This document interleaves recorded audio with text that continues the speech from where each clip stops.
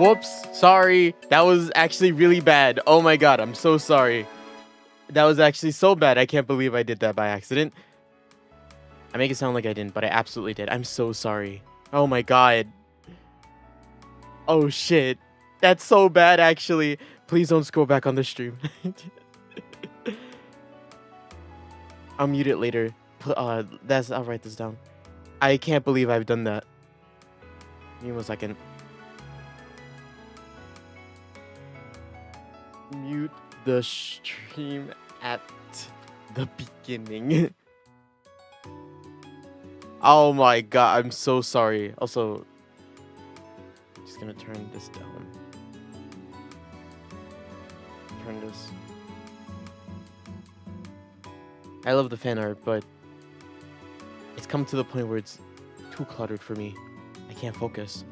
Hold up, I do want to check that out real quick, actually, though. Shit, I can't believe I did that. That's so... Put these guys back up. Alright, give me 1 second.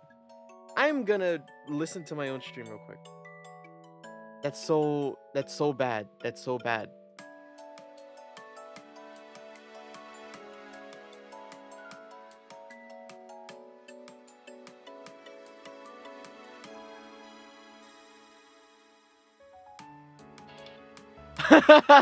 Actually, no, I think it's fine. Okay, so I think it's fine. It wasn't too loud, I think. It's just... It's like a wake-up call. Hey, the stream start. Hey, the stream's starting. Wake up, wake up. But yeah, how's everybody doing? Oh my god. I didn't think I was gonna wake up for this stream. Also, my audio sounds fire right now. Oh my god, it sounds so good. I'm never gonna change it, right? God, I'm so good at listening. But yeah, hi everybody. Welcome to Thursday. So I can delete this? Alright. Jesus, I don't know why I did that. I think I wanted to start today's stream not like as soon as possible, but like there was an instinct that came over me that was like, oh, I really want to talk about this. I'm gonna start stream right now. And then all that happened. And you know what? I forgot everything that I wanted to talk about. So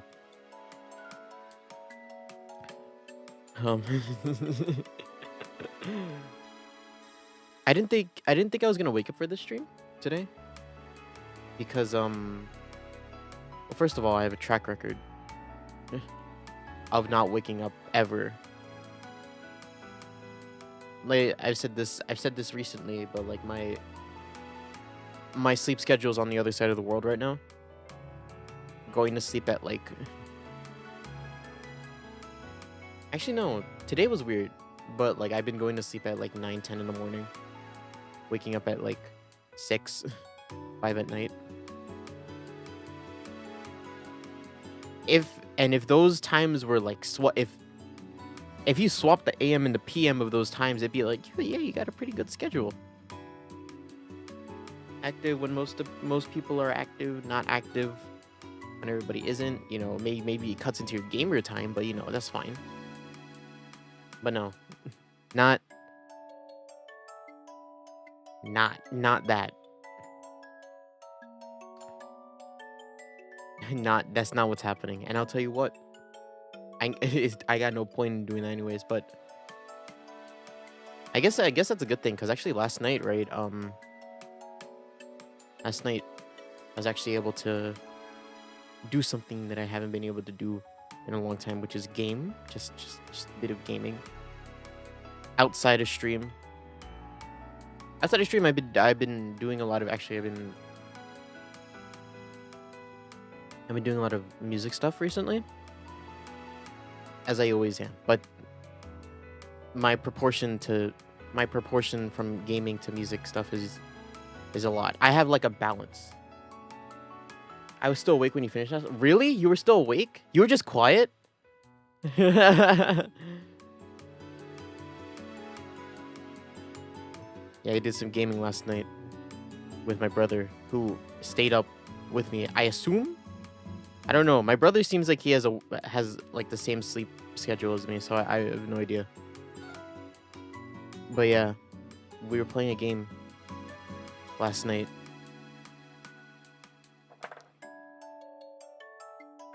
I was trying not to talk in hopes of sleeping. It didn't work. It didn't. Did you end up falling asleep? We stopped. Me and my brother. We stopped playing. We stopped playing at like 5 in the morning. So and like you go to work at like 10, right? Hey man, this is why you can't take after work naps. Quotes. 8. You fell asleep at 8. Oh you go in at 8. Oh, so you weren't sleeping. Wait, hold up, give me 1 second.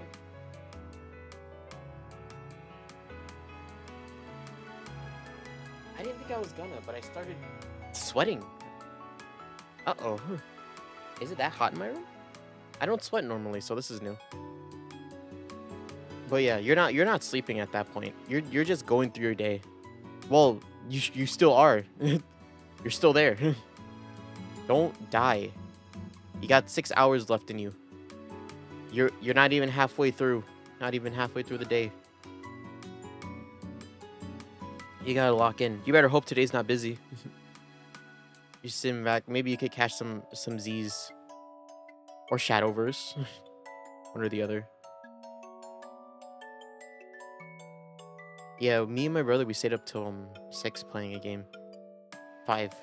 Just playing a game. It was the first time I'd done that in a while. And then I am going to do that for the next little bit just because this game that we're playing, it's up for only a limited time.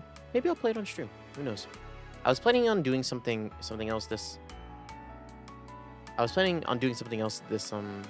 Saturday, but maybe we play some of that game and we vibe, you know. Gosh. You know what game I need to play again? Lobotomy Corp. I need to play that game. I missed that game. That game was cute. Everyone in your facility dying. That game was cute. It was a cute game. Maybe I'll play it again soon. You know what I'm honestly doing? Because I'm pretty sure they don't watch these streams. You know what I'm honestly doing with that game? I'm just waiting till like everybody who does watch that game just like filters out of my channel.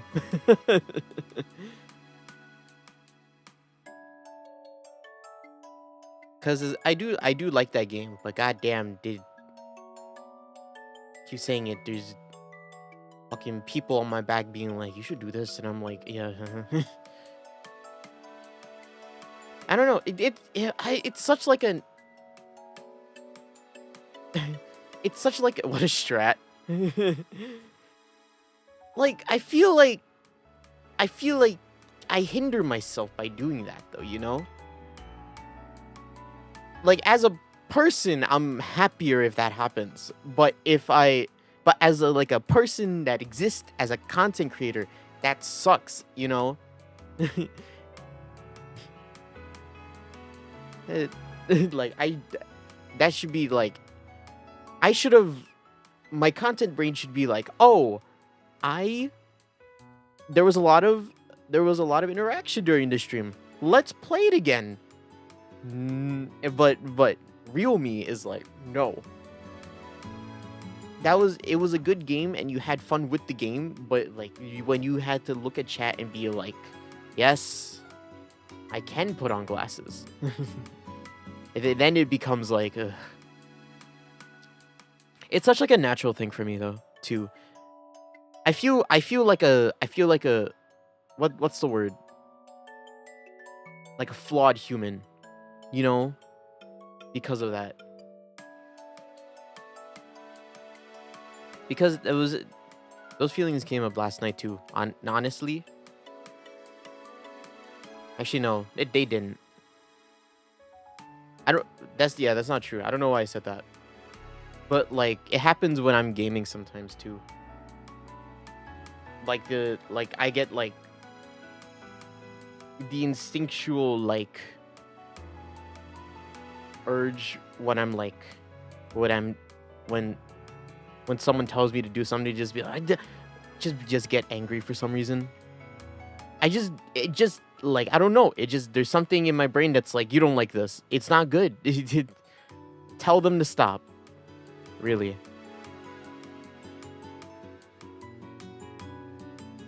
And it feels flawed. If I'm trying so hard to be like, it's fine. It's fine. Just acknowledge it, go next, you know? But my brain is like, oh, you have to stop it. It's not good.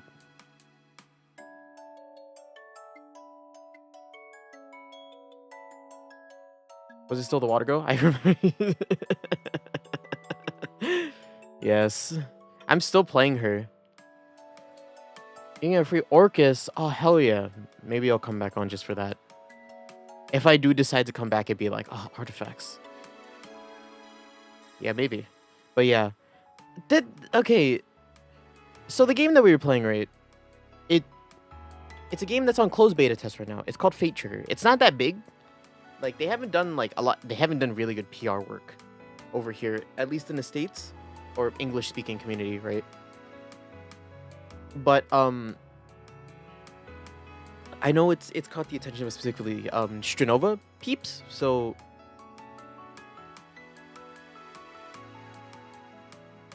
you know, and I like Strenova, so I play it. Of course, I'm gonna play it. And it's basically, I mean, the best way to describe it is the Strenova BR game. At least to me, it's like, oh, Strenova, third-person anime focused fighter shooting game, but in a BR this time. And I'm just like, okay, you know, and I got it on my feed the other day. I am so surprised that that game still has content creators. I'm pretty sure everybody who made content on that game like just died out. I do truly think, I think, or I'm just like not on the right side of like YouTube. Let me check. I used to watch some like Strenova Twitch streams every now and then, mainly because there was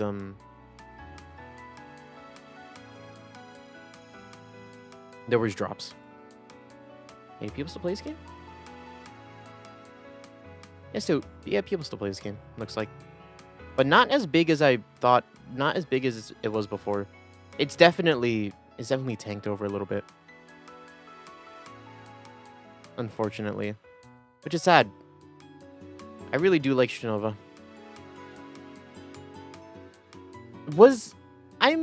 Strenova, I really do wonder if everybody kind of fell off on the game, like, or was it everybody fell off over time, or was it the one event that I left because?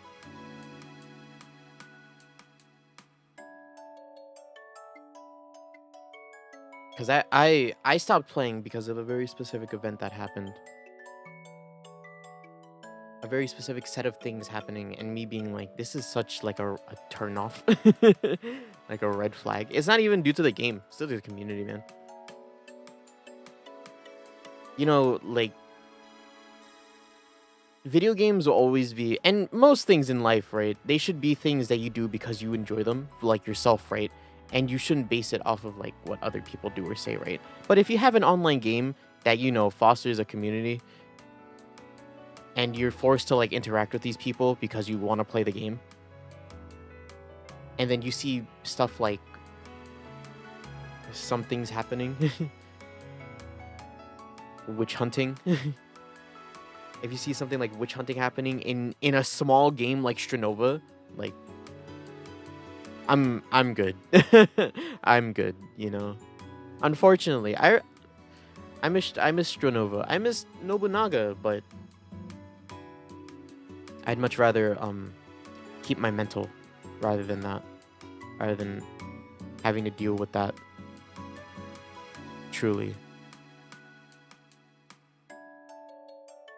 But yeah, we were playing. So maybe if this game comes out, and this is a BR, right? And BRs are, I tend to like BRs more than I like I don't know if I've said this on stream, but I don't really like the 5v5 tactical like game modes for like some shooter games. Like Valorant, for example, is the most prime example. Counter-Strike. The whole like, oh, defuse bomb. Oh, you put bomb, defuse bomb. Oh, entry frag, you know, like that stuff I'm not the biggest fan of, just cuz it's like chess. You know? It's like chess. But the thing about like there's a lot of possibilities and a lot of ways that a play can go out, and I think that's what's so appealing about it. But chess gets boring. You know what I mean?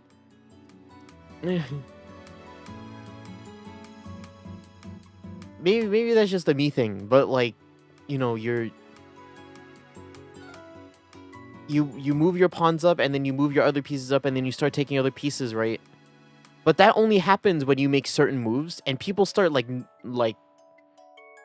not, what's the word, like normalizing, not normalizing, but like they start like strategizing and being like, oh, this is the number one like opening you can do in chess, right? That's what Valorant is, or any tacticals are like, right? It slowly turns into a game of like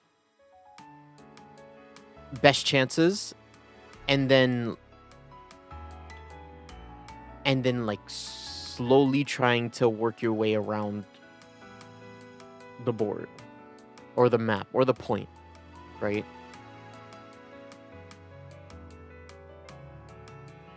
Specifically for Valorant. Valorant is the biggest case for this, just because I've thought about it a long time. Because I did play Valorant like a bit ago. I'd say like a year or two ago. Also, I played it on stream. And as a new player, right, it's intriguing just because, like, you know, oh, look at all these characters, these abilities. Oh, there's so much util that you know you can use and, you know, you take advantage of in game, and then you start playing it and you're like, wow, I'm really slow. Wow, I have to stand still to use this ability. Oh wow, I like peeked one corner, or I walked over one corner and I died instantly, you know, like. And then it's a lot of that game, and it's gonna. That sounds like I'm being like, and that sounds like I'm like, you know, it sounds like skill issue, and honestly, it is, right? But nothing in that game motivates me to play it more and be better at it. Especially not the community.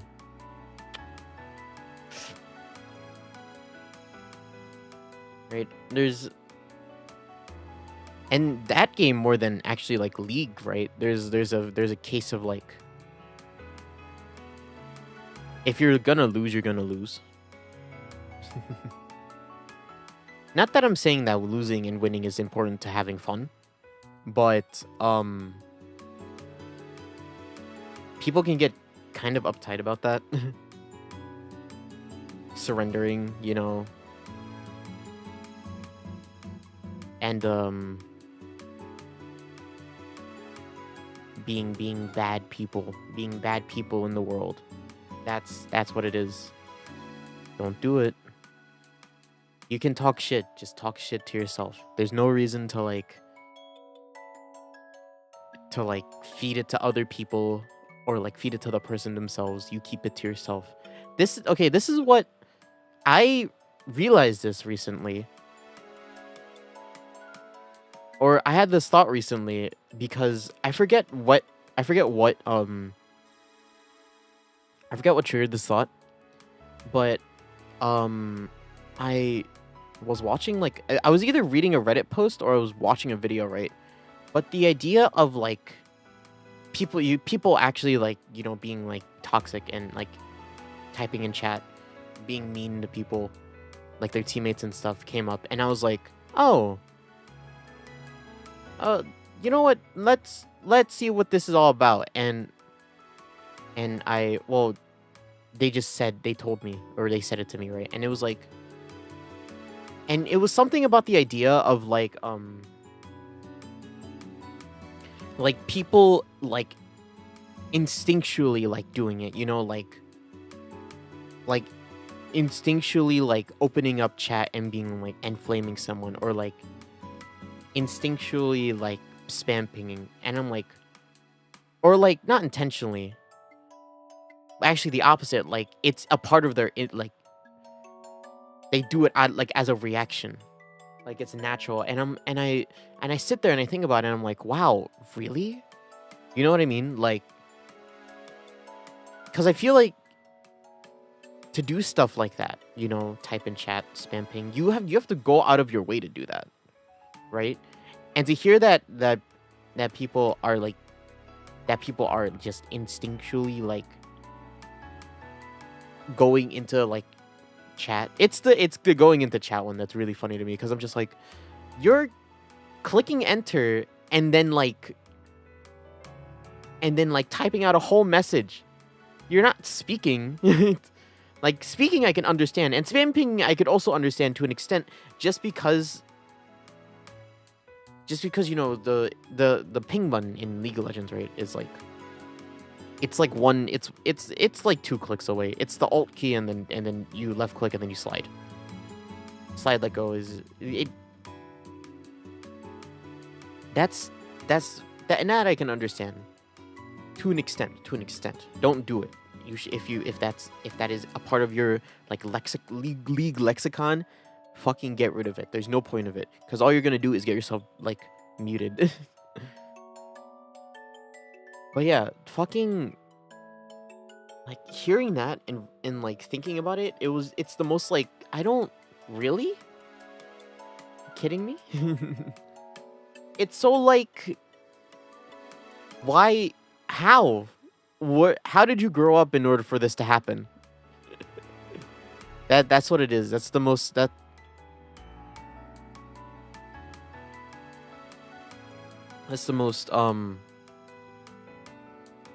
egregious to me.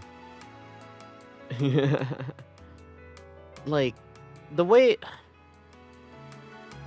I have fun with games like that, especially if I get mad. I get frustrated at games sometimes, and I do get mad. I'm not gonna say I don't get mad. I was gonna, but I'm not. I do get a bit frustrated and mad at games sometimes, and sometimes that may come off, and sometimes that may actually come out as me being a bit, as my brother says, a pissy, right? But I mostly try to play it off as like, you know, like a bit, like I you know, maybe I'll start barking or something. Who knows? I try my best. I think that's the best way I try to deflect it, you know, be funny. It's either that, or I try to like, I reflect, you know. Those are the one of two options when I run into a frustrating situation.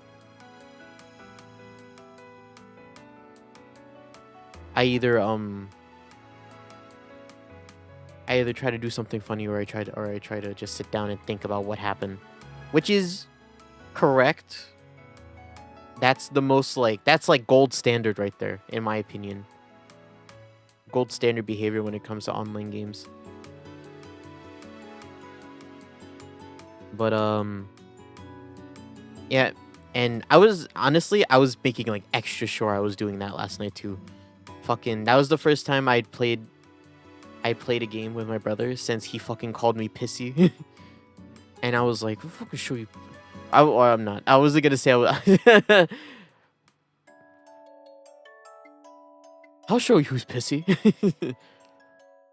But no, we just played and we chilled out, we vibed out. Okay, let's actually talk about the game. I'm gonna talk about like being toxic. Don't be toxic. If it's easy in BRs, it's easier to like not shit talk. I don't want to call it shit talking. Is it shit talking? Like being like, oh, this person's not good.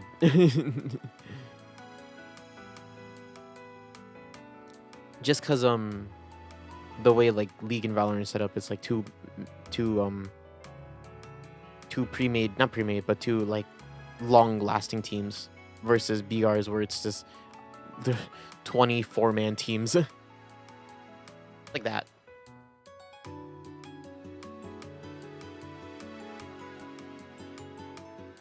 But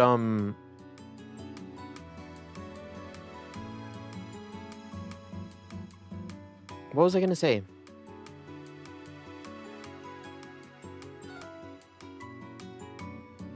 You know, the most I'll do that might be considered toxic is like oh, this guy's not good. I don't even know if that's toxic by nature.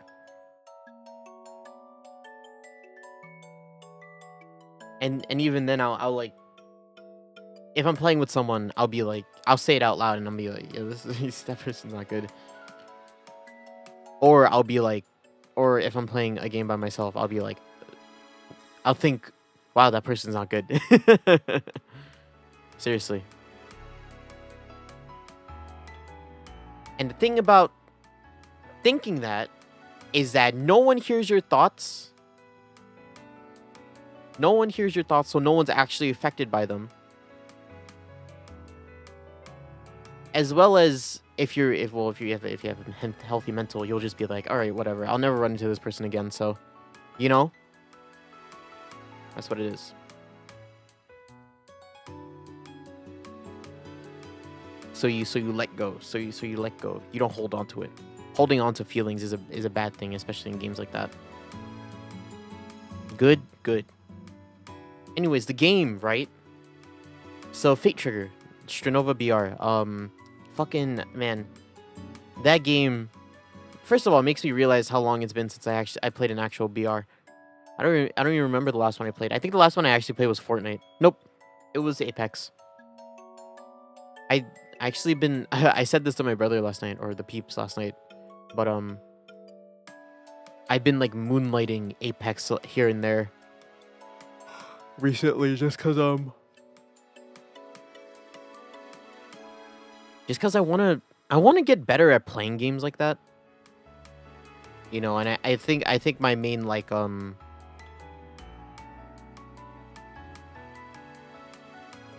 think my main turn away when it comes to playing games like Apex and in League is that I'm not good at them. So I feel like I'm gonna be only a hindrance to whatever team I'm on, right? And, you know, there's always gonna be the chance of that, right? But, you know, I also, the desire is there. Well, there's always gonna be a chance of that, which is why I've kind of avoided it. But there's also, like, what is it? There's always a chance that even if you are good, you're still, like, fucking suck ass, so... It's definitely, like, you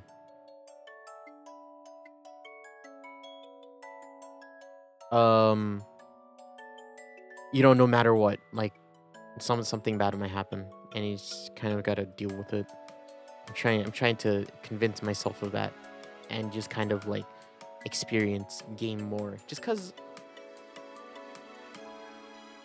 I want to. I don't want to hold myself back anymore.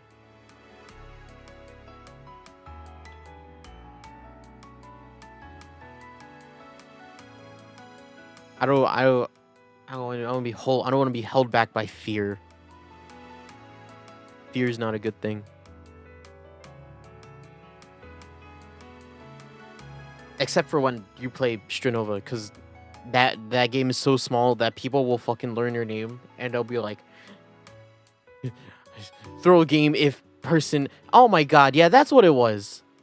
That's what rose up when that's throw game if person on team. That's so stupid. I can't believe I can't believe people have lists like that. How weird can you be? Especially Stranova? I remember now. Yes, that list was, cause it's just I'm a big like I'm a big advocate of doing your best. You know what I mean? And that anything is possible. But fucking like, as soon as like that, like those lists, the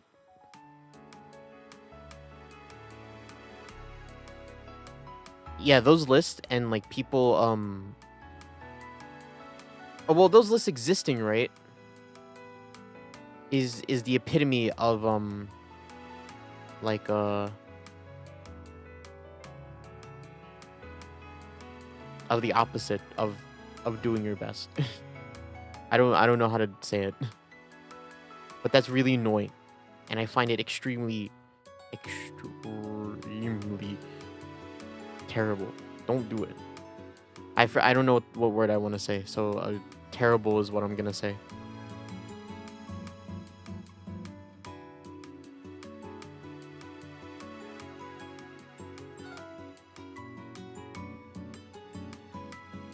Sorry, I started looking at Twitter.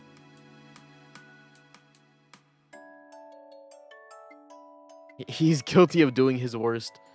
Yeah, actually, that's what it is. It's the opposite. Gyaku ni. The gyaku of best, of doing your best, is doing your worst. And that's what that is. Throwing a game.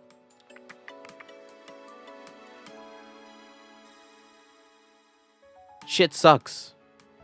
Shit sucks. Don't fucking I'll kill you. But yes, that's why I don't play that game anymore. Is there anything that I really want to talk about Fate Trigger? Now that fucking, oh my god. When first that so Fate Trigger, right? It's in closed beta, so what you have to do, right, is you either have to sign up on Steam and they'll raffle like names every now and then.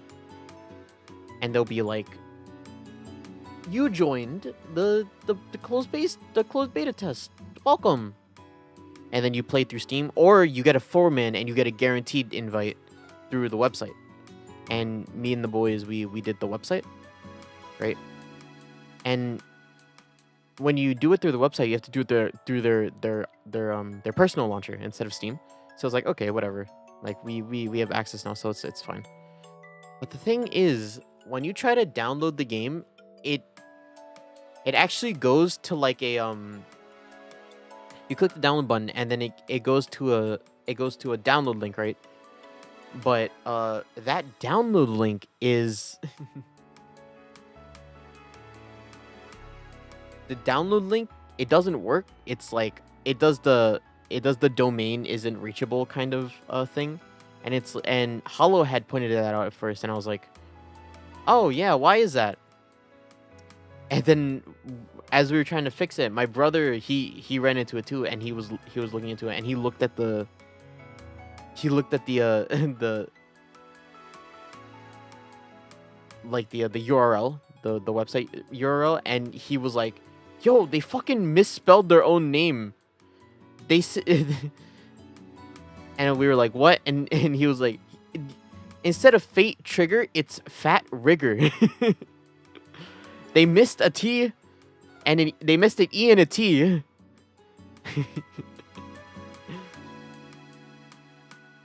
And that's why it doesn't work. And we were just like, what the fuck? They misspelled their own link? How are people playing this game? Are people going to be smart enough to realize that that's the problem? I found it really funny.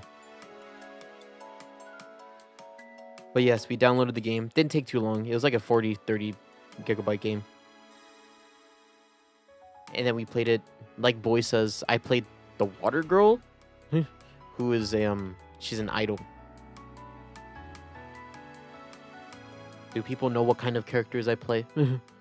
If there's a singer in the game, I'm gonna play them. If there's an idol in the game, I'm gonna play them. Even if I end up switching off of them at some point. Case in point, Konami. I'm a proud boy main now. I only play the boys in Stronova. And I haven't played Stronova in that long. But yeah, Wait, the water girl? She's an assault character, so she has like, well, assault characters are like, you know, the aggressive ones. But really, they all just have like movement abilities or like abilities to help you in fights. Not that she's bad. I think she's good in the right hands. But gosh, fucking that game. I keep forgetting to bring this up. That game is so hard for us, me and my brother, mainly because we are a two-man. We are a no-fill two-man. Like, we are not going anywhere. We're not going into a, like, meeting two other people and being like, let's go. We are a two-man. Fighting against groups of 4. And I wish we had... I wish we had duos. They need to consider that. They need to do the Fortnite thing. Duos or quads. Duos, quads, or solos. Because me and my brother, we would have won a lot of our fights and games. We would have won a lot of our fights or games if there were only 2 of them. It's always, oh, we get a fight. Oh, we win our fight. Oh, there's another person behind me. Oh, the same thing just happened to my brother. There's 2 other people alive. Oh, me and my brother are focusing on one guy. Oh, the other guy is picking up the other guy. Oh, we just finished a fight, but the other guy picked up his friend, and now they're both coming after us. Oh, we haven't healed. Oh, we're dead. You know, it's very much like that. I find it very irritating. But, you know, this is what happens when you play no-fill. That's just the experience. So, me and my brother, we were just like, how do we play this? How do we wrap our heads around this? How do we wrap our heads around fights so that we can win them? And it's like the Apex rule, basically. It's just like play 1v1s. Turn your 2v4 into a 2v1v1v1v1. That's what you're supposed to do. And make sure you kill them. That's part. I need to learn how to use grenades. I think that's a big issue. Grenades are a big thing. But yeah. Probably I was gonna say probably after the stream I was gonna play some, but probably not. Like I said, I didn't get some ass sleep, but I got some pretty. I did go to sleep pretty late last night, so I think all are starting now. So hopefully they don't they don't intercept the Phoenix writing too much. Just cause I don't know how I don't know how the case today is gonna go. I assume the case today is either gonna take a really long time, like it's gonna take us like a month to finish, or we're gonna finish it today. One or the other. If the Phoenix Wright or the Great Ace Attorney, right? This game is so unpredictable, just because I don't know what's gonna happen next. There's so many twists and turns. So who knows?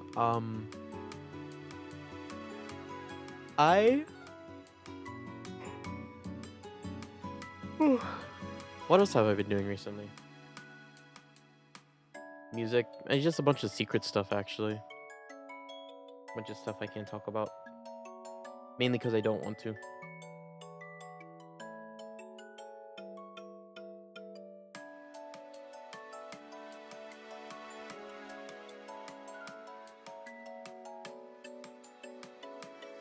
Bleh. Bleh. Yeah, nothing. Nothing. Damn it, really? It's only been 42 minutes? It's happening. I said so yesterday, and it's happening again right now. I don't know what it... What's the loosen? They're both tighten. There you go. I just want to loosen my mic a bit. Yeah, it's happening. I said so last stream, but it's doing the thing where it's like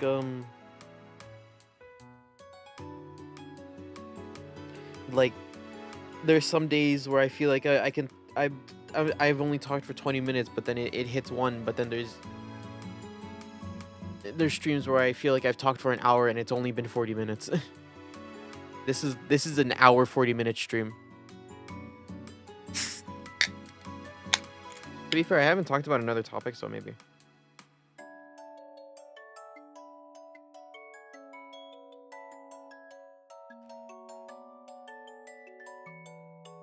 What's yeah, what else is happening in my life?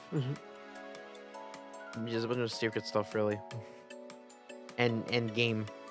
Well, to be fair, there has been. Did anything happen recently?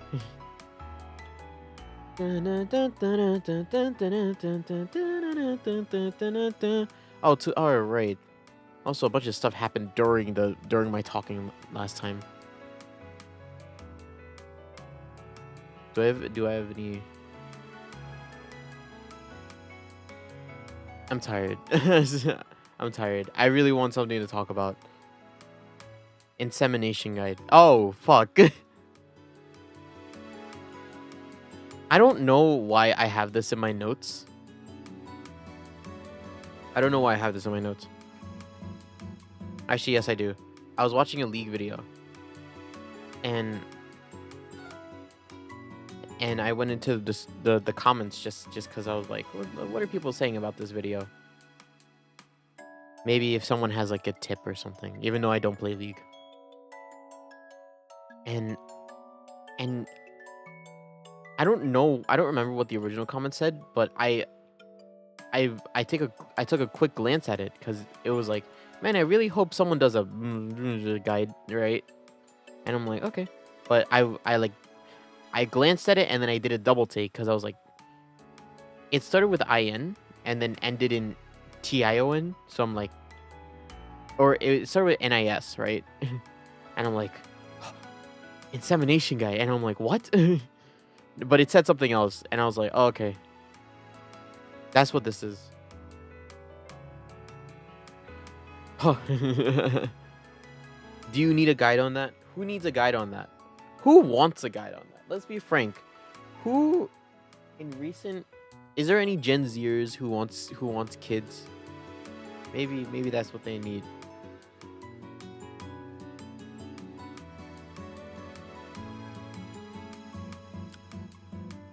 When a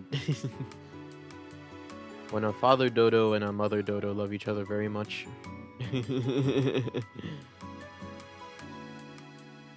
God, I also had a cough drop earlier today. That's what the stream is devolving to. I had a cough drop today.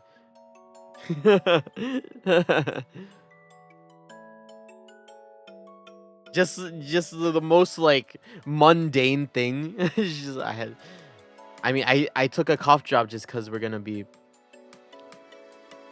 talking a lot today, so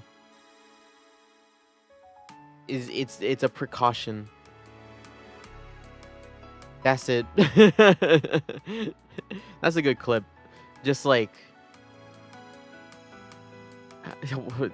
things Hase talks about.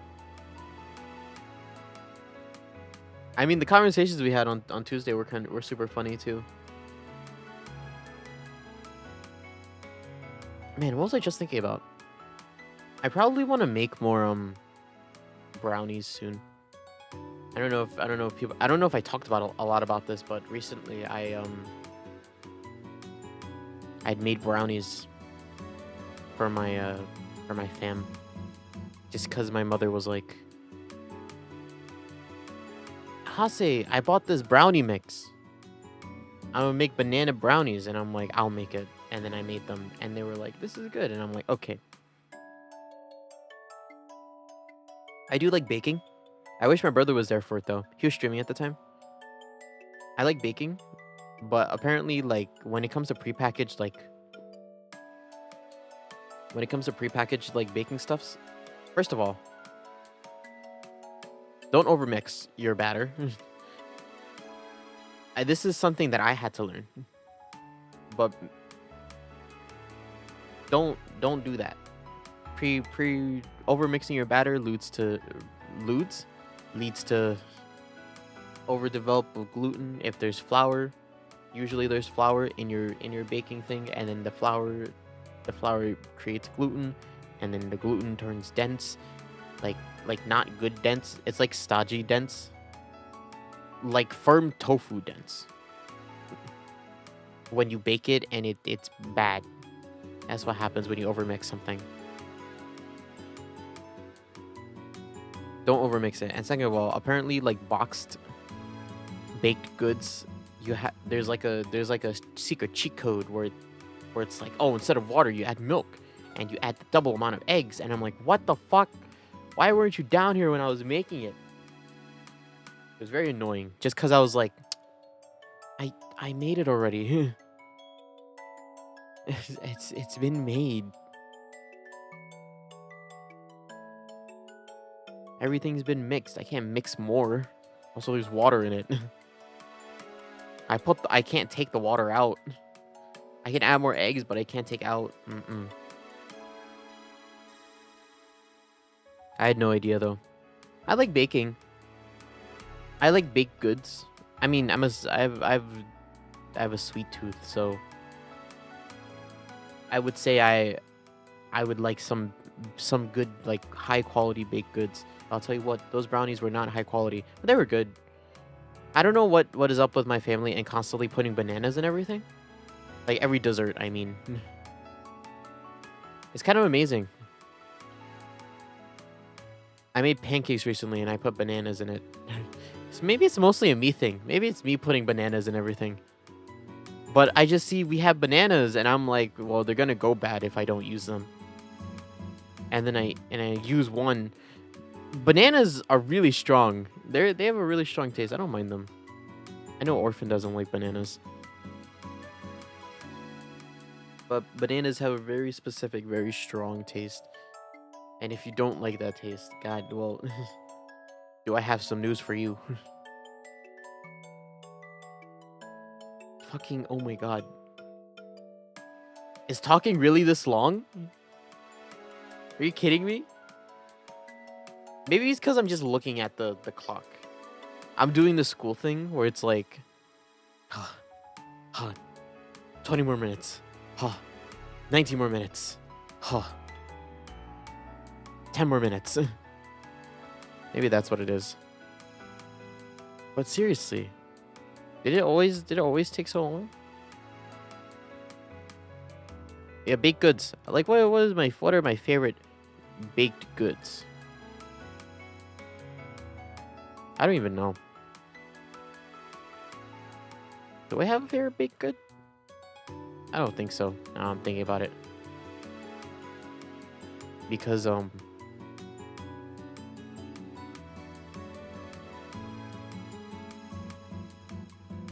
there's no, I like, more than sweet stuff, I like okay.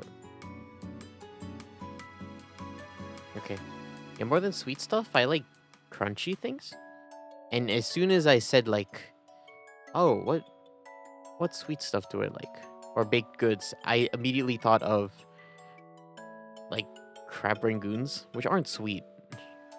But I only associate them with sweet, mainly because they're mostly cream cheese. Is there a crunchy baked good? No, not baked.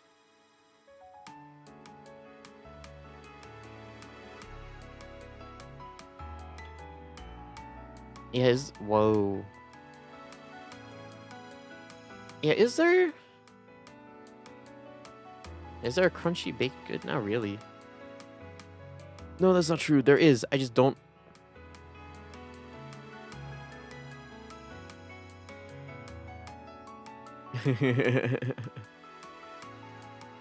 Sorry. Gosh. It's only been 2 minutes. Fuck. How do people do this? How do I do this? Sit here talk about nothing. Do people enjoy this? Who enjoys this? I don't enjoy this. I'm very on edge right now. I can't believe I don't have anything else to talk about. I didn't even do anything else yesterday. I just slept. I played the game, and then no, I slept, I did some work, and then I played the game. It's work I don't want to talk about, and then I already talked about the game. What else is there to talk about the game? Like, the game is a game. That's why you stream the game, and you don't tell stories about video games you played, unless you have gamer friends. Do you? Do people play Apex and they're like, yo, I fucking hit this 20k, this 4k damage, 20 kills. 20 kills a game earlier, and it's like, oh hell yeah, bro. Like, that's the extent of that conversation. Gamers argue with each other for some reason. They just do. Gamers.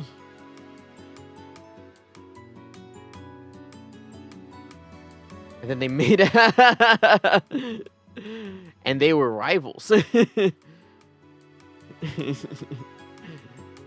Very anime,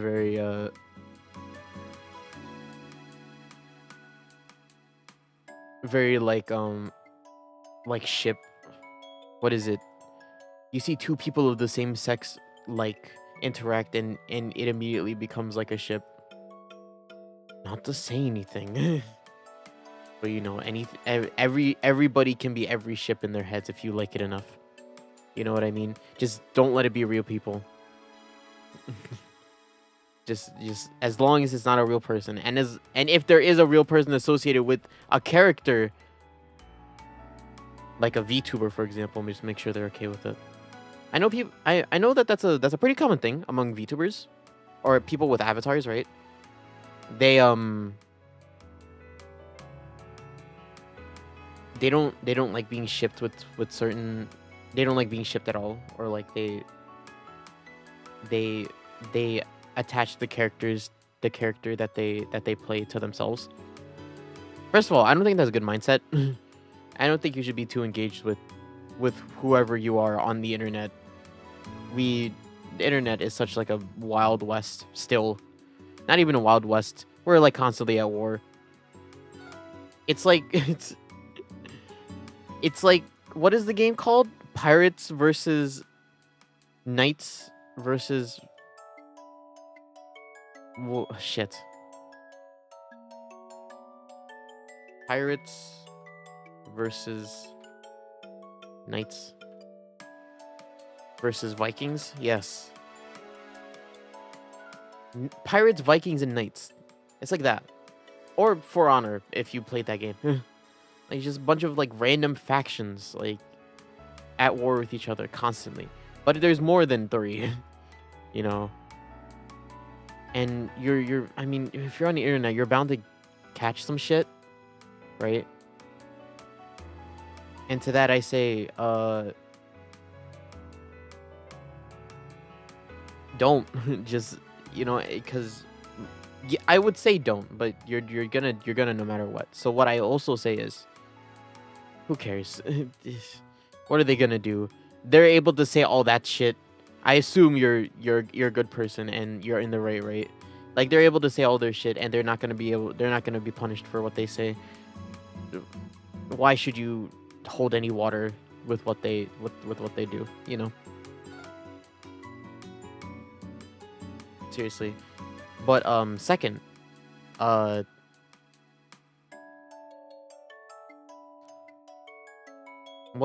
was it? One was people don't be too engaged with your character and be on the internet. You can like the character. You can obviously if you're gonna be a character, you should love them. But don't be too attached to them. I wouldn't say see yourself in said character and act as though like everything that happens to the character, to character, and what everything happens to said like, what's the word I'm thinking of? Like everything that person is involved in. I would say not a great idea. Not to say you could be an asshole, but more of like in case something bad happens, do your best. But who cares, you know? But second of all,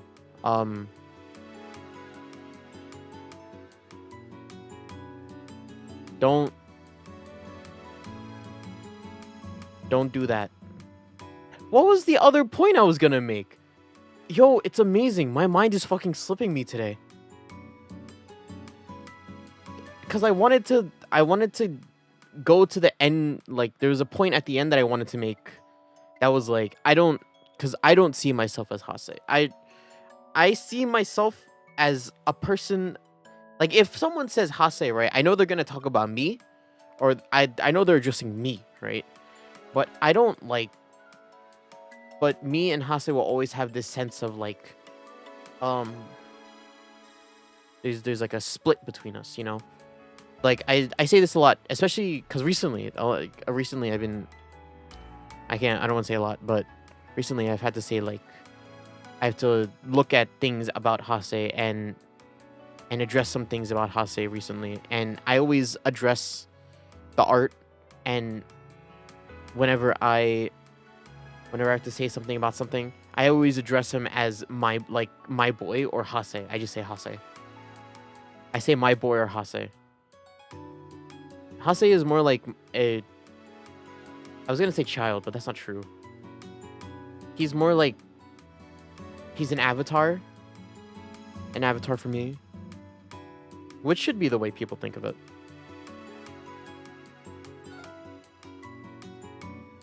It is simply an avatar, and sometimes you can roleplay, and sometimes you'll roleplay, and sometimes, but in the end, you'll never be them.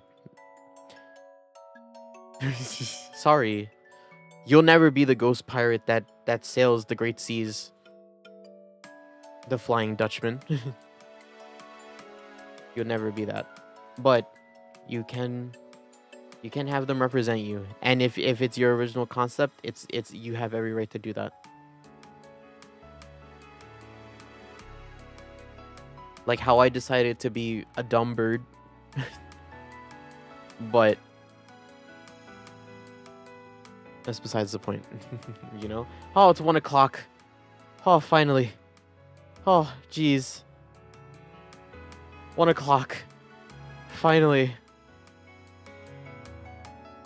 How long I've waited for this day. Seriously, why did that take so long? There was... I feel like I was talking forever.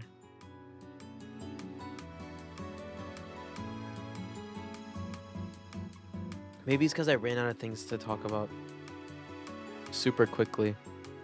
Does that mean I have to do more things? I mean, honestly, what I want to do right now is sleep. Maybe that's why too. I just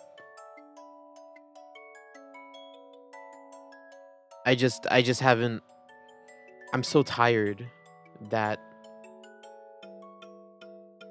I'm not able to fully engage myself yet. Unfortunately, it sucks. I hate when this happens. I hate when that happens. Just cause I don't know. I watch a lot of streams. I mean, I watch a lot of streams.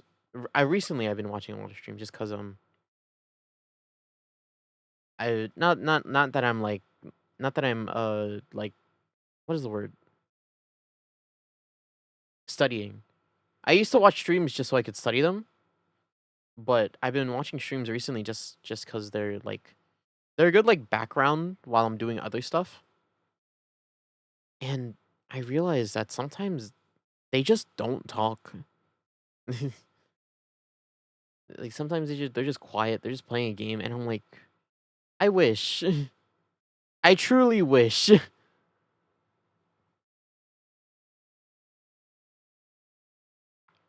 There's a part of me that's like there's this girl that's been playing Stardew a lot recently. Like she plays like 12 hours a day. because VTubing is her full job, and I click on her stream sometimes, and she's just there playing, and I'm just like, wow. I mean, she's playing Stardew. I wonder what she's doing, and then she'll say like a thing or two every now and then, and I'm like, uh huh. But yeah, like she's just playing Stardew, but I'm like, I don't know. I'm just watching it. Not this game though. You're not gonna find that when I play. Stardew is one game, but this game,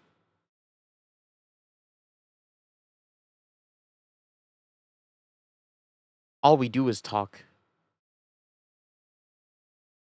All right, let me grab my controller. Ah, actually, my ass is like sore from yesterday just because I was sitting in the chair for so long. It actually is, because I move around a lot usually. Like I'm constantly moving from like standing, sitting, and then like laying down sometimes. But like yesterday, we gamed for so long, and I was sitting down for so long. I didn't realize how sore your ass could get from sitting. Or is it supposed to? I don't know. I don't know if people's asses get sore if they maybe it's just the way I sit. Because it's not like my actual butt. It's like the area near the tailbone. That's where it hurts. I think that means I have good posture, right? I'd like to think I have good posture. I don't have like gamer. Do I have gamer posture? I don't think I do. I used to have turtleneck, or not that I used to, but I used to have a habit of turtlenecking a lot. I don't know if I've told this story ever, but well, not a story, but it's just like a me being like, wow, I look so dumb in this picture. But when I was in high school, right? I took a picture with, I forget what it was for. It was either for graduation or it was for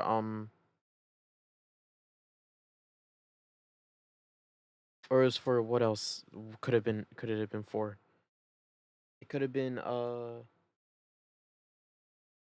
don't know, like an event, just like a ring event, maybe? Or it could have been we could have been like out and on like a field trip. But there was one picture that I had taken in high school where I was doing major turtleneck. And if you don't know what turtleneck is, it's when you stick your neck out forward. And I don't have turtleneck. Like naturally I don't have turtleneck. But because I know that there are people that do. But I just like I think I did it just to make my face move forward, but I didn't think about like, oh, my shoulders are closer to my face than usual. And oh, oh, I lowered my neck a lot. I guess I just didn't feel all the time. But when we look at the picture, they didn't point it out, right? But as soon as I looked at the picture and saw myself, I was like, wow, I look so dumb. So now I vow myself to never like turtleneck and to keep myself like try to keep my posture as straight as possible. Like arch your back and stuff like that. But yeah, I don't know if I thought sitting the thing is I have a pillow on my chair. I thought pillows were supposed to make sitting easier, right? But I guess they don't. Well, I don't know. It I feel like my tailbone hurts because of it more than not. More than more than it helping me rather. Man, now I have things to talk about. Fucking as we start the game, now I can talk about things. Are you kidding me? Maybe that's why. Me focusing too much on needing to say things is what's fucking me up. Watch this Saturday where I don't actually have to talk and I just play a game. This we're gonna vibe out and it's gonna all I'm gonna do is talk. Trust. It's gonna happen. Damn it. This Humans are so weird. I mean, I'm a bird, but I'm I'm a human now. Ugh, whatever. Let's play.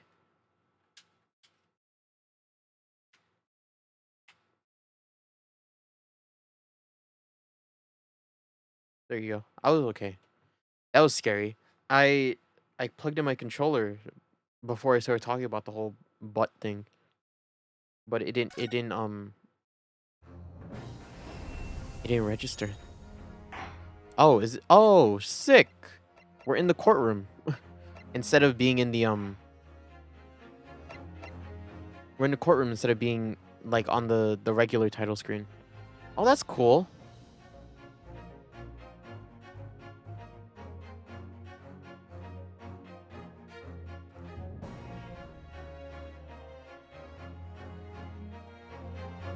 It just puts us where we left off. Okay, so first of all, welcome to GAA. GAAA.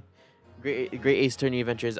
If you didn't watch the other streams, I highly implore that you do, but it's not required, but I would implore that you watch them just cuz this game is very story based, and this is the first time during the series that we've ended a stream in the middle of an episode. So, and I don't know how long or how long this case is going to take, or where we'll leave off today. If we like I said this earlier, we might finish this episode today, or we might not. Who knows? Just cuz Phoenix Wright games, they tend to be kind of underrated, especially this one. This one tends to be a bit unpredictable. So please do what you will with that information if you decide to watch or not. But that's mainly for the people who didn't watch the other streams. If you did watch the other streams, welcome.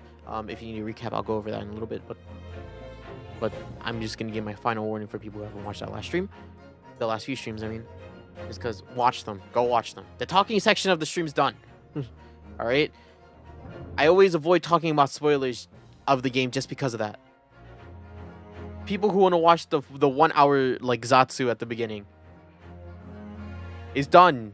It's done. No more. All right. But go watch the other streams if you want to keep watching. I implore it, please. I almost want to just make it a requirement. Watch the other streams. If I could, I mean, that'd be another way of limiting Hase content, and that'd be a dub for me, really. I'm all about quality rather than results. What can I say? But yeah,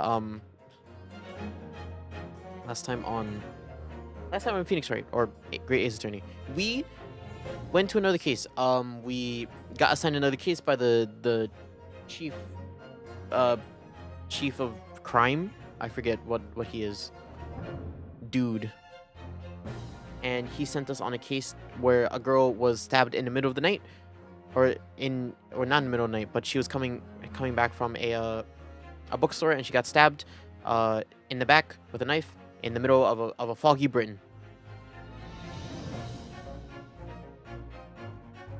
And the suspect in the case is Japanese, so we bonded over that, and then it was a whole investigation, and we started investigating, and then now we're gonna go into the trial with like no evidence. We got no evidence.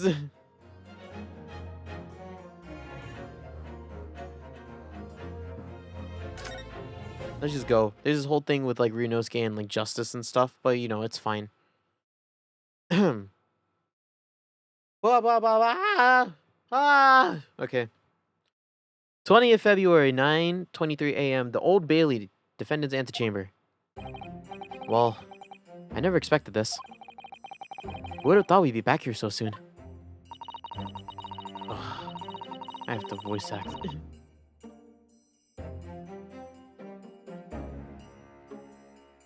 For my jacket too. I have to feel cool for this.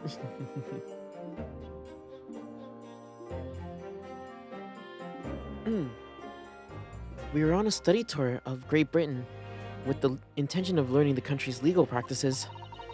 In order to research the latest court procedures here, we need as much court experience as possible. Well, yeah, I suppose that's true, but for the person in the dock, it may well be his or her one and only time in court, and it could be life-changing. In which case, treating it as research may be a little Crass. Oh, when you put it like that, you're quite right. Good morning!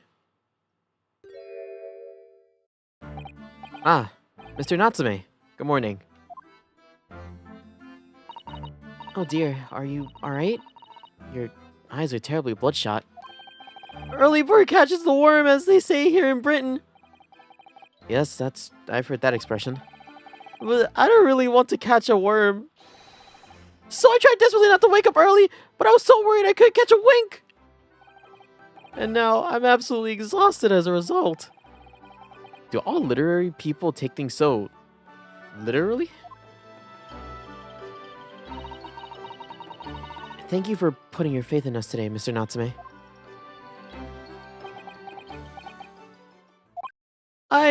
I wish I had 9 lives. My whole future hangs in the balance. I'm too terrified to tremble.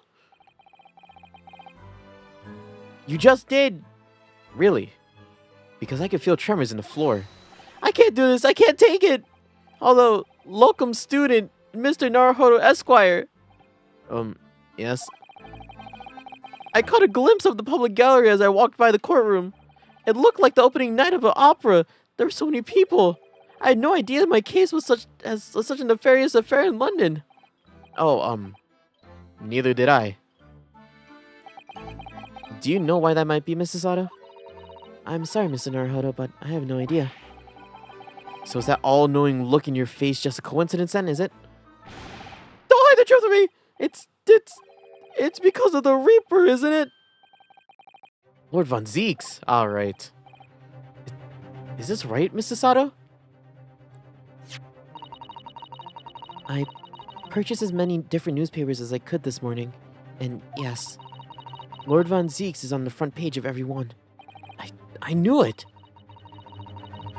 Something after the prosecutor was dubbed the Reaper of the Bailey. He stopped appearing in court, it seems. It's been several years now, in fact, until the day before yesterday. Yeah. Inspector Gregson told us something similar, didn't he?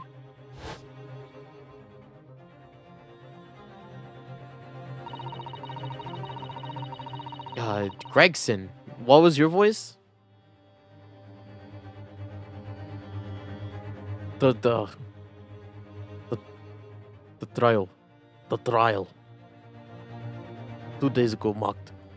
Lord Von Zeeks returned to the courtroom after a very long hiatus. The trial of Magnus McGilded. Ugh, what a harrowing experience that was.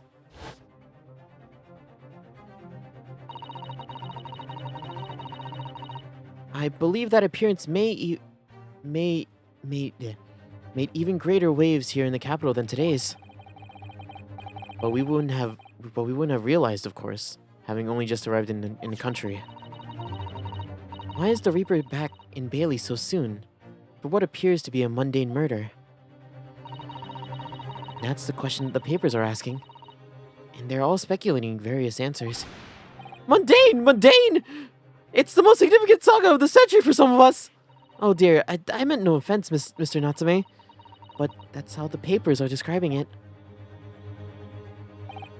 Well, lest we all forget the fact that it could spark an international incident.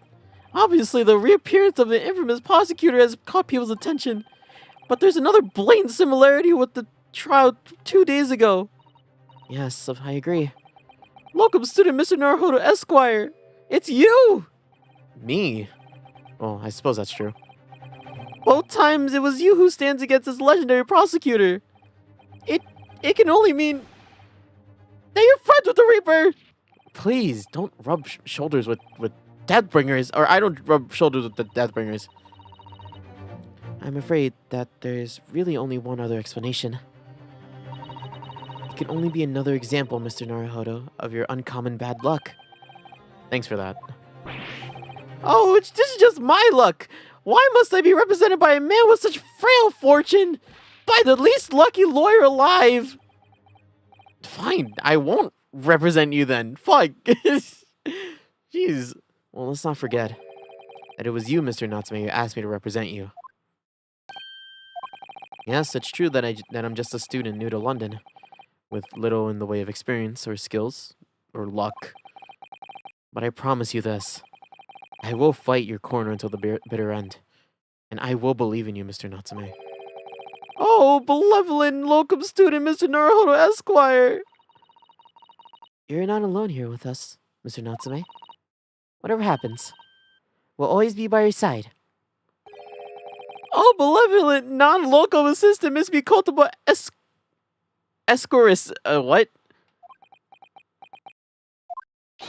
I am in your debt forever! I shall never forget this great kindness as long as I live! Mr. Natsume! Counsel for the defense! The court session is about to begin. Kindly make your way into the courtroom at once. Alright then, Mr. Natsume. It's time. Let's go. Yes! What was Gregson's voice?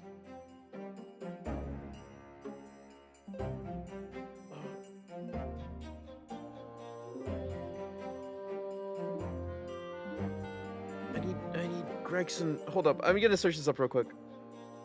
Look at my own stream later. Or right now. Don't you love watching my own streams during... Hold up. Hold up. That will. It's well, no. I need Gregson. I looked at fucking Soseki. Where is he? Give me 1 second. Gregson is one of those voices.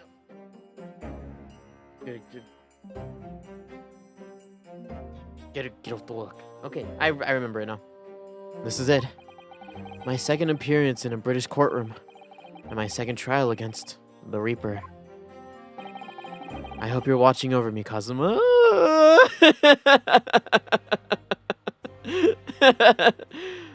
Stop bringing him up. I know you love him. I know you love him. But just... he doesn't need to be everywhere. I miss him every day.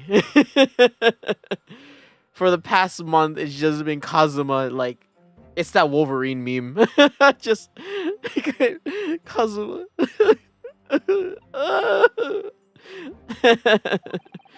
Because this time, I won't let my faith waver.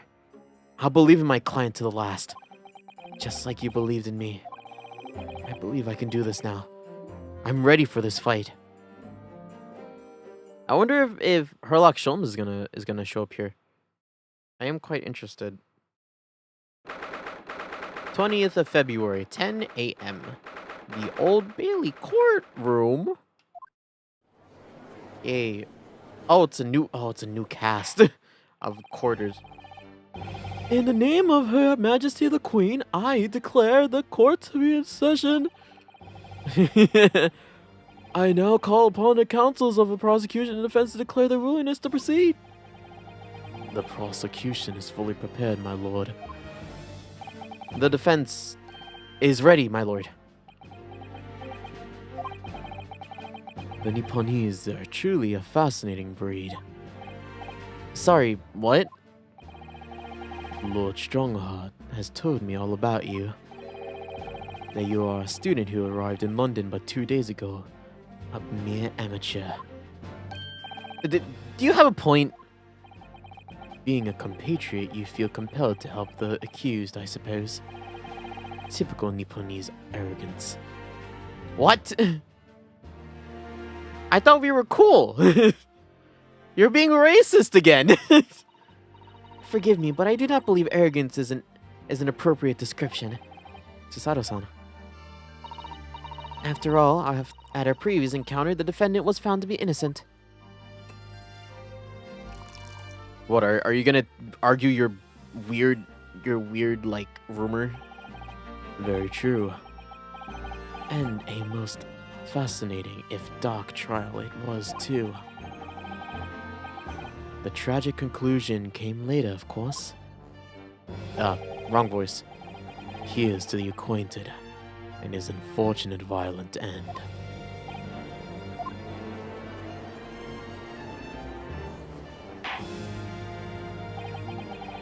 Thank you, counsels. I see both sides are in fine fettle.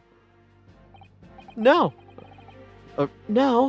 ladies and gentlemen of the jury, are you ready to carry out your duties here in court as impartial members of the public?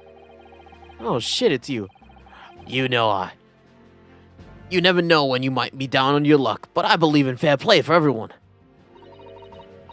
Oh, I must warn you, I'm rather ruthless, and I'm more ruthless than I appear. Well, not me. You see what you can get. You see is what you see is what you get. I'm a peaceable fellow. Are you? Oh, I'm afraid I think it's possible that mustache foreigner did the deed. Hey, come on, what are we waiting for? No doubt he did it wrong anyway. I'm sorry, I didn't quite catch that. Very well, let us proceed. Your opening statement, if you please, Lord Van Zeeks. Very recently, Great Britain signed an alliance with the rising power in the Far East. The accused in the dock today is the student from the same land, a certain Mr. Soseki Natsume.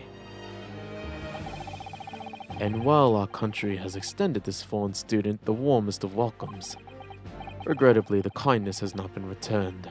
In fact, the student is accused of the most sinister act of plunging a knife into the back of an innocent woman who was doing nothing but walking down the street. A knife crime! I tell you from bitter experience, those are the worst. Bloody oaths they are. Just look at the swallow complexion and short stature. He's one of those dreadful Japanese. You're racist, all of you. Every single one of you was a racist. Man, it really is like accurate. Hey, come on in, let's get this over with me now, everyone. 1, 2, 3. Sorry, I didn't quite catch that.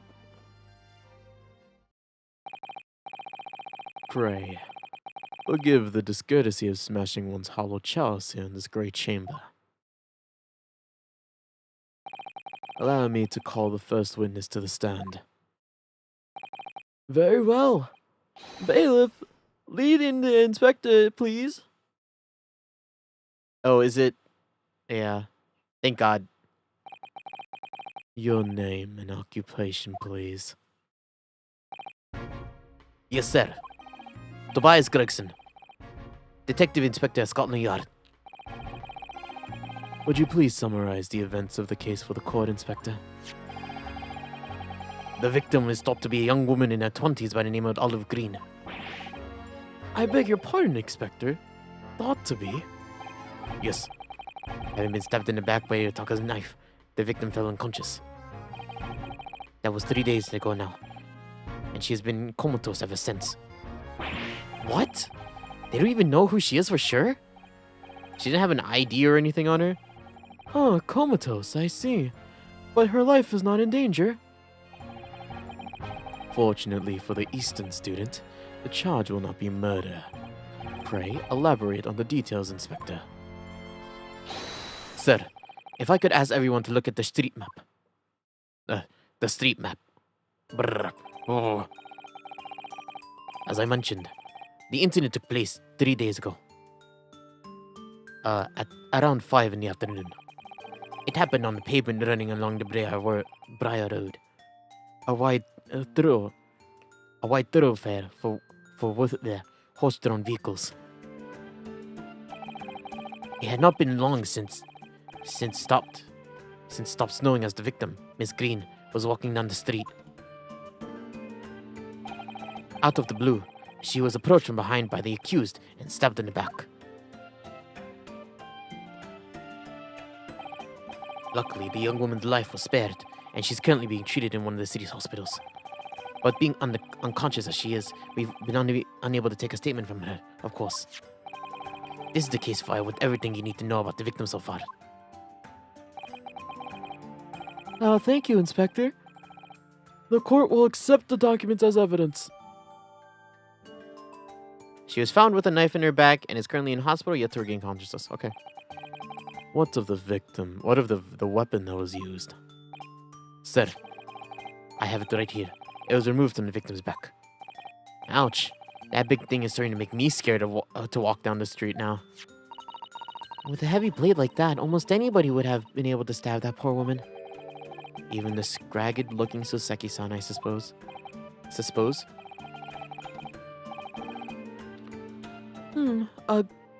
A common or garden jackknife, I would say.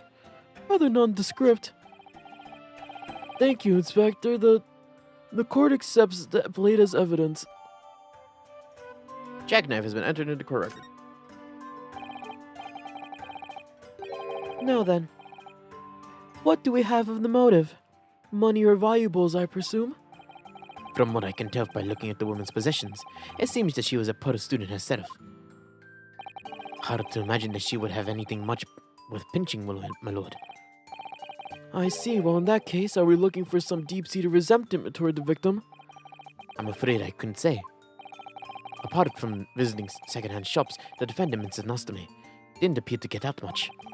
At this moment in time, we haven't been able to establish any sort of connection between him and the victim. Yes! If theft and grievance have been ruled out as the motive, what reason could Mr. Natsume possibly have had for stabbing the young woman? Yet you arrested the man in spite of that, in totally unjustified and heavy-handed way.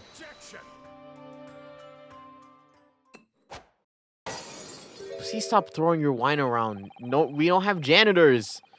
Pray forgive the discourtesy of flinging a freshly uncorked bottle into the public gallery. But your words have soured its hallowed bouquet. For it is you, my learned friend, who is being heavy-handed here. What? Scotland Yard does not arrest people without good cause. That should be beyond question.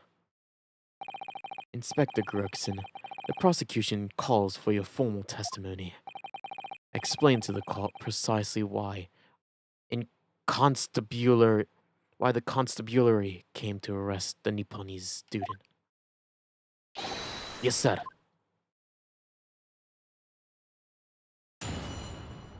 Witness testimony. Mr. Natsume's arrest. As I said, it was 5 o'clock in the afternoon when the incident occurred, and there is an unusually light fog. Visibility was reasonably good, and there was no one else about but the victim and the accused. Out of the blue, the victim was stabbed from behind and subsequently collapsed on the pavement. The accused ran off, scattering his belongings all over the floor. Those being a number of old books he had just bought. He was on his way from the bookshop, it seems. It was just a matter of working out whose the books belonged to, and we found a bloke to arrest him. I see. Old books, you say? Yes, my lord. I have a photograph of the scene, right here. Taken immediately after the incident. Wow, immediately, huh? Yes, I can clearly see the bookstand which you were referring to. Was he right next to her? Why are they right there? I will take this photographic print as evidence, please, Inspector. A photograph of the scene taken by a policeman just after the incident occurred. A large knife is going to be seen thrust into the victim's back. You Nipponese are a spineless breed. Too cowardly to admit defeat. Denying everything despite overwhelming evidence to the contrary. Well, it's not a Nipponese thing. I'm sorry, Lord Van Zeeks, but the defendant is not denying everything as you put it. What are you doing, Mrs. Sato? Do go on. Mr. Natsume has admitted to playing some part in the incident. Isn't that right, Mr. Naruhodo? Well, now that you mention it. When we visited him in the prison yesterday, he did tell us what all had happened. As I was walking along that accursed pavement, I could make out a sole silhouette of another ahead of me. A woman wearing a green overcoat she was, and just as I went to overtake her, she suddenly let out a scream and collapsed onto the cold hard slabs of the stone at my feet. I was terrified. I had to get away from there. So I ran. I ran as fast as my legs would carry me back to my accursed lodgings. A green overcoat. That's exactly what the woman in the print was wearing. Oh my! A photographic print in full color. What will happen? What will come up next? The defendant has done nothing more than admit that he fled from the scene of a terrifying incident. And that does not mean that he's guilty of the heinous crime of stabbing the woman in the back. There is nobody else there at the time, just the two of them, the victim and the accused. In other words, there's nobody else who could have possibly have stabbed the woman. A fact that the accused concedes.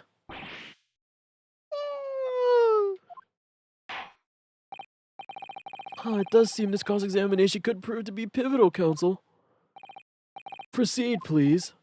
Yes, my lord. Nothing for it. I have to use this cross-examination to turn the tables here. It's our only chance. The trial just started. What do you mean it's our only chance? Mr. Natsume's at rest. 5 o'clock in the afternoon. Damn, 6 statements, huh? Yeah, this is gonna be a long one. Hold it! Unusually like fog. A light fog, you say? Well, light for London. You could see the opposite side of the street for once. Not much farther though. That's light, is it? Around these parts, yes.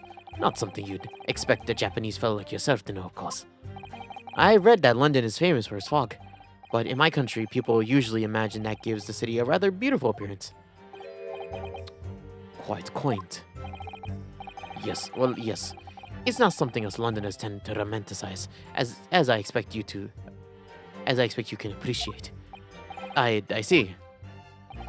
At this time of year, the fog causes a large number of accidents, especially when it's heavy. Sometimes you can't even see your hands at the end of your arm. Indeed. The other day I was very nearly trampled by horses before I could see the carriage that they're pulling. Sasato-san and I should definitely remember to stop, look, and listen.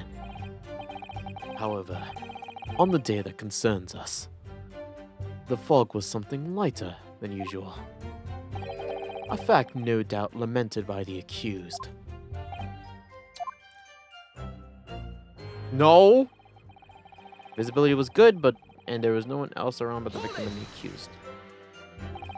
How are you able to state that with any certainty? Quite simply, my learned friend, because of that of the witnesses to this crime have told us. Ah, yes. Inspector Gregson mentioned witnesses yesterday, didn't he? That's right. One of them was a policeman, I believe, from Scotland Yard. That's correct, madam. Shit.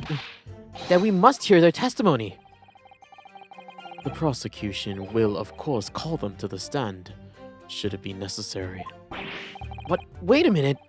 At 5 o'clock in the afternoon in the middle of winter, it would have been dark already. No matter how light the fog must have been, no one could have seen... I am unaware of the situation in your tiny island in the east. But here in the capital city of Great Britain, all main roads are illuminated by in the night by gas street lights. The prosecution believes that there would have been ample light by which to witness the crime. Quite. Here in London, for the first time in history, mankind has been able to has completely conquered the darkness. The darkness. Shit. Which means we really need to hear those witness statements. If I could just get through the fog of this cross-examination, maybe we'll be able to. It seems the counsel for the defense is taking stock. Continue with your testimony, Inspector. Out of the blue, the victim was stabbed, and from behind and subsequently collapsed on the pavement. From behind, you say? That's right. As you can see from this print. Yes, quite so, Inspector. The handle of the weapon is clearly protruding from the victim's back. You could say this poor woman, Miss Green, remains in a critical condition. Comatose, no less. I'm afraid so, my lord. Yes, she's been treated at the bots. I was hopeful she'd come around before the trial started so I could take a statement, but I wasn't able to be. It is a pity indeed. It would have been the most illuminating to hear the victim's own account of the events. Luck is on your client's side, it seems. No, it isn't. On the contrary, my client is exceedingly unlucky. Your force of tone is seriously undermined by those disturbingly wide eyes, I'm afraid. Shit. The accused ran off, scattering his belongings all over the floor. Not Mr. Natsume's belongings. I think you'll find it all in the photographic print of the crime scene. Yes, the 3 books on the floor. That's right, my lord. Second-hand books they were. Irreparably damaged after falling into the snow, of course. The accused could easily have carried all 3 books in one hand, which means his other hand would have been free to wield a knife, for example. He's very clever, isn't he? What do you mean? He's made it extremely hard for you to assert that Mr. Natsume had his hands full with his books. He managed to close the one avenue of escape we might have had before we even knew it was there. You mean to say that the defendant was holding his belongings as he thrust a knife into the woman's back? That must have been what happened, my lord, yes. Those being a number of old books he'd bought. He was on his way home from the bookshop, it seems. The defendant apparently visited a secondhand shop on a daily basis. Yes, so I understand. A shop full of old English literature.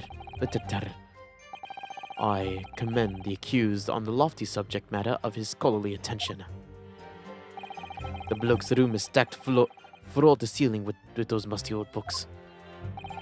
Can you tell us more about the bookshop in question, please, Inspector? Well, if I must, I'll have to ask you to look at the street map again, I'm afraid. The closest second-hand bookshop to the accuser's lodgings is here, Bourbon Books. A little place in the corner of Briar Road and Mirisham Street. As it happens, the accused is currently living in lodgings on the other side of Briar Road, the opposite end. Which means it doesn't take a genius to work out the route that he would have taken home. Something like this. Okay. No, they took Calabash Road, obviously. Calabash Road's gonna be important now. Yes, I concur with your conclusion, Inspector. The defendant would certainly have passed the scene of the crime on his way back home from the particular shop. Mr. Naruhodo, I think that what the inspector just told us could turn out to be of vital importance. Yes, I agree. The most important point that the inspector just made being the bookshop stock, the location of the bookshop. The crucial detail that we've just seen, that you've just told us in court, Inspector, is the location of the bookshop. I couldn't agree more. So, where is it exactly? Eh? Are you winding me up, sunshine? I just explained that. I got the map out and everything. Use the red blood blooming ink. Drew the blokes that wrote home on for you. And I distinctly remember you not along, Counsel. Oh, yes. Oh, of course. I must have been so nervous I didn't take it in. The blunder of the day goes to you, my learned friend. No, not yet. This trial's only just begun. Mr. Naruhodo, I would strongly advise that you carefully look through the court record at this stage. Yes, miss. At once, miss. Sorry, I made a mistake, miss. Inspector, continue with your testimony, please. Oh, did I make the wrong choice? Yeah, I will look at court record now. I mean, we knew the lodgings were here, or the lodgings are here. It was just a matter of working out who... Hold it! You asked for the help of that famous detective, Herlock Sholmes, to help locate the defendant, I believe. Wow, I can't read. Damn it. Stuff and nonsense. Sorry? That jack in office, that busybody, just comes in and sticks his order in whenever we ask him or not. But according to what I have here, Mr. Sholmes was shown to the scene by Scotland Yard detectives. Well, that has nothing to do with me. The lad at the scene must have done it without my permission. Ooh. I tell him time and again, whenever something happens, send word to headquarters. And then follow your bloomin' instructions. I see. If that meddler gets his hands on any details, we'll all be in the readings of the Rance magazine next month. And you'll bet your less farthing that I'll be in, too, stripped of all my hard work on the case. Yes, Mr. Sholmes. No, Mr. Sholmes. Aren't you clever, Mr. Sholmes? That's all the thanks I'll be getting. Inspector, if the man is proving detrimental to the yard's activities, perhaps I should step in and deal with him. Ah! It appears Inspector Gregson is lost for words. Yes, the Reaper's words carry a lot of weight, obviously. Anyway, the point is this: that little Japanese bloke's already admitted to it. He admitted that those blokes all over the payment at the scene were the ones that he brought in that day. What do you think, Mr. Naruhodo? If you're unable to sway the jury during this cross-examination, I'm afraid that Mr. Natsume's fate will be sealed.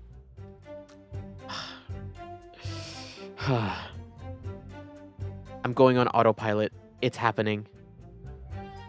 That Mr. Natsume's fate will be sealed. Yes, they're sure to find him guilty.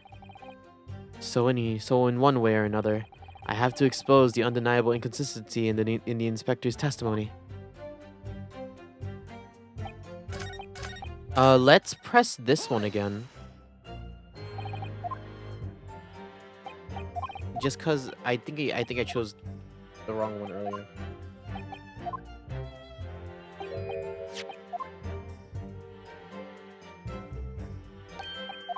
Here, red ink.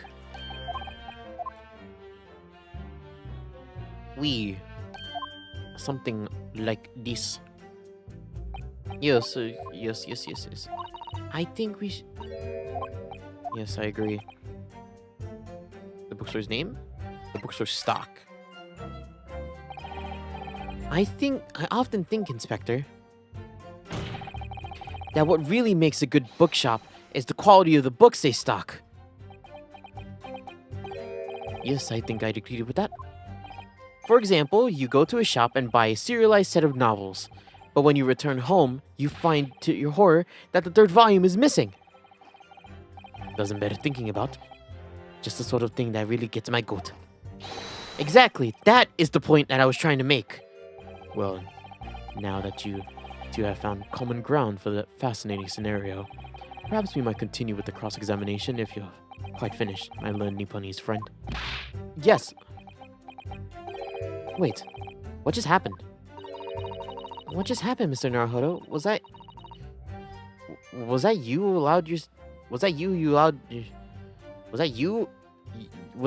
allowed yourself to be sidetracked? I strongly advise you look carefully through the court record at this stage. Yes, miss. At once, miss. Sorry, I made a mistake, miss. What? The name? Oh. Is it not called...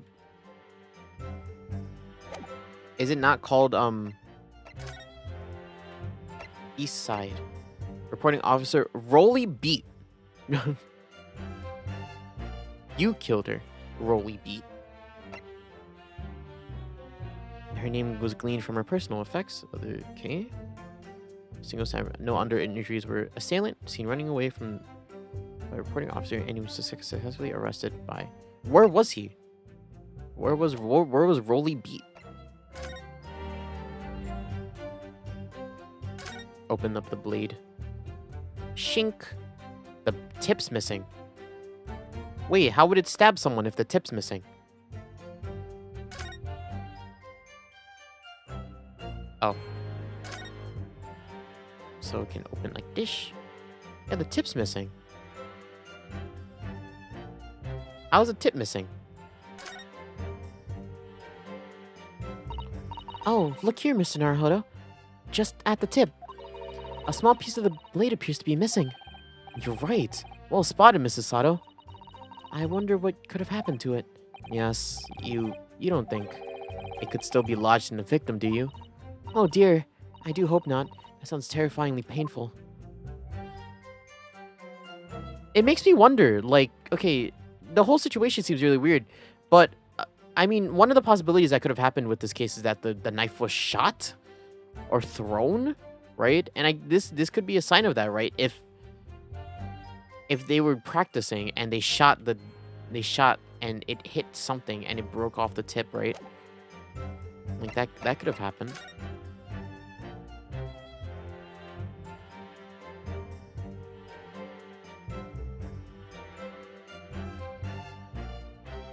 Where to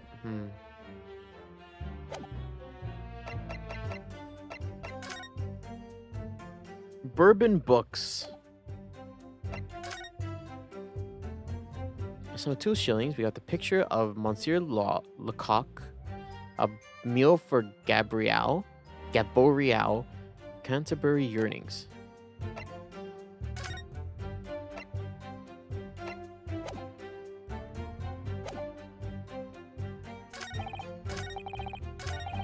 Yeah, let's just click on this one again.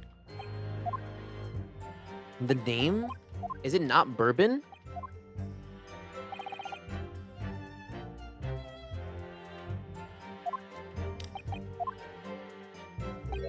But I must. Yes. Bourbon books. So he does say it here.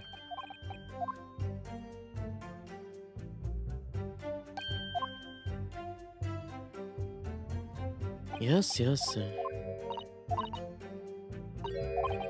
Yes, I agree. The bookstore's name. Inspector Gregson, may I ask you a favor? What?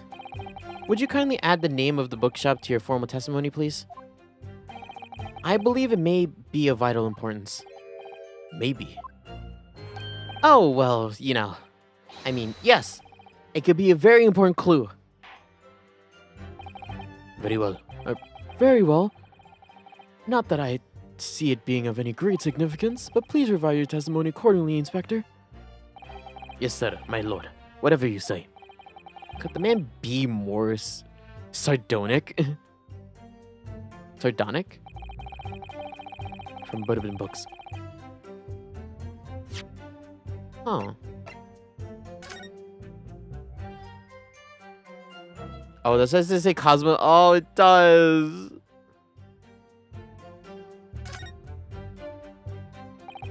The lawyer's name is embroidered on the inside here. Look, Kazuma Sogi. This is his band, of course. He had his heart set on this study tour in Great Britain. I'm sure he would have found the truth he longed for here. But he lost his life before he even had the chance to see the place. I have a strong sense that is of his hopes and dreams when I look into this art band, though. I miss him. I miss him so much.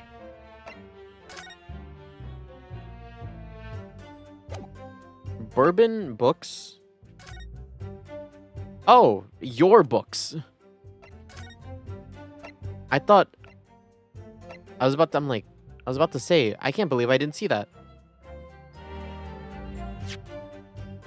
Should I just press this? Hold it! The shop is called Bourbon Books, is it? That's right. It's the closest second-hand bookshop to the accused's lodgings. And to get from there to the back of his room, he would have gone right past the spot where the incident took place. If I could just confirm one point, could we be sure that the defendant really did visit Bourbon Books on the day in question? Well, we haven't actually confirmed it, no. You haven't confirmed it? Why the devil not, Inspector? Well, the thing is, The shopkeeper's gone on a trip, you see. Left the morning of the incident. To collect more stock, I'm told.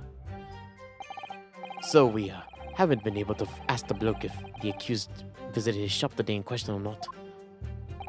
Well, in that case, what did the defendant himself have to say about it? No recollection. What? According to the statement he made at the time, the accused had no recollection of where he'd been. Of course he doesn't.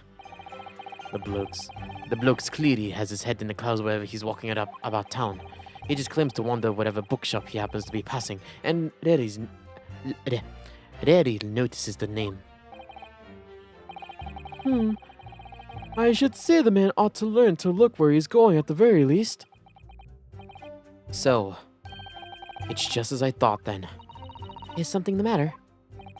Inspector, you may as well continue your testimony.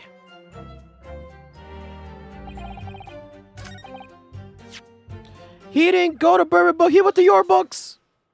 You fuck. If you could look, if you could stop there, Inspector Gregson. What is it, Sunshine? I'm a busy man, you know. This is the receipt that we found in Mr. Natsume's room. It's issued on the day of incident, and the details of the purchase of 3 second-hand books. And you found it in the accused rooms, did you? Yes, but the point is not where the receipt was found, but the name of the shop printed. Go on. This receipt was issued from a bookshop called Your Books. Your Books? Y-O-R-E, I assume? Yes, my lord. So Mr. Natsume did indeed purchase a number of books at a second-hand bookshop that day. However, the bookshop in question was not Bourbon Books. What? Inspector, do you know of this other bookshop? Yes, sir. Your Books is another second-hand bookshop not far from Bourbon Books. It's just that, well, it's such a small place, and I didn't think the accused would have known about it. But in fact, it is the bookshop in which the defendant visited on the day in question. And this receipt proves it. Yes, for what difference it makes. Whatever the man purchased, his musty tomes must make no difference in the final analysis. I disagree. I mean, after all, I have the street map here if that might help. Oh, yes, thank you. Have a look at this, please. If the defendant had been returning from Bourbon Books, then yes, it's almost certainly that he would almost certainly pass the place where Miss Green was attacked. However, if we take into account the fact that he was actually at another bookshop, Your Books, it may very well be that he didn't pass that location at all. Could it be? My, it really does depend on where the other bookshop is. But I do declare that it may be a possibility. Is that right, Mr. Lloyd, sir? What you just said? Absolutely. It could absolutely be right.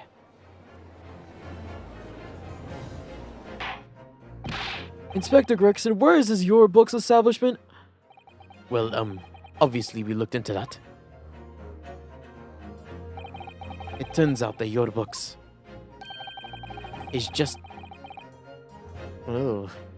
it's just here on the next corner of Mirsham Street going east.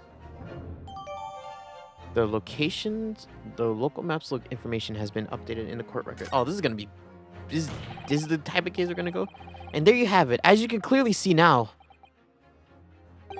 Oh.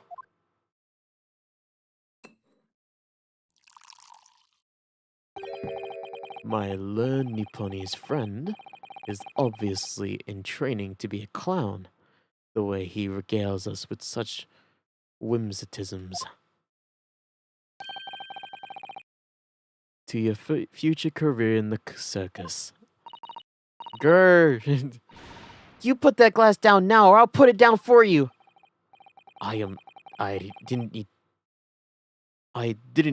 need to spell it out, but here we go.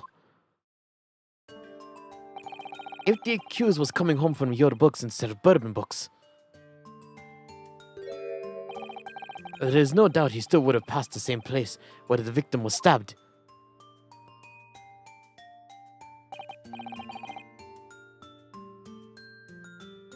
Yes. Thank you, Inspector. Ah. Allow me to reiterate for my learned, if somewhat slow, Nipponese friend. No, your hand's gonna bleed. Wherever the man purchases musty tomes, it makes no difference in the final analysis. Oh, my back! Shit. Oh, I'm gaming. As I suspected, you can't fool me, and I shall suggest you try. Yeah, well, what do you say, had nothing now, Beg your pardon. Terribly sorry, but would you mind repeating that? Mr. Naruhodo, you mustn't give up. What do you mean? If the prosecution's assertion is correct, the members of the jury may very well decide that Mr. Natsume is guilty. Daoji's absolutely right. We must think. We must consider the assertion that just put forward by the prosecution very, very carefully. They claim Soseki-san must have passed the location of the incident on his way back home from your books, but no, of course we're gonna raise an objection. The assertion just made by the prosecution is fundamentally flawed. Explain yourself, counsel. Yes, my lord. You could see what I mean on the map. When returning from your books to his lodgings, Mr. Natsume could have followed the route suggested by the prosecution. However, that is the only conceivable route to take between the two places.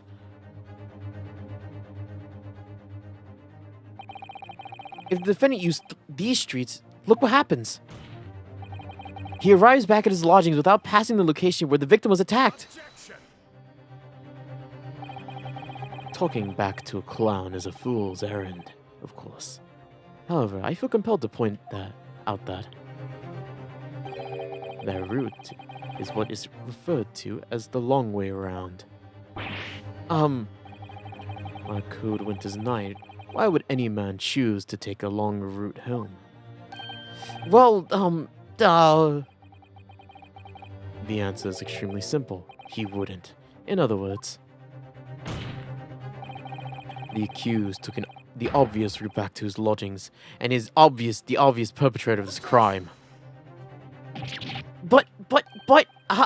yes, I've got it. Obviously, we must ask the man himself which route Mr. Natsume took home. I have already informed the court of the accused's response to such questioning. He claims that he has no recollection. Ah, That's right. As I said, the bloke seemed to spend his time outside wandering aimlessly from A to B. That day was no exception. He doesn't remember where he was or which route he took home. I don't believe this. Such an incompetent fucking witness or accused. No recollection. I must thank you, my learned friend, and suggest that we do not waste any more of the court's time by wandering aimlessly around this subject. Pray, what say you, insightful jurors? But even if that is the case, the defense still hold it. Oh, all the jurors are gonna vote guilty? I agree with Lord Van Zeeks wholeheartedly and in every way. What? I don't believe it. Does this mean We members of the jury. I'm completely convinced now?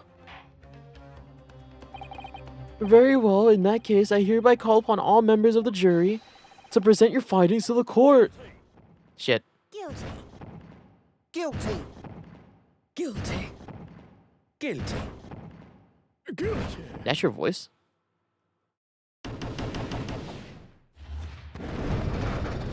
No recollection, my ass.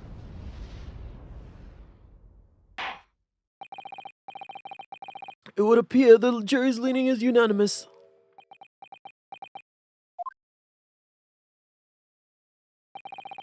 To the insightful members of the jury, I applaud your brave resolve. You serve Queen and country admirably. Mr. Naruhodo. No, not yet. This isn't over yet. I still have one last chance to sway the opinion of the jury. I have to tip the balance of those scales the other way. I have to turn this around. Somehow. Those are the eyes of Quarry, not yet willing to give up and die.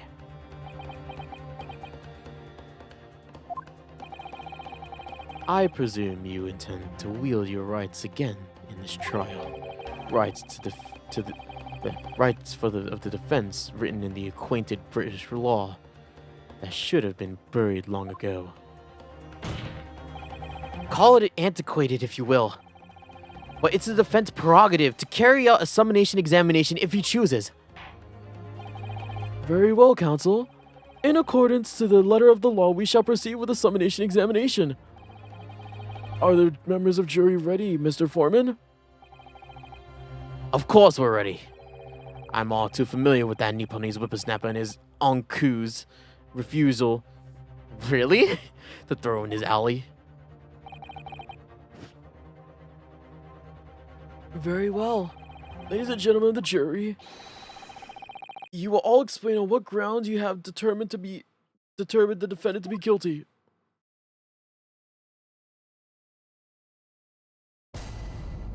Judicial findings. For pity's sake, but for pity's sake, the little Nipponese oddity already admitted it to himself, didn't he? If he said a woman in green collapsed right before his eyes, why it can only be it could have been the victim. The man wouldn't have gone around the houses and on his way back from the bookshop, not in winter. The poor lady was attacked from behind, wasn't she? How dreadful. I don't really care. Can't we just wrap this up now? I got work to be doing. Your books, a shop of bourbon books, no, not worth a visit. Why is that?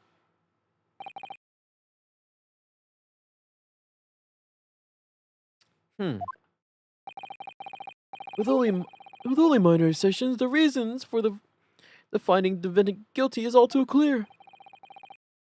When the stabbing occurred, the only two people at the scene were the victim and the accused. And the accused himself has admitted to seeing the victim in a green overcoat sink to the ground before his eyes. Furthermore, we have heard from the inspector that the defendant then fled the scene. Must I say, I would have ample grounds to convict this man already. Oh dear. Even the judge appears to be convinced of Mr. Natsume's guilt now. Why did he have to run away like that? And how are we supposed to believe in some phantom attacker that nobody could see? It's all too impossible. How can I possibly make a case for the defense? Mr. Naruhodo, there's no time to be grumbling. If we want to force the trial to continue, yes, I know, I have to turn the tide. I must make the jurors change their minds. Well, 4 of them at least. Exactly. We have no other choice but to forge forward. You have the floor, counsel. Begin your summonation examination. And I will save as well, because I need to save.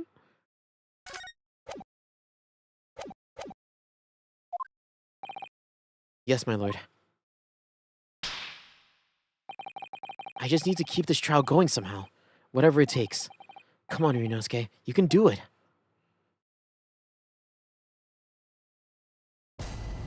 I'll cut you down with my sword. Why are you still back there? The defense's rebuttal. For pity's sake. The little Nipponese are... Okay, so I can't present anything, right?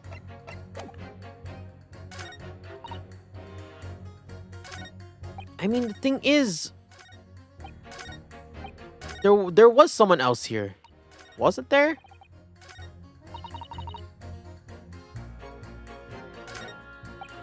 He admitted already. He saw her in green. The man wouldn't have gone around the houses in his way back from the bookshop. Not in winter. Was she attacked from behind? I mean, if she was stabbed from behind. Her back was stabbed. I don't really care. Can I grab this? Okay. But we just gotta press all these. Also, the old man's testimony is strange. Hold it!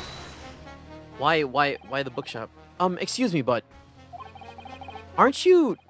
Yes, that's right. I was in the witness stand myself just 2 days ago. Yes, I had a feeling I knew your face. Or the side of it, at least. If I remember correctly, you're a banker, aren't you? That's right. After the gold rush went under, I came back to London for work. And it was all going swimmingly until you started forcing around. Bruce Fairplay was a man to rebuke. Sorry? Don't think I've forgotten how you treated me the other day. You had me and that young hatter pegged as criminals. Oh, well, you know, water under the bridge. Now there's all sorts of rumors buzzing around, and the police have been badgering me nonstop. If I could turn back the clock. Well, anyway, I don't know about the hatter, but at least I'm clear now. And free to make up my own mind about who's guilty and who's isn't. Ah, thank goodness. Alright, maybe I might struggle to change this guy's mind given our awkward history. Oh dear, I wonder what's become of Mr. First now. If you said the woman in green has a bird's eye... You're right that at the time of the incident, the defendant admits to having seen someone wearing a green overcoat walking ahead of him. Quite. Quite. That's precisely my point. Clearly, that someone wearing green was the victim. And clearly, that funny little Nipponese man with the disturbing mustache is the culprit. But let us not forget, madam, the defendant vehemently denies attacking the woman. Why, of course he does. If he admits to stabbing her, his life is over. The man is obviously a liver-faced coward, honestly, claiming the woman simply collapsed before his eyes. But if that's a lie you're suggesting, do you not think he would have concocted something more credible? Oh, I really couldn't say. After all, you are foreign. Who's to say that you don't go through your funny little what the fuck does that mean? You're weird. Who's to say what goes through your funny little minds? I could tell what's going through I could tell you what's going through my funny little mind right now, but you wouldn't like it. I do declare the man has already made the admission. The man has stated that there was nobody else around. Surely the conclusion is obvious. No one else could have possibly committed this awful crime. Ah. If no one else could have done it, the accused must be the man. Really, it couldn't be more simple. Your argument is compelling in its simplicity, I must admit. Am I? You are too kind, my lord. Well, that went well for her. The man wouldn't have gone... Well, you can't deny that there are other routes Mr. Natsume could have taken back from your books. Hell yeah. Like you drew on the map, you mean? What was it? Calabash Road or something? A road or something? Precisely. But it seems to me that what counts is whether that little Japanese fellow actually went that way or not. Well, yes, that's true. And at the moment, there's no proof that shows that he did, is there? Well, yes, that's true as well. And as I understand it, the accused himself doesn't remember which way he went, does he? Well, yes, that's annoyingly true. Winter nights are dark and cold, so the way I see it, you'd want to get home as quickly as possible. Yes, well, yes, why is this all true? So really, the only thing that makes sense is that he went along the Briar Road. I was supposed to be convincing you here. I've given a lot of thought, you know. I didn't just make up my mind on a whim like he did. I mean, if there was some logical reason as why he might have gone down the Calabash Roadway, I'd be different. I'd be happy to reconsider my position in that case. Honest, I would. A reason for Soseki-san to have taken a longer way home. Yes, good reason. I don't imagine you'll be able to sway this young man's opinion without one. Okay, well, at least we can, right? The other two are kind of set in stone. Attack from behind. Whatever's the matter, young man? You're the wife of Mr. Garadev, aren't you? The landlord who rents Mr. Natsume his room? The master's wife? Where'd you get your ideas from, sir? I'm the maid, you understand? She's keeping up the charade. This is going to be awkward. Didn't you mention this yesterday? That you'd been selected for jury in this trial, I mean. Well, I was told not to mention it to anyone until the day of the trial, you see. It was in a letter I received. The instructions were very clear. I'm afraid I had no choice. I see. Anyway, Mr. Natsume, the defendant, takes your lodging in your master's house, doesn't he? Yes, that's right. Although he's only been here a little over a week now. And in that time, surely you must have taken stock of his character. Does Mr. Natsume look like the kind of man who would commit such a crime as this? Oh, goodness me, yes. He's just the sort. What? Spending all his time in that dark dingy room, sporting an unscrupulous mustache. The man never speaks, and he don't get me started on those shifty eyes that all the neighbors are talking about him. I've heard them, you know. People must think he must be building a bomb in there or something. Oh dear, poor Mr. Natsume. How could people say such things about him? He's just a harmless bookworm, nothing more. Well, you just called him a worm, so... Anyway, I better be careful with inviting this maid to speak. She's said enough damning things already.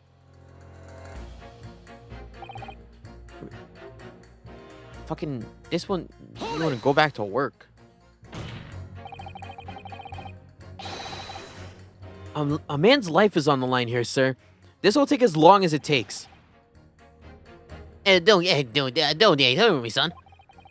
My life's on the line here, too, and so's my family's. Ah, The likes of you wouldn't understand, but a laborer like me can't afford to take time off. If I don't work, I don't eat, and neither do the wife or the kids. oh, I see. That must be very hard. Now, I go to the union every morning to find out what needs to be doing. If you're late, the work's taken. It's tough. This time of year, there's water and gas supply pipes bursting left, right, and center. They're after cheap labor that gets the roads dug up to fix it. It's a hard slog from dawn to dusk, it is. I see. So you were digging up the roads on the day of the incident as well, were you? That's right.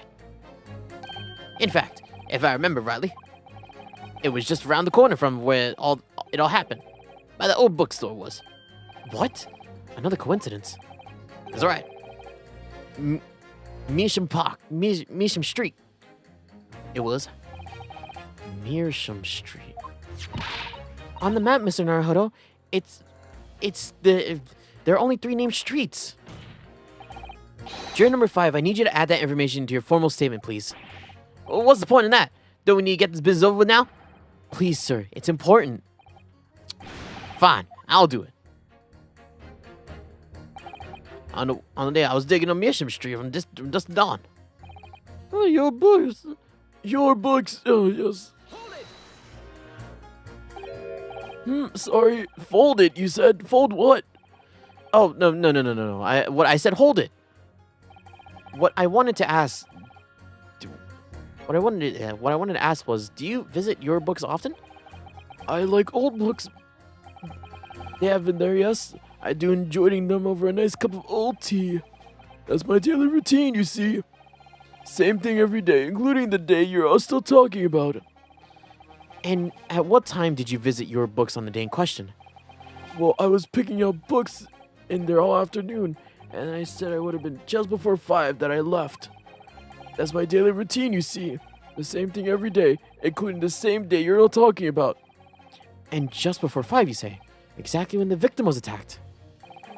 Are you sure about the time? Oh yes, no mistake there. I remember it well. I'm not about to forget that day in a hurry. Not after the dreadful time I had. What do you mean? Well, I was walking down Calabash Road when I slipped on ice and docked my head. It was always far worse after the snow stopped falling. That's always the most slippery. Knocked myself clean out, I did. I thought my number was up. Wait a minute. Let me get this straight. This happened on Calabash Road? That's right. I live on Cornpipe, you see. Heading down Calabash Road is the quickest way for me to get back from your books. Juror number 6, I must insist that you must add that information to your formal statement. It may very well be extremely significant. Sorry? Extremely sick? No, I'm quite alright now. Oh, he has agreed. Oh, this. Okay, I see the two. It sends shivers down my spine to hear the members of the jury so convinced of Mr. Natsume's guilt. but I can't help but get the feeling that some of their opinions are rather subjective. I agree.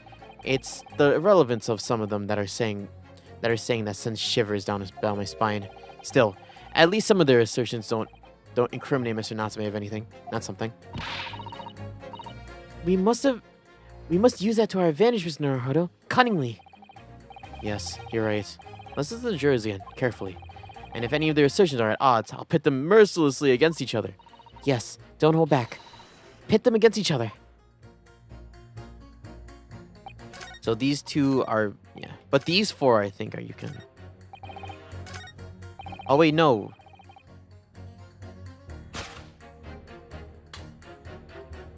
Oh, no, yeah, it's you. A woman in green. He's wearing green, but he just knocked himself out. Objection! Yeah, these two. These two statements clearly show a flaw in the juror's reasoning. A flaw? What are you talking about, counsel? Well, juror number 2, juror number 6. What do you mean, sir?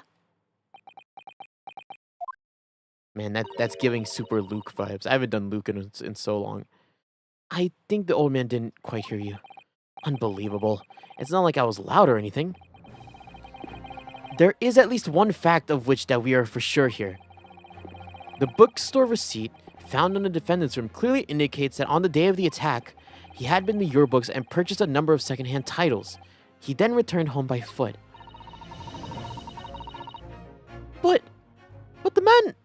But the man says he has no recollection of his return journey. That's correct. But what he does remember is seeing someone appear in front of him on the way. Someone in a green overcoat who suddenly collapsed on the pavement before his eyes. Yes, we are quite aware. We are well aware of this. We are well aware of this. The poor young woman who was stabbed, obviously. Can we really be sure of that, madam? Madam? My, whatever do you mean? I'm sure you heard juror number 6's account of what happened to him that day. That same afternoon, there was somebody else apart from the victim, who was wearing a green overcoat and fell over on the icy streets of the neighborhood. Oh my. My goodness, you mean... That's right. I'm referring to, of course, to the hard of hearing juror number 6. Are you really suggesting that the person in the green overcoat whom the defendant saw collapse in front of his eyes was a jolly old gentleman at the end of the bench here with me today? That is entirely possible, yes. After all, the old man has a somewhat similar build to the victim. Hey, well, look at that. My goodness me! I'm sorry, you need a pee? And crucially, we know precisely where the old man was in the green, precisely where the old man in green overcoat fell. On Calabash Road.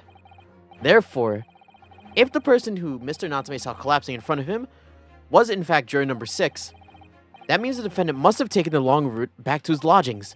And if that's true, then clearly, the crime scene on Briar Road where the woman was stabbed was not the same on his way home. Oh my!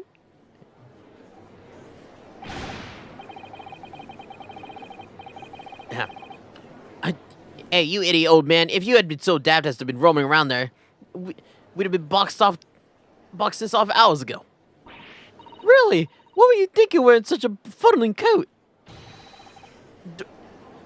What did you say to me? Is it a crime for the elderly to walk these streets these days? Is it a crime to slip over some ice? Is it a crime to keep up with the latest styles and wear a beautiful green overcoat? Is it?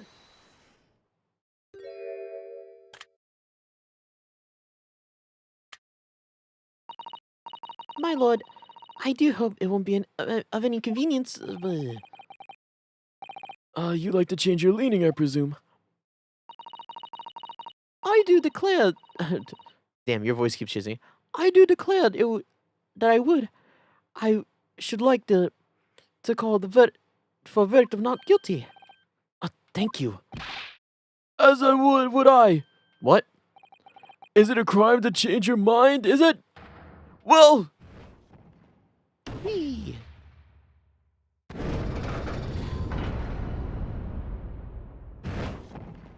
me.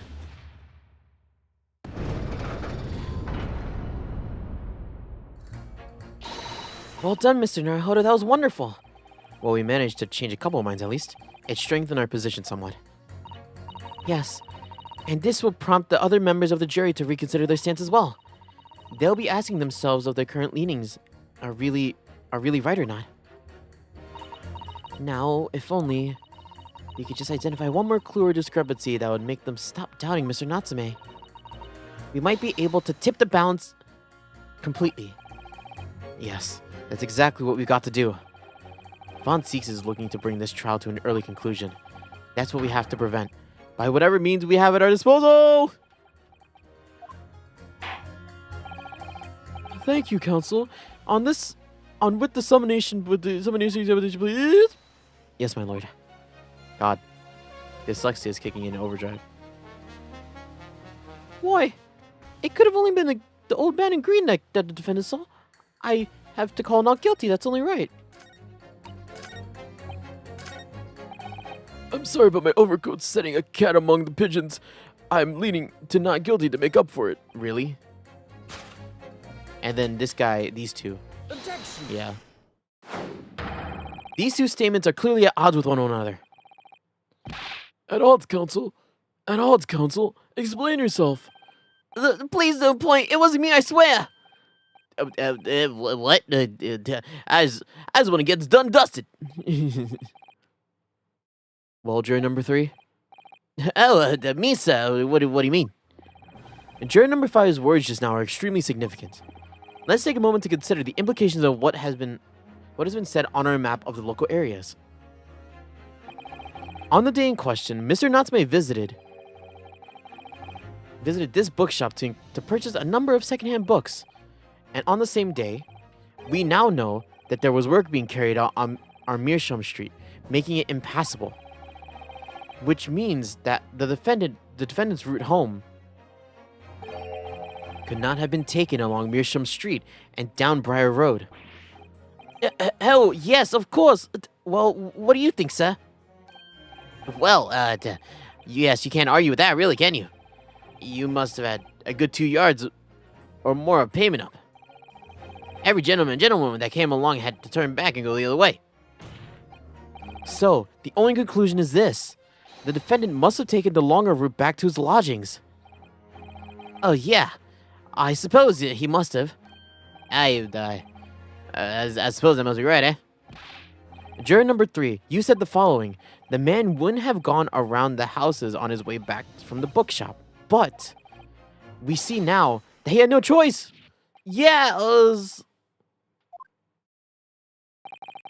my lord, Mr. Judge, sir, may I? Yes?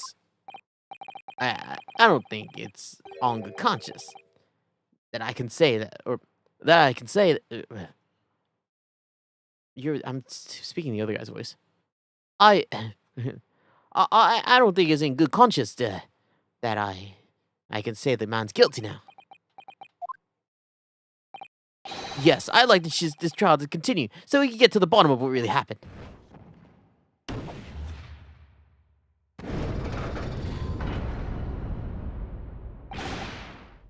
What about you, sir?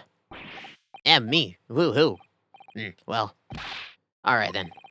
If there's a hole in the prosecutor's argument, it should be filled in. That's what I say.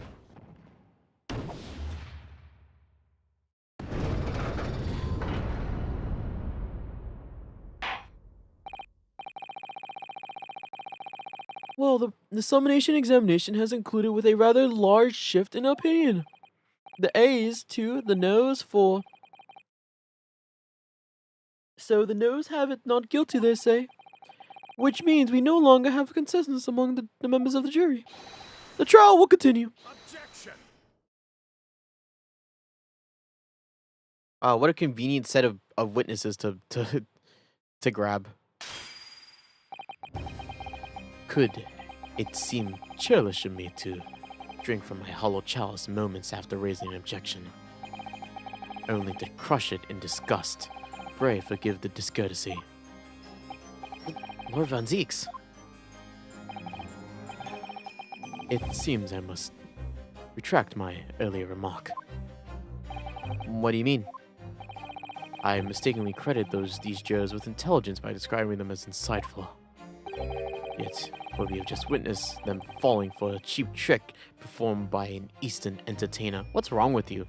You have gotten more dickish, actually. You were a dick in the last trial, but you're like even more dick now. What's wrong with you? Eh. Whatever do you mean? I haven't tricked anyone. Everything that I've said is the truth. Indeed. Stalwart juror number 5 was undoubtedly repairing the road as he claims. I believe you said that it was a good 2 yards of pavement in which you had excavated, sir. That's right. That's right. That's right. It took me a whole day and they paid me a measly tuppence for it. Now, my learned Nipponese friend, tell me, do you have any notion of the distance that 2 yards represents? Well, if I'm honest, I don't have a clue, no? 2 yards is a little less than 2 meters. A little less than 2 meters. That's Not much at all. in other words, the distance readily vaulted by anyone of moderate vigor. Would you not agree, my stalwart friend? Me? Well, I can't say you're wrong, but no. What? And did you perchance erect a sign to prevent pedestrians from pressing the site of your works? I wouldn't dream of it. What a waste of time. No coaches would have had a hope of passing anyway. And we would just turn any gentlefolk back to where they came. Kids just jumped right all over us all the time. The accused is no gentleman, as far as I can see. I have little doubt, however, that he could spring over a 2-yard trench in his meanderings around town. Ah, Is that true? Is it? The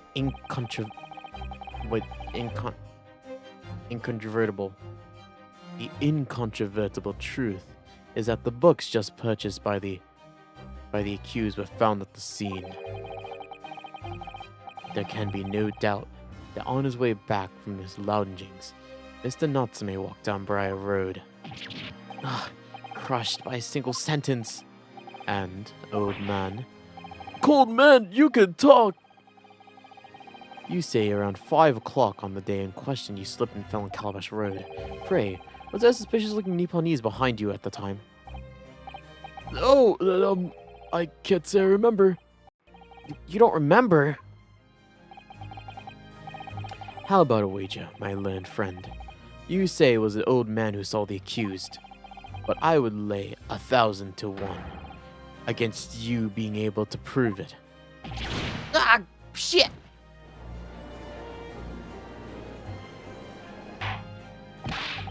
Order, Lord Von Zeeks, explain yourself. My lord, If you had such a treacherous argument up your sleeve, why in the world did you not proffer it during the summonation examination? I wanted to give this young foreign student the sightseeing experience he no doubt came for.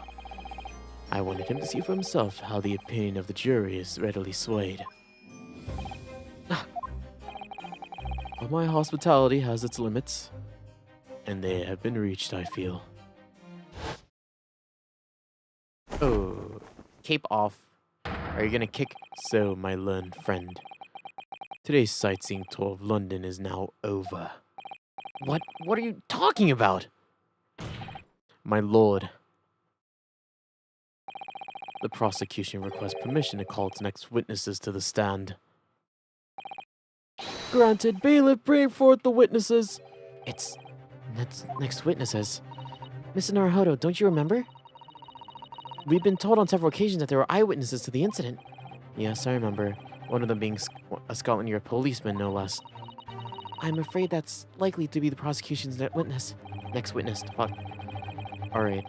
No matter who Von Zeeks brings to the stand as his witnesses, and no matter what they say, I believe in Sasaki-san. I know he's innocent, and I'll keep believing to the very end, until this battle's over!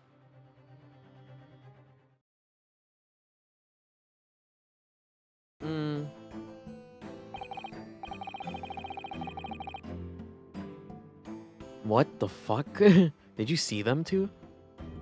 Witnesses, please state your names and occupations for the court. What am I looking at?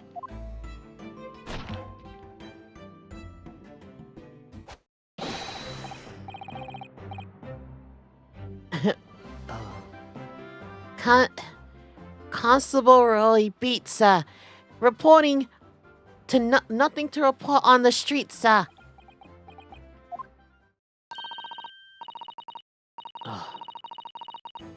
And I'm Mrs. Beat. Patricia's my name. I'm proud to say I'm the young town hero's wife. I might just give you Valley Girl, honestly. Wait, hold up. What's the story here? Well, in truth, we've not been married long. In fact, we celebrated our first anniversary only the other day. No, it was your husband I was asking about. He seems tired. Hardly surprising. He has a fever? Whilst being an honorable occupation, patrolling the beat is the most demanding work in the world. Oh, really? I'm sure I've heard that before, actually. Indeed, apart from the rare days off, gallant officers trudge through 20 miles a day, you know. They patrol boarding houses and pubs, collect taxes, survey the streets, check that meters are reading true, and they're responsible for keeping the streets clean. That lighting and extinguishing our street lights. There are a number of items on that list that don't sound much like policing duties at all. I wouldn't be falling asleep on my... I wouldn't just be falling asleep on my feet. I would have collapsed long ago. But it goes without saying that the policeman's primary duty is the apprehension of criminals. Even when he's off duty, a constable is expected to investigate and resolve any crimes on his beat. For the London Bobby is a man of honor.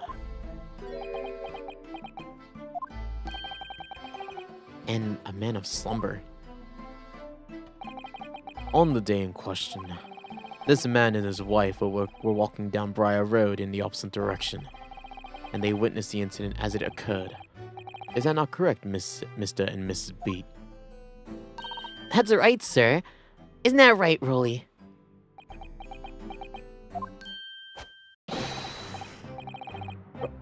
Constable Royal Beats, nothing to report on the streets, sir. What a great witness he's going to be. Very good. I'd like to hear your formal testimonies now, please. You will tell the court exactly what you saw in the afternoon of the incident. Yes, sir. just false. Just like...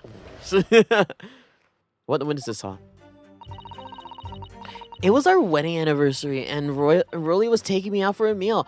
There was no time to change after work. Anyway, two silhouettes appeared out of the fog in the pavement in front of us. All of a sudden, one of them just collapsed on the floor, and then the other scattered something before running off. We ran straight over, of course, and then went for help at the nearby police box. It was definitely that Japanese man in the dock. Rolly and I both saw him as clear as day. No, you didn't. That's a lie.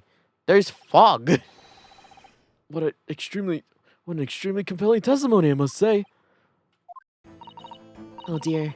This policeman and his wife are claiming to positively identify Mr. Natsume at the scene. If their testimony is true, the alternative course of events that you established in the summonation examination will be quashed. It's death, Neo, in fact. Because that alternative was never viable in the first place. What an unfortunate bechancing, and on your wedding anniversary too. Oh, I know. But I still managed to go out for the evening with my man. I thank the Lord for that. She's religious. Gosh, the life of the London Bobby sounds very hard indeed. Indeed. However, this cross-examination will be over in minutes. You may well have time to rest this afternoon. What do you mean by that? My learned friend, the witnesses saw the face of the man fleeing the scene. They are testifying under oath, and that it was without a doubt the accused, Mr. Soseki Natsume. And one of these witnesses is a policeman, no less. I hope you appreciate the gravity of the situation. What? Except that man's so tired his wife has to do all the talking. Thank God. I can do Valley Girl more than I could do his voice. Shit. Whoopsies. Enough preamble. Counsel for the defense, commence your cross-examination, please. Yes, my lord.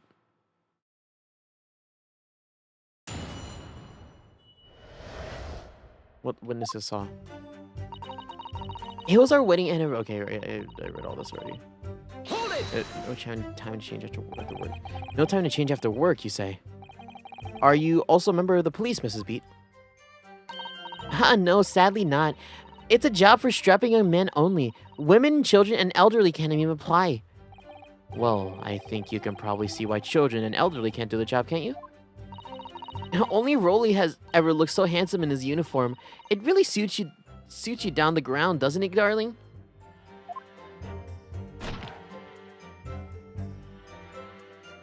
God, they look like cousins. What? I just finished my beat. Pat and I were heading back to the station. I was actually going to get changed there. Is he talking in his sleep? This is creepy.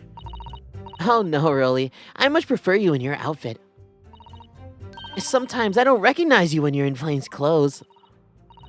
Oh dear, it doesn't seem healthy. Kindly adhere to the point.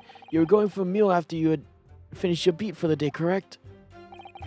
That's right, sir. Yes.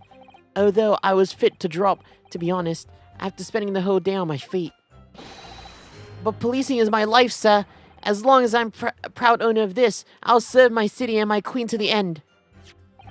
What's that now? My warrant card, sir, proved that I'm a London copper. It has the noble founding principles of the force written on it, as a reminder to all of us policemen of our sworn duty to patrol the streets of London town and uphold the peace of the common man. Sir, and for the noble cause, I cover 20 miles every day without fail and without a grumble, because I know that the plotting a boot is all Londoners need to hear to feel safe and secure. So, fighting crime doesn't appear to come into it. But sir, just on that one particular day, I was looking forward to celebrating my wedding anniversary. Mrs. Beat put up a lot of being married to a bobby like me. I just wanted to show my dear wife how much I care. Jesus, look at them. Oh, Pat. Oh, Rolly, what is happening? Oh, what a charming couple. Their young love is such a joy to behold. If a little over the top, perhaps. And then, kindly describe what happened next. Two silhouettes appeared out of the fog in the pavement in front of us. Two silhouettes. That's right. They were coming towards us, walking up Briar Road in the opposite direction. Jesus, scary.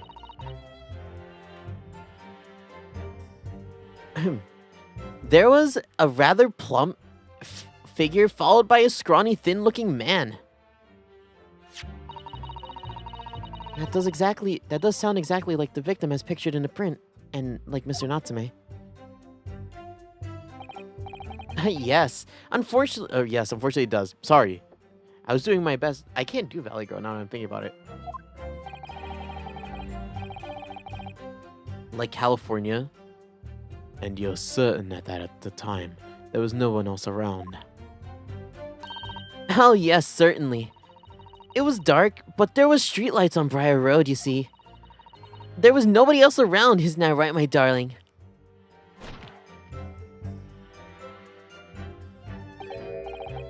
What? Yes, that's right. Of course, there was a light fog on the ground, but Briar Road is dead straight, and you could see fairly long way down the pavement. And then there's a street lighting as well. I didn't see any other pedestrians. Before sleep takes a firm hold, your answer please, Mr. Beat. Are you quite sure what you just said? Yes, sir. As a copper who spends all day, every day keeping watch on the streets, I swear to it, sir. I'm as sure as my love for Patricia is true. Oh, Pat. Oh, Rolly. You're still maintaining that no one else around other than the victim and the attacker. It's starting to seem like that's really how it happened. It's starting to seem like there's nowhere to run. Well, that didn't stop Mr. Natsume, did it? He fled the scene all too convincingly. Thank you. I believe we have reasonably clear idea of the situations over the incident. What happened in the crucial moments that followed? Yeah, right? Wouldn't he have seen these two? Natsume.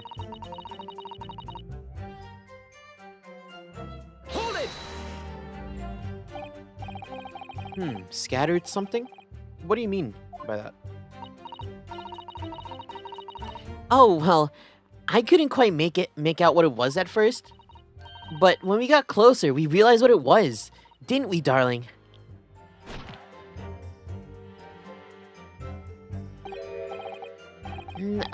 Yes, that's right. It was some old books. I see. Old books. Yes, sir.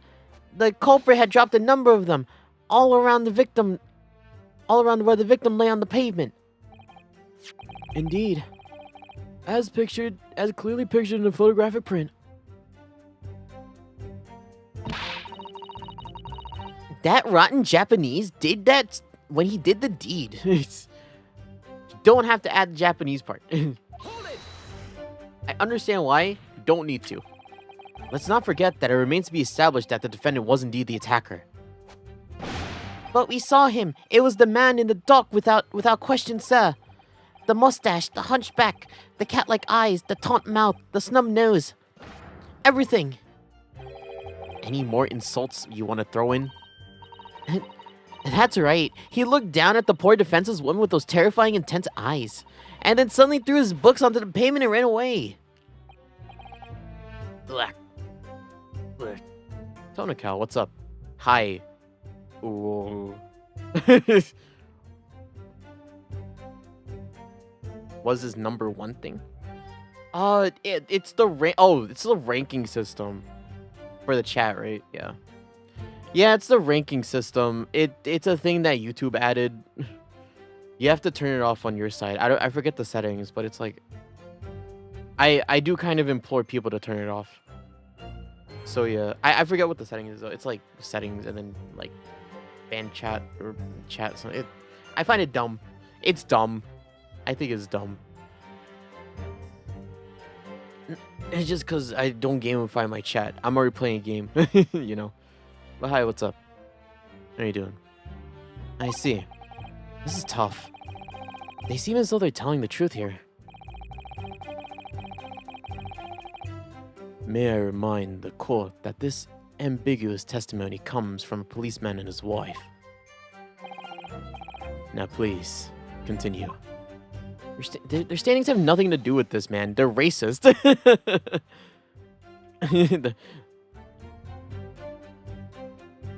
They're racist. We ran straight over a course and then went to help at a nearby police box.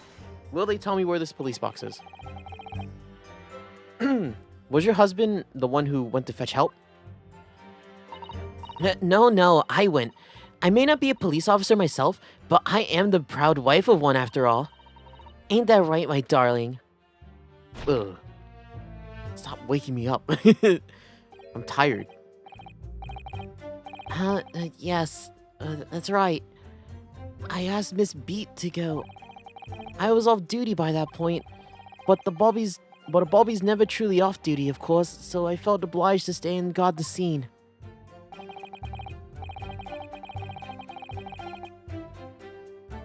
What was your voice? Very laudable, Mr. Beat. Preserving the scene of the crime is is a task of considerable importance. That's why I sent Patricia, you see. I told her where to find the right police box. Forgive my ignorance, but what do you mean exactly by the right police box? Depends on the location, you see. As to who deals with it. Now it should be good. Hopefully. Oh yeah, you're not on the thing anymore, but is my thing gonna update it? Wait, should I just like hold up, give me 1 second. If I do this. Oh no, it is still there. I guess it's just gonna be there forever now. It's just such an inconvenience because it just clutters up the on-screen chat more. How are you doing though? What's up? What's up? It really depends on the crime's location, you see, and as to who deals with it. Where the woman was stabbed wasn't actually on my beat. I told Patricia on way to the police box for the beat on the incident fell under, so she could go and report it. Oh, my #1 fan. Right here. There's been a #1 every stream. Yeah, and today you're it now. I ran there as quickly as I could and asked for help from the Bobby on duty. There's nothing more potent than a young couple in love working together, you know. And that's thanks to your swift response. The case was quickly resolved. The actions of 2 model students. Where's Phoenix Wright? We're playing as his ancestor. This game is about Phoenix Wright's ancestor. I think like great grandfather or something like that. I let's see if he pops up. Oh please, you're making me blush, isn't he right, darling?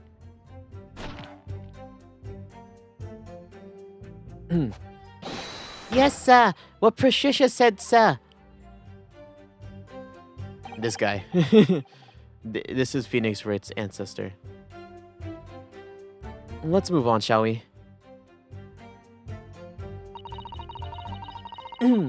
It was definitely that Japanese man in the dock.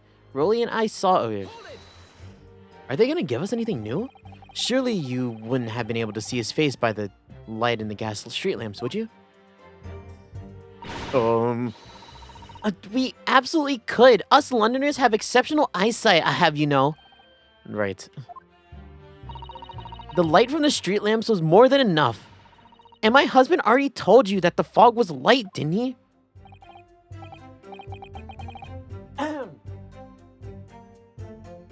And I haven't seen anything. I have a feeling that well, I think something is off with them as a couple. But I think they're lying too. So I think there's something wrong with their testimony. Yes. And what of the fog? I actually don't know. They haven't. Usually in these games, right? They usually give like a witness that's like not obviously, but like at least like a big list of witnesses that could have done it. I don't think these two did it, and we haven't met that said person yet. So We're quite famous for it across the globe, I believe. I believe it's an absolute menace to us, to those of us who have to live with it, of course. Oh, it is. It is. When it's thick, you can't even see the hand at the end of your arm. the what? Yes, all right. I take your point.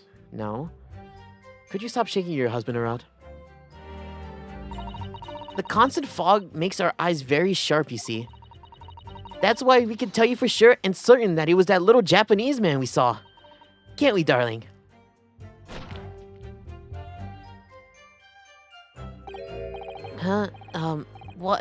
Yes. It was the accused and no mistake. The mustache, the hunchback, the cat-like eyes, the taunt mouth, the snub nose. Unmistakable, sir. As far as this couple's testimony is concerned, there can't be any question. Let this man... It was Mr. Soseki they saw running away from the scene of the crime. So that's it, is it? That's their whole testimony? What do you think, Mr. Naruhodo? Well, I hate to admit it, but on hearing the testimony, it really does seem like as though Mr. and Mrs. Beats saw what they say they saw. Mr. Natsume running away from the scene on Briar Road that day. Yes, I feel the same. So if that's true, where does that leave us? The members of the jury are sure to call for a guilty verdict after this testimony. Oh no! That's what you say? Then what do we do? If Kazuma-sama was here, What are you trying to say? I think he would try to find a contradiction somewhere else within their testimony. What do you mean somewhere else? Their statements are about seeing Mr. Natsume as unequivocal. Calling that into question won't help. But if you could identify some other part of their testimony which appears to contradict the facts, you might be able to discredit them. Make the jury doubt if the pair's memories is accurate of the day is accurate. Oh, right. Put it simply, we must focus on finding a discrepancy in the statement somewhere. If we don't, I'm afraid the trial may reach an early and unfavorable conclusion. Ugh. Why do I always seem to be so up against it?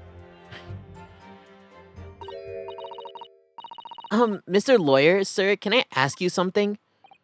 No, yes, of course. What is it? Well, you keep asking us all these questions about everything we've told you, so... It seems like you don't believe our testimony, is that right? Is it? Well, out with it. What? No. It's really not all that. My husband's a policeman, remember? And I know what I saw. I remember every last detail, everything, like... Oh, I know. What about the books the man dropped? I could tell you the name of every single one. I could. Every single one. And you dare to question how reliable my testimony is. She was fucking puppeting him around. Oh, whoops. That will do, Mrs. Beat. No, it won't do it all. That Japanese lawyer has no idea what I'm capable of. And even if I decide to forgive him for insulting us, don't think for a second Rolly will. I really didn't mean it. I didn't really mean to cause offense. Please, put your husband's fist down. These are who people are hiring as bobbies? Perhaps you would like an opportunity to supple your testimony, Miss Beat. Might that appease you? Oh, thank you, my lord. That would settle things nicely. Wouldn't it, darling? Jesus. he will at some point just collapse. I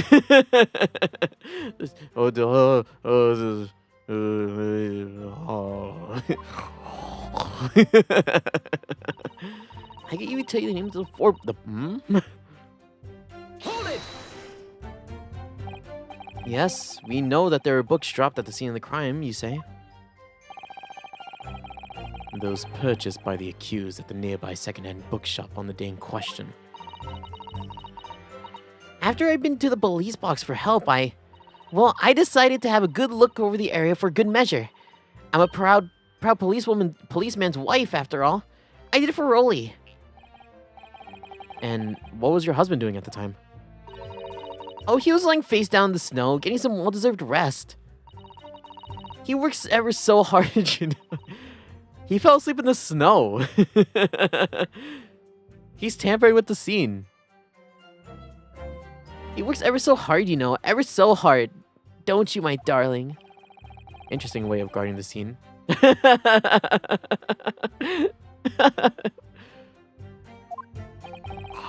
Oh, stop for a second.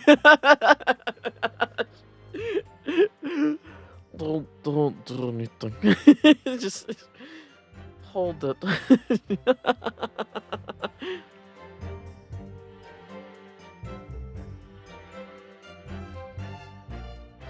Well, Miss Beat, seeing as you've regaled the court with your tales of your power of recollection, would you be so kind as to recount the titles of the books you observed at the scene? I'd be happy to. Now, are you all listening? There was the picture of Monsieur somebody or other, and then what's it yearnings, and then there was a meal for someone, and the last was definitely the thingamy's something. You see? Oh, yeah. Known for your powers of recollection. Yes, I see that there were one or two holes in your memory. Oh well, they were along those lines. I'm quite sure. There were indeed books found at the scene with the titles along those lines, as you put it. Well, what did I tell you? So I think it's very mean the way you've been implying that my testimony can't be trusted. Don't you agree, darling? Oh, that's the Bobby coming out.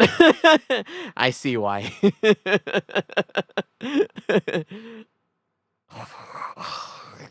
Just oh, stop. God, he switched real quick. Anyone who upsets my Patricia will have to have me to answer to. Sir, this is a court of law. Okay. This is the court of law. You can't be pulling stuff like that. Terrifyingly. Yes, she really is. So that's it? That's it, is it? That's their entire testimony? What do you think, Mr. Naruhodo? Well, I have to admit here. Weren't the guards... There are like bailiffs in the room right now. But I think it's... With the themes of this game, I think... And what they've been implying so far, I think the whole thing with like, oh, he's a guardsman, you know, he protects the community or something like that. I think he's like, we can trust him. I'm sorry not to trust him though, honestly. Actually, no, I think their memory's just flawed. Still waiting for the guy who killed the girl to show up. Is playing. He's a proud Englishman serving our queen. Oh. He would obviously never do something as to commit murder. Yes, but yes, 4 books. There were only 3. Objection. There were only 3 books. So, you're saying that there were 4 books? That's right. I remember all of them. The picture of Monsieur somebody, the what's it yearnings, a meal for someone, and the thingamy something. I'm sorry, Mrs. Beat. But there is a fundamental flaw in your statement of yours in this. Oh no, what flaw? Simply that at the scene of the crime, there were only 3 books, not 4. What? Maybe Sleepy Boy took the books, who knows? This is the receipt from the bookstore where the defendant bought his books. Your books? Why are you showing your books? We're looking at the defendant. No. Yes, and it details Mr. Natsume's purchases that day.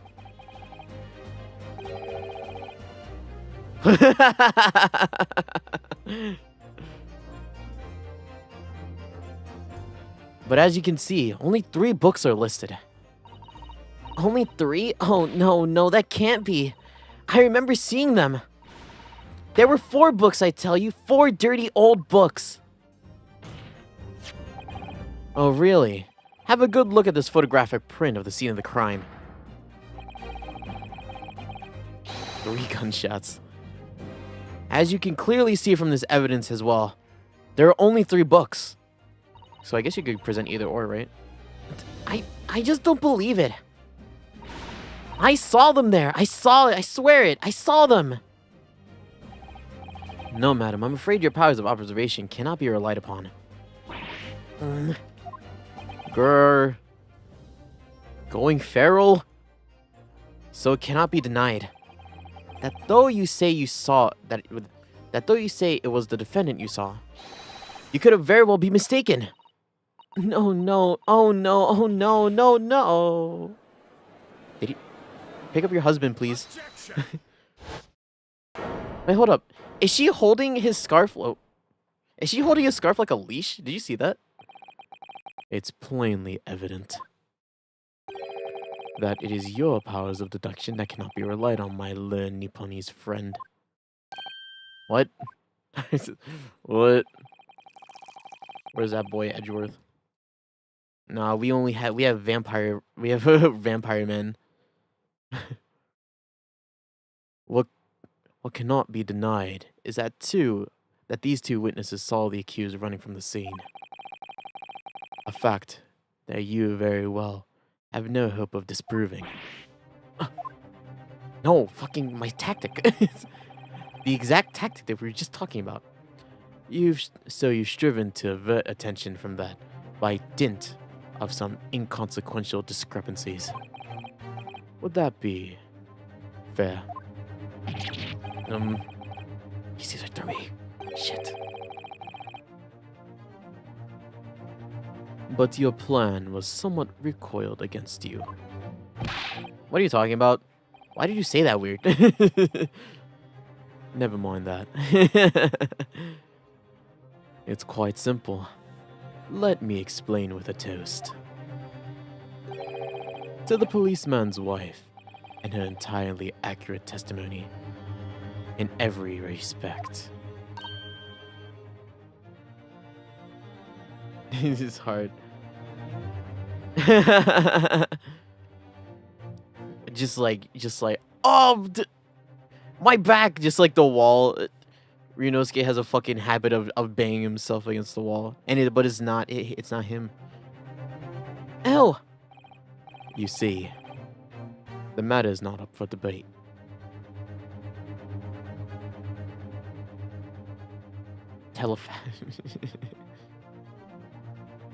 The matter is not up for debate.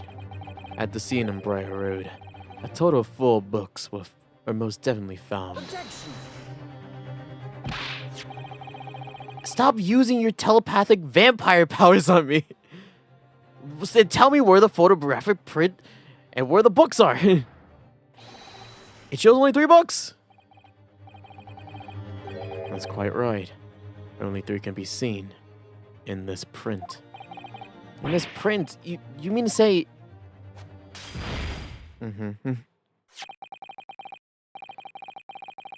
Janitor, can we clean this up? Allow me to present the one that shows the victim's hand. Really? What the lion's pride? I don't believe it. It's the 4th book. Wow, she must have been really hungry. Did you see that? She took like a bite out of it. As you will observe, the 4th book was hidden away from view in the original print of the victim's torso. Can't be this tears throwing glasses of wine around. Also, he didn't apologize for it. He usually does, but he didn't. No. Oh, your telepathic vampire powers! Ora. There, you see? Look at that. Look. Yes. It's just like I said, isn't it right, my darling? Yes, sir. Patricia's always right, sir.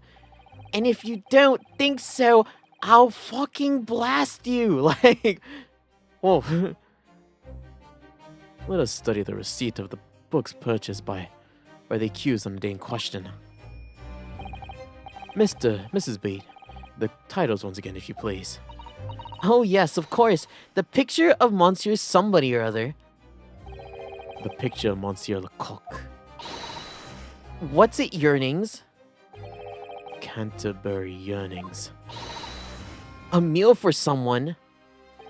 A meal for Gabrielle, in fact.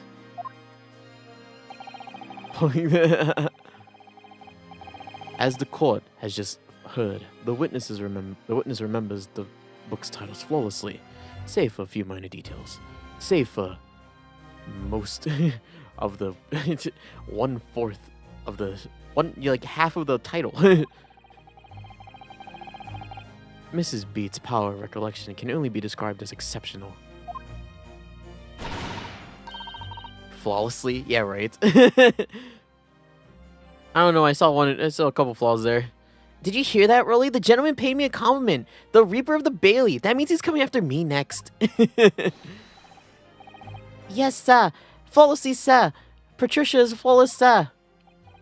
But there's only 3 books on the receipt, and Mrs. Beat mentioned 4.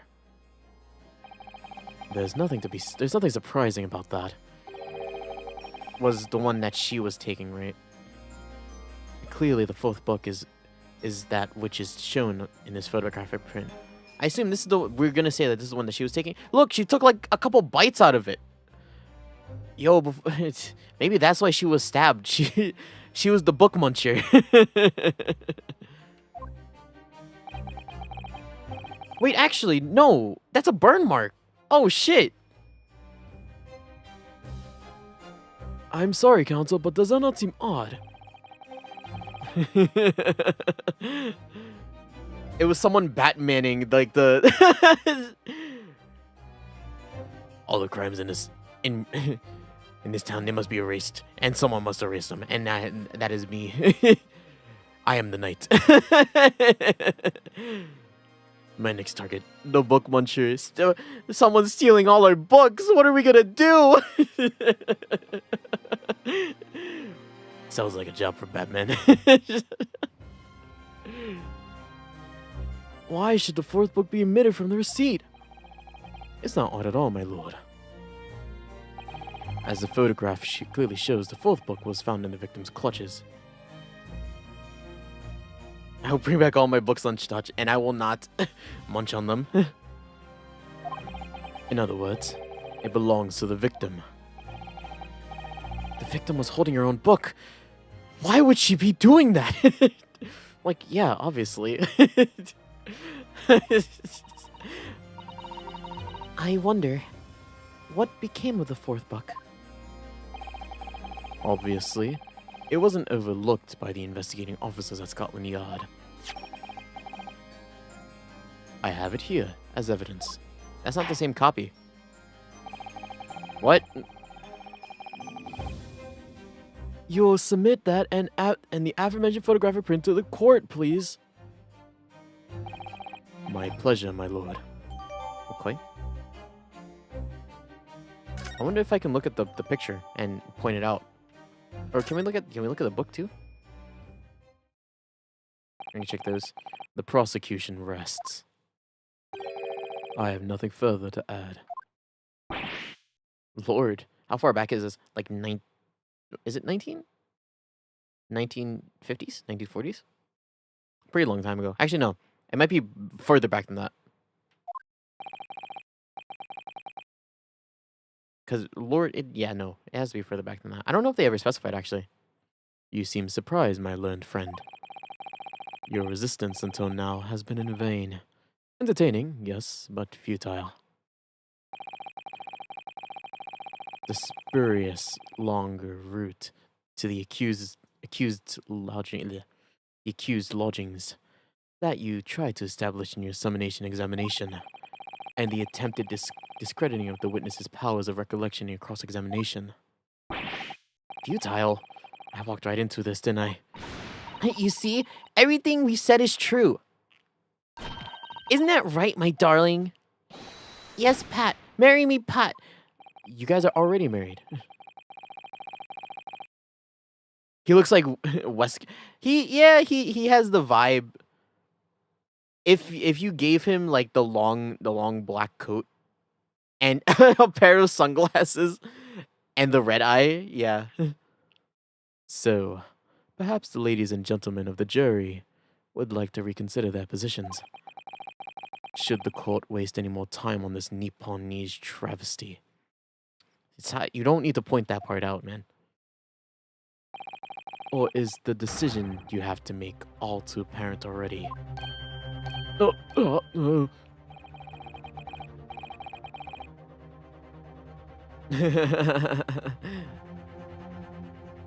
You have heard all of the witnesses and seen all of the evidence. This trial has run its course. Mr. Naruhodo, I'm afraid We are in a terribly precarious position. I know, but If I bite back in the wrong way now, I could very well just make matters worse. Think, Ryunosuke, think. What do we do now? I mean, what are we gonna wait and see? Oh, whoopsies. Let's stay real here. I mean, obviously. Fucking wait. I'm not done yet. No, my learned friend, it's over. The last cross-examination was your final chance to establish an incredible defense, and you failed. The die has been cast. There's no more room for debate. Well, that might be over as far as you're concerned, but I can't think of what to say. If I may, Lord Van Zieks, it seems somewhat boorish to close down the debate at this point. Well, really? Your insignificant little Eastern Isle must be a lawless hole indeed. For a lowly judicial assistant to have the audacity to intervene at a moment like this. Oh? No. Speak your piece. Speak your piece. Susato, I'm too dumb for this. Please. Don't. Your position means nothing. You're smart. Trust. I am, to my shame, still a very inexperienced lawyer. So you'll have to forgive me, but I consider my assistant's advice essential and her opinions invaluable. There you go. Yeah, speak your shit. Mr. Naruhodo. One of this land's great guiding principles is tolerance. So, Tolerance? There's nothing to tolerate. Just hear her out. so here the court will hear you, madam. Go ahead, Mrs. Sato. Please. Very well. Pray, what insight can you give us? What have we all overlooked in this matter that you see fit to pursue further? Well, the court has been presented with new evidence, but only after the last cross-examination finished. I see. And you believe that this new evidence warrant further investigation, do you? Your words will age poorly. Mr. Naruhodo, what do you think? It's just possible that this new evidence might be decisive proof that we've been waiting for. The judge is sure to ask the members of the jury to announce their leanings in a moment. And, of course, he's sure to ask you to explain what the crucial piece of evidence is and why. So we must take this opportunity and examine the newly presented evidence as thoroughly as possible. Yes, I understand. And thank you, Mrs. Sato. This is it. Sasato-san has managed to win us one last chance here. I love saying that. We said that at the beginning of the trial. And we're saying it now. I can't let it go to waste. It's always the last chance. The defense wishes to present evidence, my lord. Wow, this is a new one. I've never seen this. No, he's so look at him. This Nipponese bitch. Just like that's what his face is. Oh my god. Very well. The defense may present one further piece of evidence. Evidence that apparently offers profound insight into the case and hitherto have been overlooked. How dare you? Blind. Whoa! Whoa! This is the same book. Oh, look at this. The book's been badly burnt. You're right. You've never been able to read it in this state, especially not the latter pages. What a terrible waste. Judging from the scorched edges on the paper, I think the damage must have occurred very recently. A book recently damaged by fire. Why do they seem to raise red flags to me?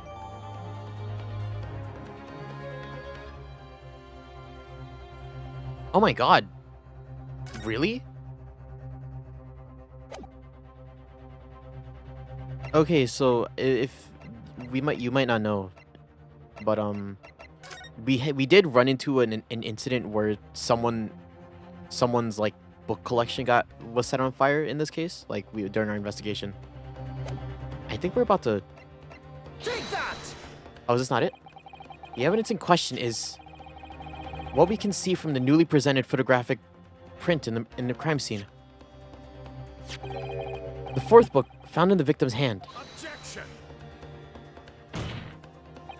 We have already discussed the fourth book at length. Other than it being in the grasp of the victim at the time of the incident, no significance has been attached to it. Pursuing the matter further would only be a flagrant waste of the court's time, as you well know. Oh.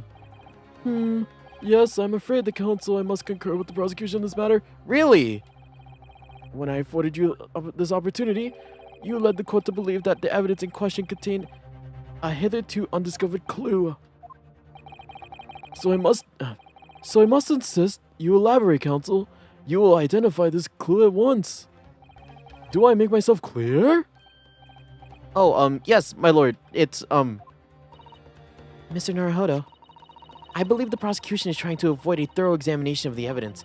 even though we just looked at it, you literally turn it like, you turn it like 45 degrees one way and you'll see the burn mark. It just has it at this angle so we don't see it. Which means you very well may be on track. Yes, I think you might be right. So, counsel, precisely where is the vital clue to this case, which this fourth book conceals? You know, the giant ass burn mark.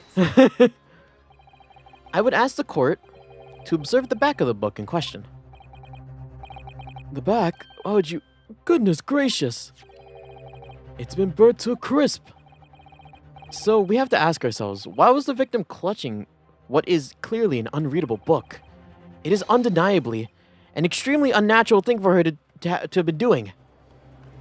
That is right. Oh no, their scarves are attached. Do you see that? Unnatural, you say? And what of it, my Nipponi's friend? Oh, you're angry. You're angry. If I were to concede to the point, if I that's the word. were I to concede the point, if it bears no relation to the case, there's nothing to discuss. So, should you wish to reassert this fire damage is some unveiled clue as to what happened that day. Yeah, right. Pray do enlighten us all. What truth does this charred book hide? A charred book. There is just one possibility here, which I can't quite bring myself to rule out. It's an outside chance, certainly, but worth a try. All right, I'll explain my theory. Don't keep us waiting any longer, counsel. Explain this theory of yours. What are you suggesting that can be ascertained from the fire damage this story tome has suffered? Its owner. My lord, the burn on the back of this book reveals a startling truth about the book's owner. I beg your pardon. But we already know who the book belongs to. The victim was gripping it in her hand as she fell to the floor after all. It's obviously hers. The question of how the book came to be in the victim's hand has yet to be answered. However, as to the questions as to who the book really belongs to and where it originated, the defense has very credible answers. Goodness gracious. How could you possibly... Very well. I'll play along with this futile attempt to delay your inevitable demise. But do remember, I will suck the blood out of you once we are done. She's like, he's rushing us more and more. But do remember, the members of the jury may well burn you if your little gamble goes awry. Counsel, your defense's response here is likely to influence the final outcome of this trial. Do tell the court, who do you claim the owner of this burnt book is? Oh man, it's someone who's completely unrelated to this case. It's this guy. John Garrett Depp. Also, look at these. Oh, look at these portraits. I do like the 2D like art in this game. look at this art. Oof. Anyways, it's this guy.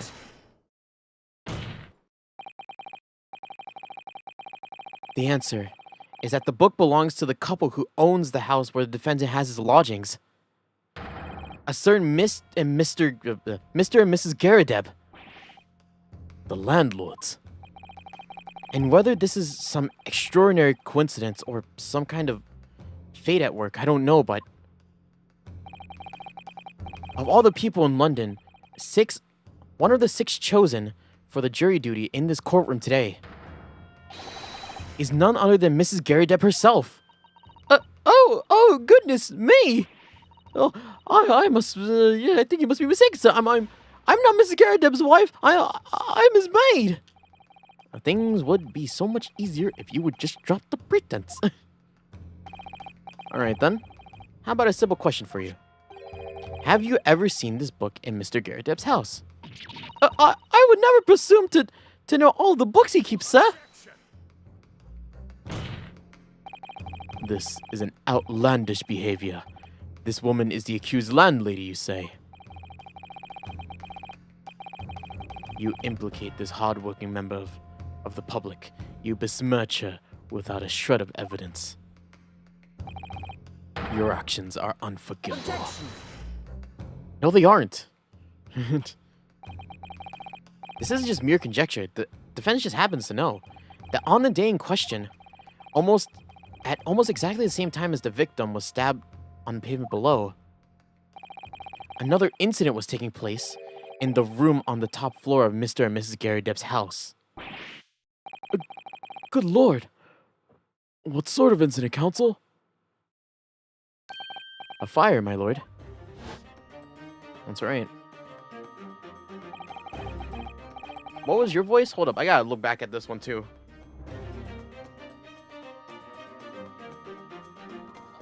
Gotta hold up. Just give me 1 second. I miss Herlock Sholmes. I miss voicing him. I have to watch my last stream just so I remember this voice. Okay,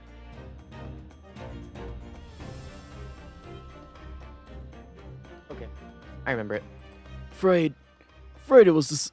Afraid to say it was. Happened in the blink of an eye, you know. The whole place filled up with smoke.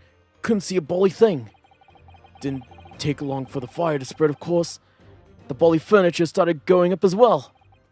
Worst of it is, I lost my favorite, a book called The Lion's Pride.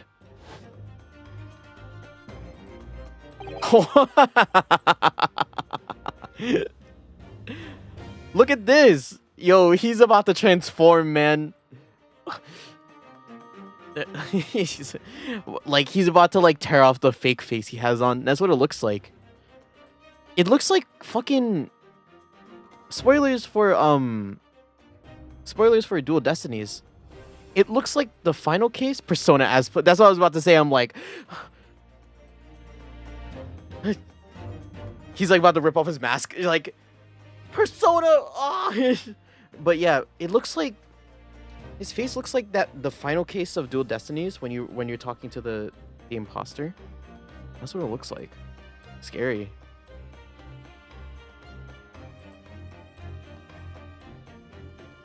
Lion's Pride. By Jove! It's the same title as the subject of this debate. I forget your voice. By Jove! Oh dear me! This is risible. All you've told the court is that a book by the same name was involved in a fire, in which case, it'd be reasonable to assume that it was burnt to ashes. And entirely unreasonable to infer that it magically removed itself to the scene of the crime. Perhaps it would make more sense if I told you that the cause of the fire was marital discord. Without going into details, it appears that Mrs. Garrideb was considerably enraged. just because the way he expresses himself. He uses, he's British first of all, and he uses a lot of big words.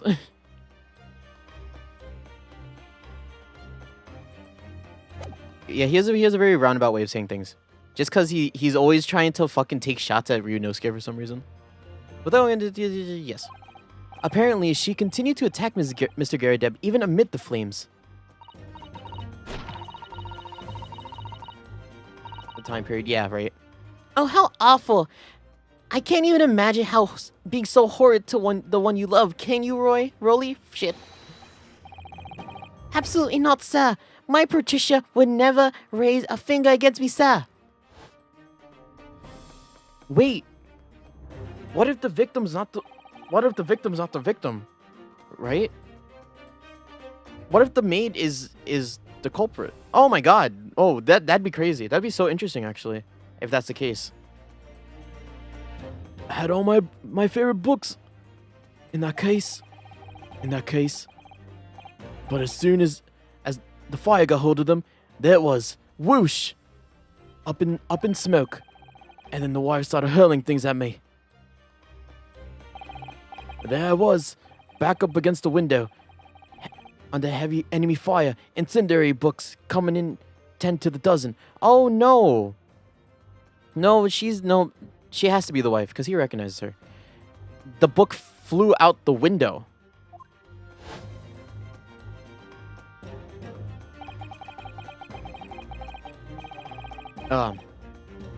The man had his back against the window and had burning books thrown at him. Goodness gracious, are you suggesting that the book was thrown through the window and landed coincidentally at the scene of the crime? No. A thorough investigation of the surrounding area was conducted at the very evening of the incident, and there was no report of the Garrideb's window pane being broken. That's quite true. We also saw no sign of broken glass when we visited the Garrideb's household. But it is not inconceivable that the window was open at the time in... Not even remotely. Let us not forget the season, the chilling weather that accompanies it. No Londoner would ever open a window in the middle of winter. That's what we're going off of? Not... It was locked? Not anything concrete. It's... No Londoner would do this. Like, that's such like a I didn't do it kind of argument. Are we going along with this? Does the defense postulate the scenario in all seriousness? Do you earnestly claim that this book found at the scene was a flaming projectile thrown from Mrs. Garrideb's wife?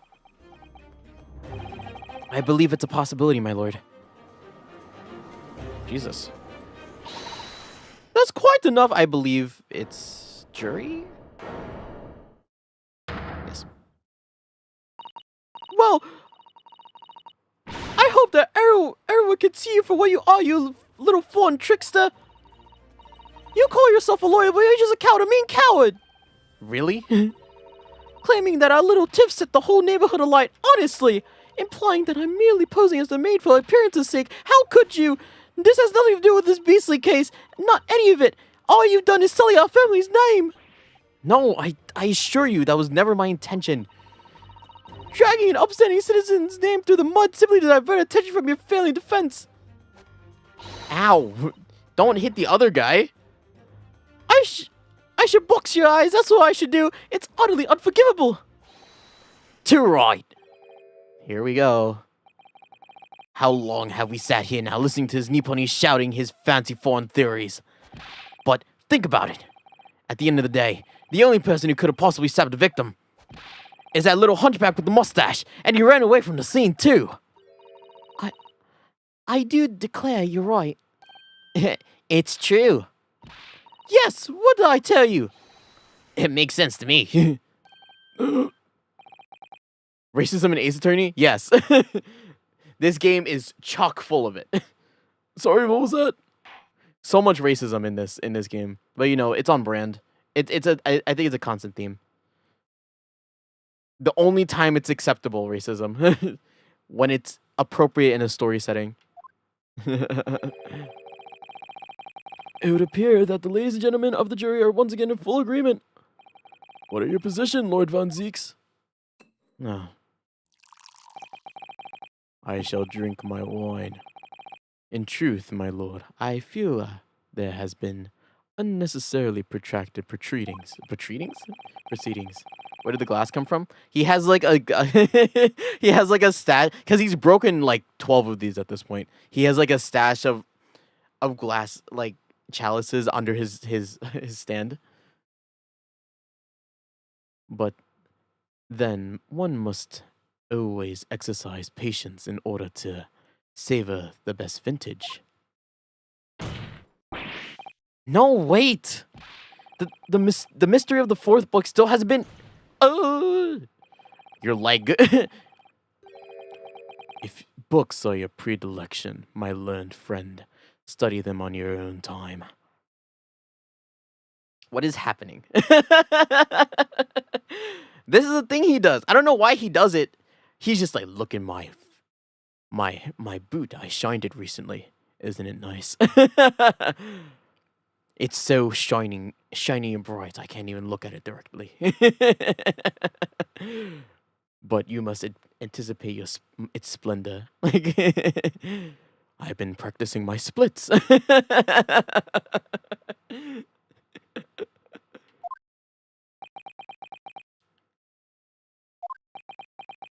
Yeah.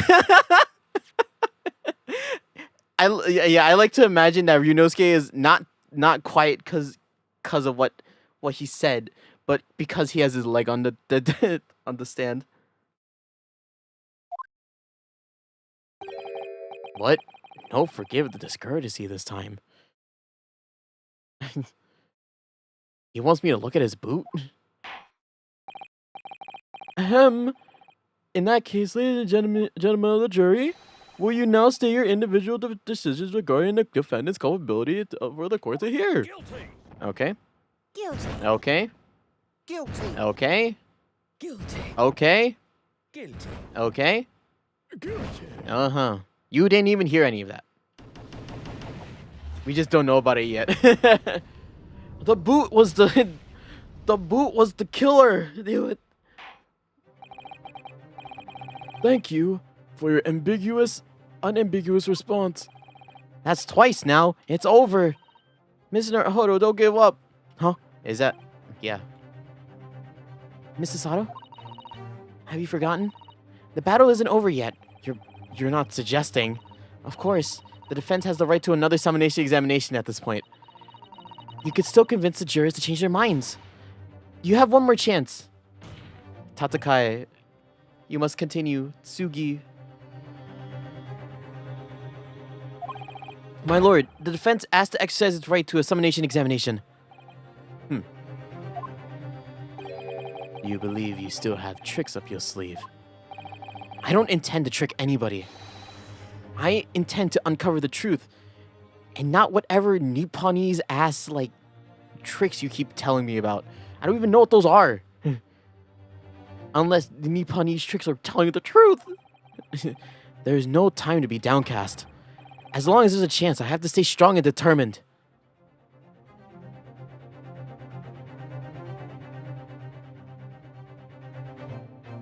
God, that's part 1 of the trial. Been here for what? 2 hours? 2 hours and a half?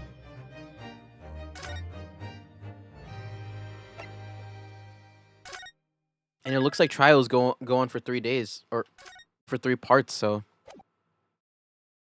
looks like we'll be here for a bit, which is fine. Can you guys walk away from the witness stand though? That's where I need to stand. I have considered the defense counsel's request for a further summonation examination of the jury. And I have determined that the court must uphold the defense's judicial right for this procedure. So, counsel, will you now proceed to your second summonation examination? I presume the jury is ready, Mr. Foreman. We my lord. Very good. In any case, I must ask that each of you now clearly state clearly and concisely to the court the grounds on which you find the defendant guilty of this crime. Great. Damn, we have to do summation examination again. I hope we don't have to do it a third time. The accused left behind evidence at the scene, didn't he? The 3 books of his.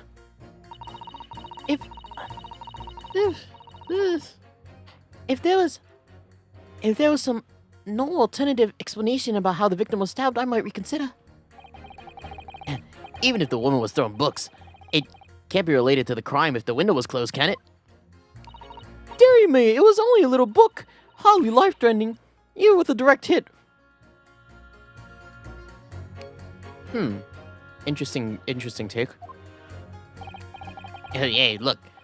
I just want to get this over with. If I don't bring home some pay tonight, I will be in a tiny bit of trouble.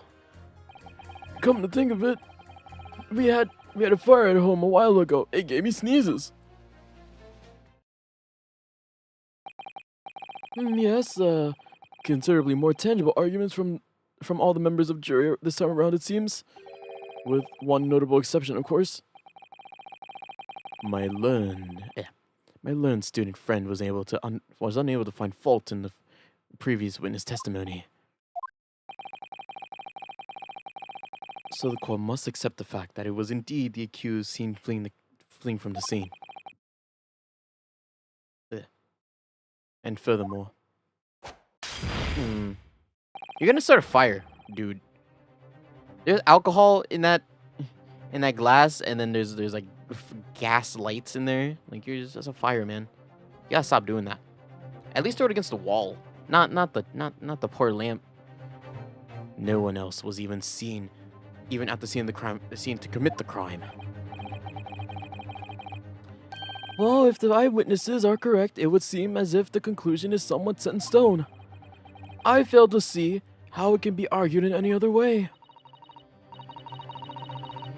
That means, I'm afraid, that during the summation examination, it's essential that you establish some other tangible explanation for the facts. Wow.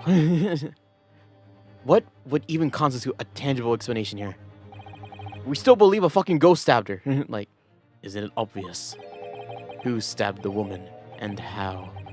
Those 2 details are all you need to provide.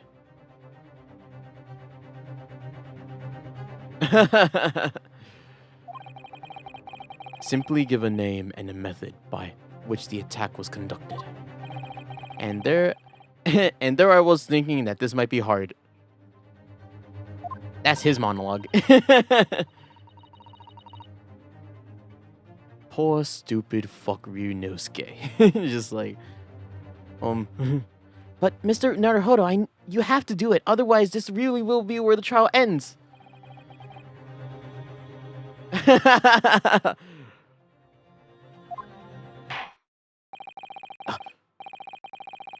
book. He looked at the book. I hope he doesn't look at the book. What must I do? My leg shall intimidate him enough to stop looking. I assume you're prepared, counsel. Oh, yes, my lord. Shit, I didn't read that one line. Alright, Ryunosuke, focus your mind. What was it other line? No pressure then, yeah. Smack, smack. Oh, 2 smacks. Clearly, the key to the summation examination is going to be juror number 4, the maid. Or should I say, Mr. Garadeb. We have a book that disappeared from the Garadeb's house on the evening of the incident, and the 4th book found in the victim's hand. There must be a way to link the 2. Yes, that's what we have to find. Using every technique I've learned in my short career so far. Whatever it takes. I've only been a lawyer for like 2 months, or literally a day. In 2 months. Don't forget to keep an eye on Mrs. Garadeb and how she reacts, even the things that other people say. Okay. Yes, you 2 stand back there. It's my turn to be on the witness stand, baby. The defense's rebuttal. The accused left. Press. Hold it! But as we know now, why does he have a sword? There's so much lore. The sword has so much lore. The second, I don't want to say it because you don't know, but it's so important. And it's a part of it. It makes me so sad looking at it. I thought this was a court of law. We have people pulling out guns. He has a sword. Ryunosuke's about to fucking wipe. We had people throwing chalices of wine, drinking, pulling out guns. This guy's about to pull out a katana and like shave someone's hair off. But the lore reason behind the katana is so sad. I love the sword. But as we know, there were 4 books, not 3. Well, what difference does that make? There's every possibility that the 4th book wasn't, in fact, belongs to the defendant's landlord. Yeah, that's the part I have a problem with. Sorry? Well, at the point the woman was stabbed, this landlord fellow was at home, wasn't he? Enjoying a fiery scrap with his wife or something, you said? That's not exactly how I put it, no. Well, anyway, the point is, the fellow and his wife was somewhere else when it happened. I think that's what you call a strong alibi. So it couldn't have been the landlord who did it, which only leaves the Nipponese fellow. Honestly, I can't see what all this palaver's all about. It's a done deal, isn't it? I suppose it is, since I have nothing witty left to say.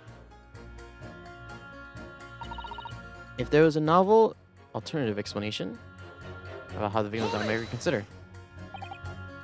So, you might be willing to change your decision, you mean? Oh my! It was such a delight on your face, but I'm afraid I shan't be swayed by emotion. Call me, please.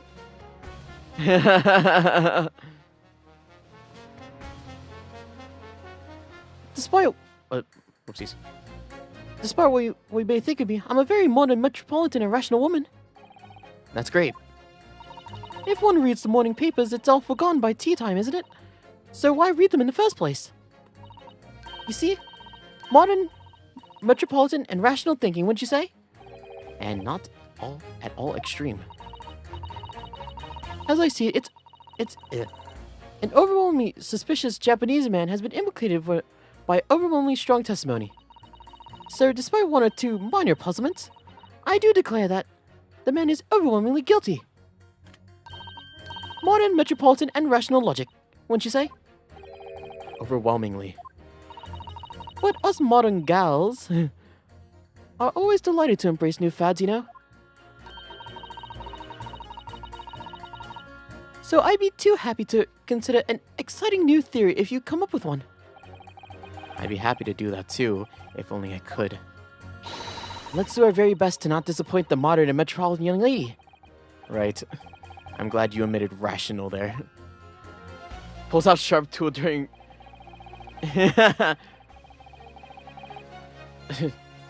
Far Eastern lawyer pulls out sword to threaten witness. Even if the woman was storing books, it can't be related to crime if the window was closed, can it? But what about the possibility that the window was open? What about it? What about it? I mean, there's just no way that could have been. How can you be so sure? The prosecutor fellow over there said it earlier, didn't he? Don't bring up this goddamn Londoner shit. It's so weird. Winters in London are no joke. You won't want to invite that sort of court indoors. So no, that window wasn't open. Us Londoners are sitting by the fire and staying warm, you see. But you couldn't categorically state that the window wasn't open, could you? It just wasn't.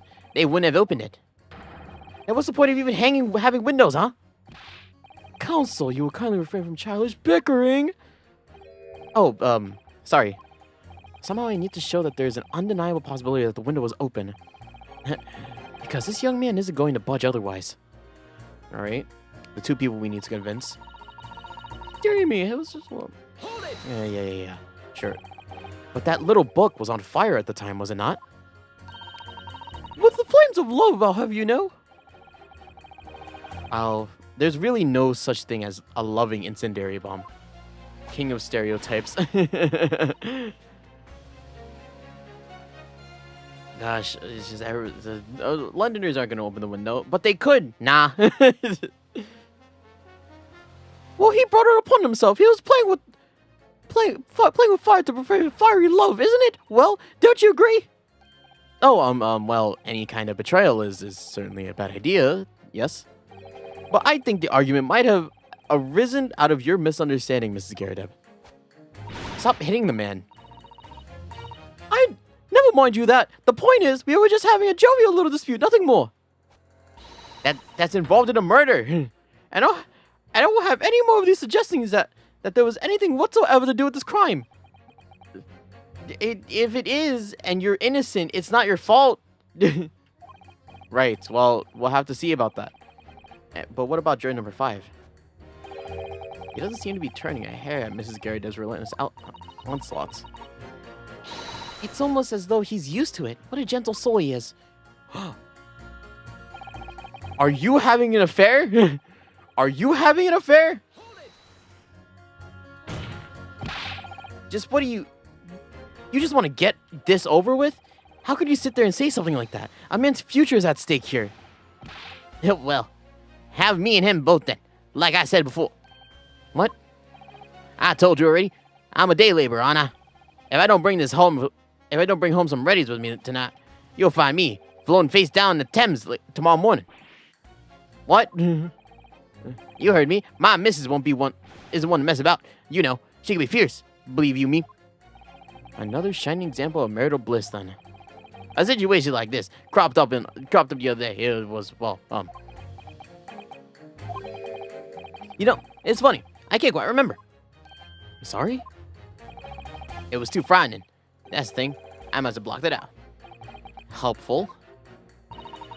I wonder if Mr. Beat will ever be attracted to the Thames by his scarf. Don't even go there, Mrs. Sato. There must be some way to jog his memory about this. Come to think of it, I had a fire a while ago. It gave me sneezes. Oh, right. Does that have anything to do with your decision about the defendant's culpability in this case? I'm sorry, what's that? You'll have to speak up, lad. Could you tell us more about the fire? It was last winter. My grandchildren baked me a lovely cake on my birthday. It was 75 candles on top. It did. It was a sight to behold, it was. You put candles on a cake? What was this some kind of devil worship? Of course not. It's an angel cake. It's to celebrate my birthday, obviously. Japan doesn't have that. It seems like it's a common custom here in Great Britain, Mr. Naruto. Anyway, I mustered all my puff to blow them out. Only I blown wrong somehow. The flames didn't go up, but the candles went flying all over the room. The furniture caught and everything went up. The whole place was filled with smoke. Definitely sounds like devil worship to me. And by sneezes, I presume you mean a cold. So, how did you catch a cold from a fire? What a fiasco it was. The grandchildren, bless them, threw water over me and tried to put the flames out. And then, because the whole room had filled up with smoke, of course, we had to open all the windows to clear it. The windows? The biting cold air rushed all over me like the devil dancing on my grave, it did. I caught a terrible cold of it. It put me in the hospital for a while. I won't forget that birthday in a hurry. I knew that it was devil worship all along. But something about this old man's story is playing on my mind for some reason. Bless.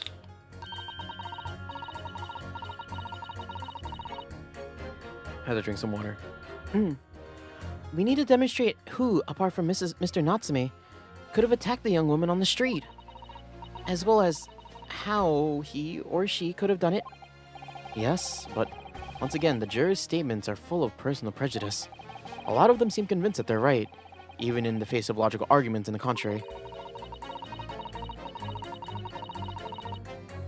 I think you're going to need to pit them against each other to force them to accept an alternative explanation. Yes. I don't necessarily need to find contradictions between their assertions. Just the connection might just do the trick. Alright, I'll see what I can do. If anything stands out, I'll go in for the strike. That's the spirit. Alright, yeah, so we pit old man against this guy, so it's just old man. This one. You two. These two jurors' statements clearly contradict one another. They don't, but I can convince one with the other. They do. How exactly, counsel?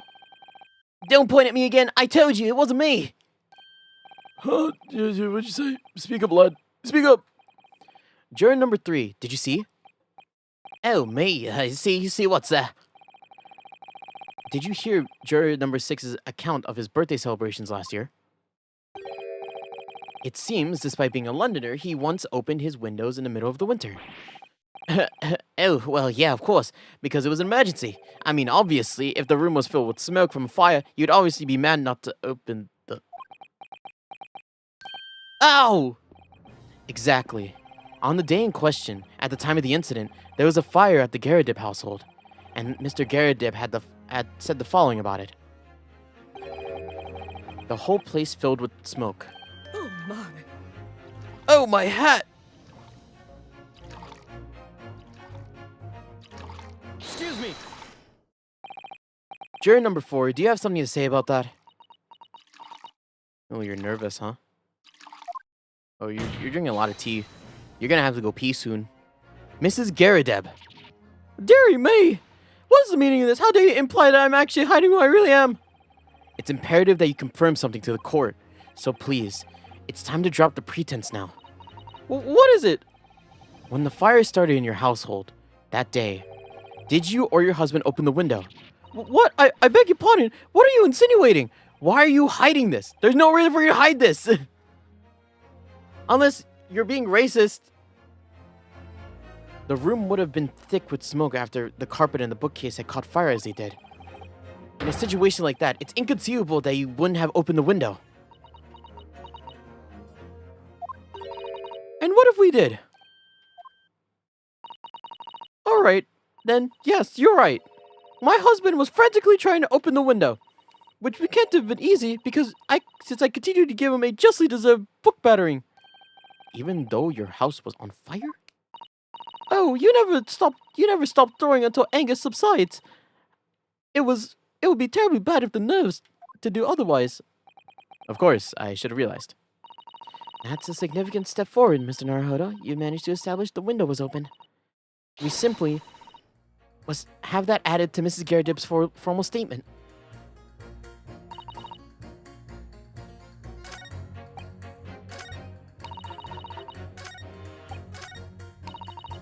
Well, Objection. oh shit, really? These two statements clearly contradict each other. I'm sorry, but as for forming a jury, I have to object. That's complete nonsense. Oh, it isn't. I'm a banker, don't forget. And then I'm an educated man. An educated man. Oh, wait. And wait, what was your voice? An educated man. And there's no contradiction as far as I can see. What? I think quite so, Mr. Foreman.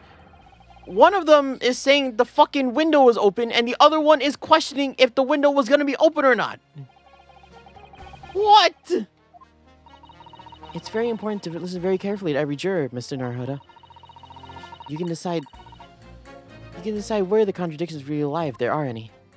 Huh?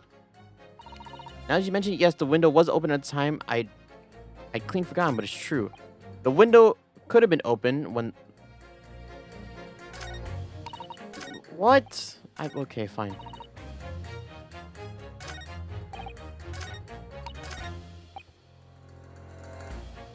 Look, oh, what was this one? I forget. What was this one? Oh, wait, whoops. I actually don't remember this.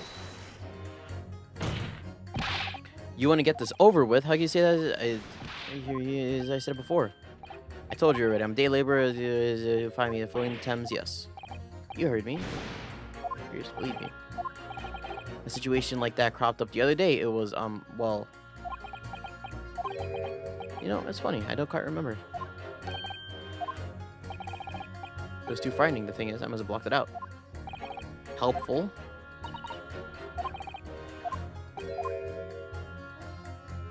Something with his wife?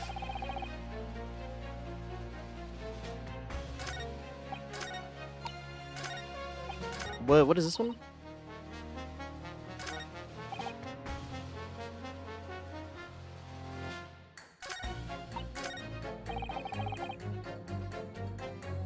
The window could have...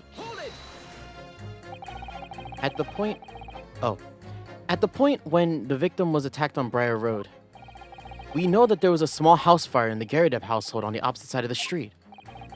Well, yes. Yeah. Well, yeah.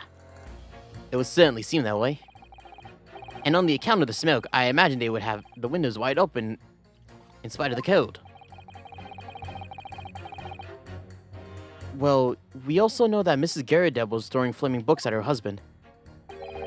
Her husband, who was backed in the corner by the window due to his wife's frenzied attack.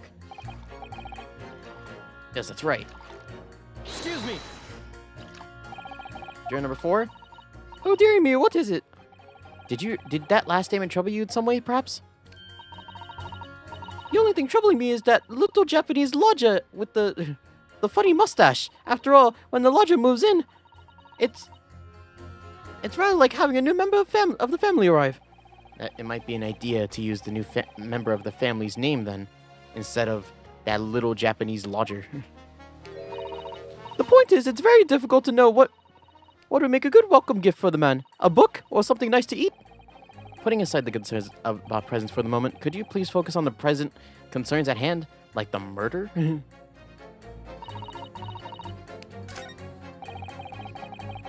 I read the rest of this?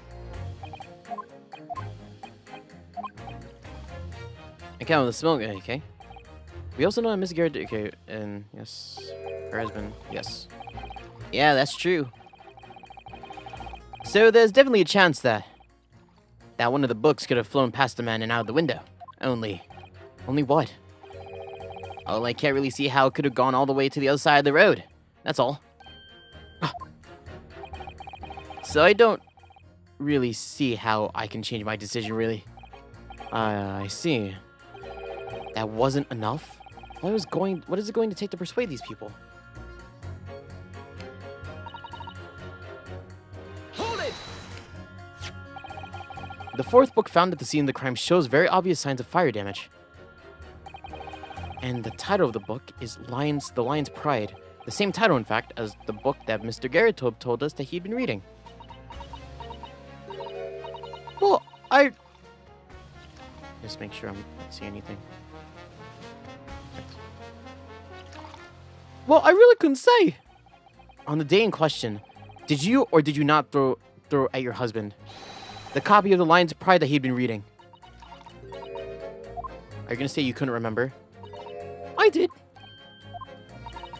It was the first thing I lay my hands on, so I hurled it straight at him. And now that you mention it, yes. He was rather enjoying reading it, you're right.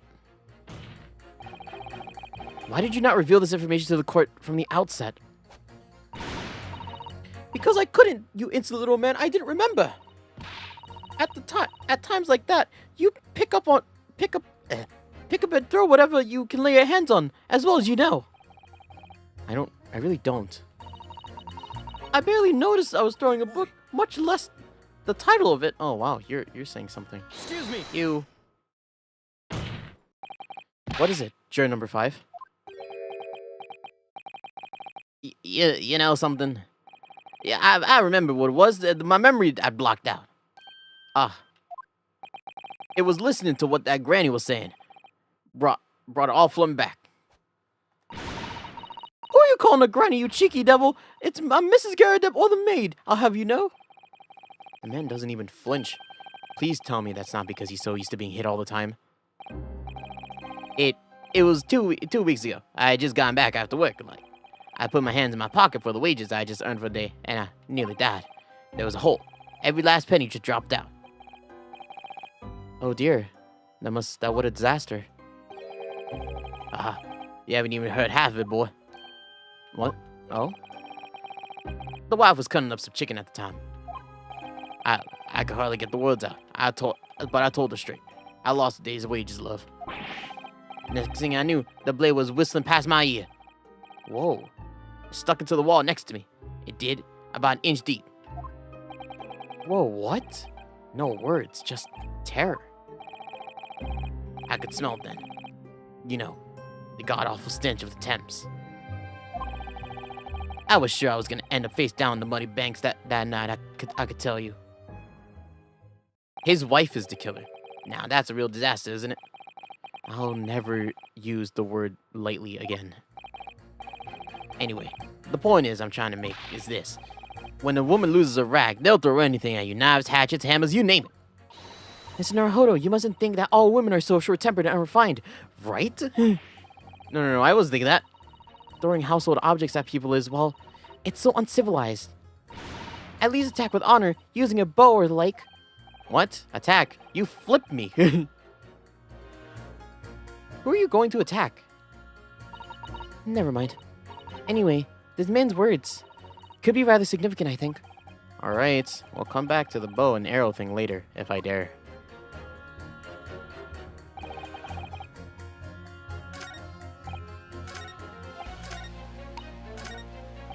Can I look at the rest of this? Hold it! Yes.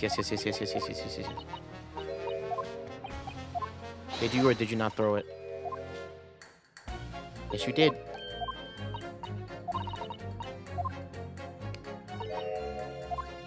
You're right.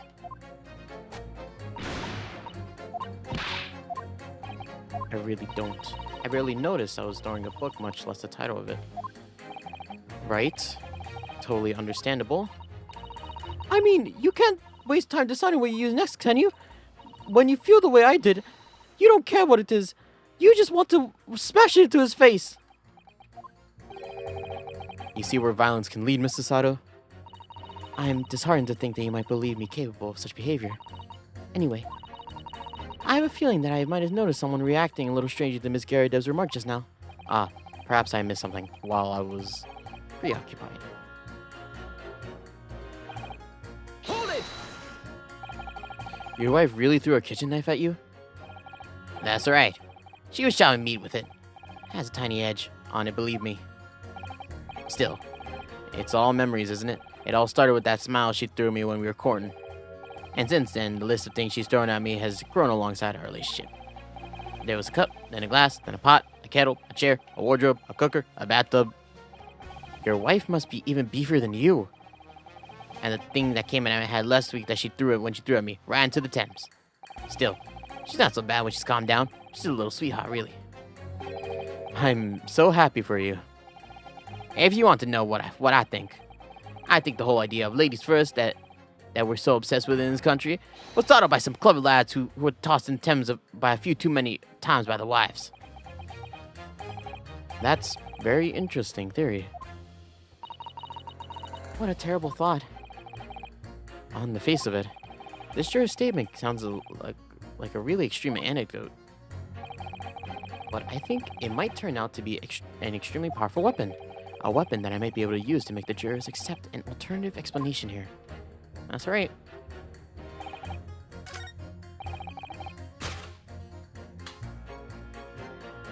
Objection! Yes.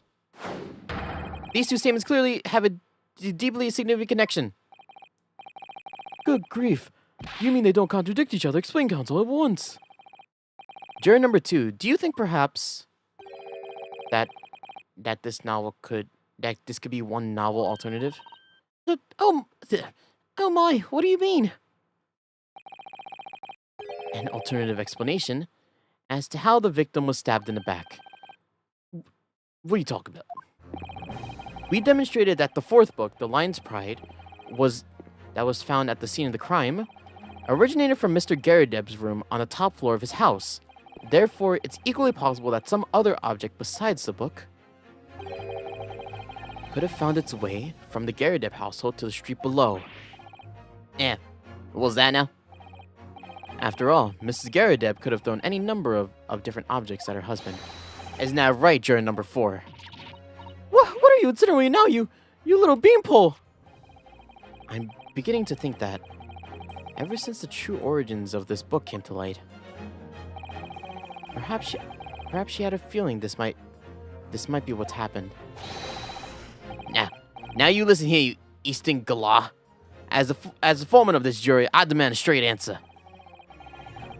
You give us this yarn of some other object making its way out of the house, but what? What is it? I'm really taking a big gamble here. That was a bold accusation to make, but I haven't any real evidence to back it up. But I'm certain that at the very least this warrants further investigation. All right, Mr. Foreman. I'll try to explain the defense's theory. The other object that found its way from the Garadeb's household at the scene of the crime was... Oh my god! It was the knife!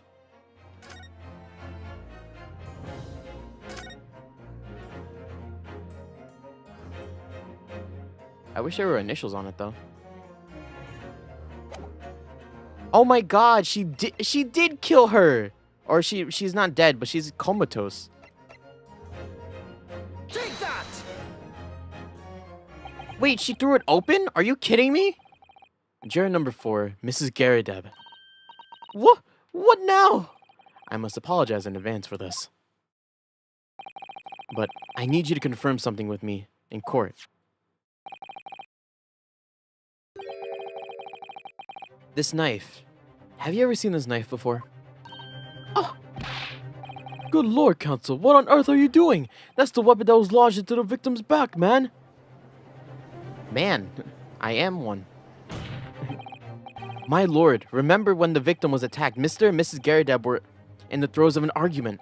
Mrs. Garadeb was hurling anything that she could at her husband, who had been backed up against the window. A window that had been opened to clear the smoke, through which a book had sailed to land at the crime scene. You can't seriously believe that. The book was found in the victim's grasp. Are you saying that it flew out the window and across the street and landed neatly into her hand? Huh. Even my Mrs. Kent has got aim like that. Yes, I admit there are many details that we don't understand. But that's the point. That's precisely why we must not allow this trial to end. Not right now. Oh my. Mrs. Garadeb, your answer, please. Have you seen this knife before or not?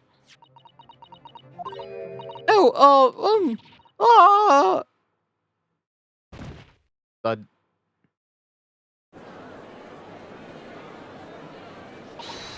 My lord. I wish to change my answer. I'm a woman of my word, after all. Thank you, madam. Yes, I agree. I certainly didn't see this come, but I just don't think it would be right for this trial to end with so many unanswered questions. Mr. Foreman. I have to agree. Not that I think that the granny did it, mind.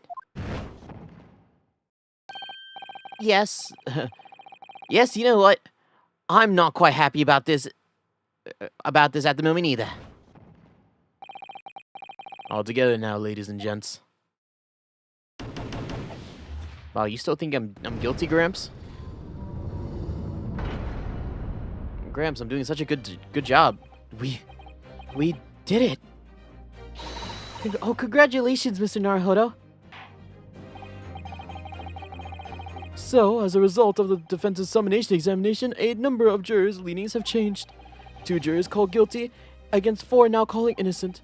Accordingly, the opinion of this court is divided. And this trial will continue! Look at him just, like, stance there. Fucking Von Zeeks. I cannot believe this.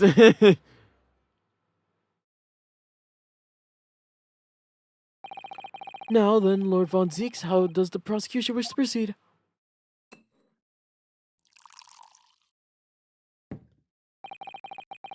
This trial is rapidly descending into a farce.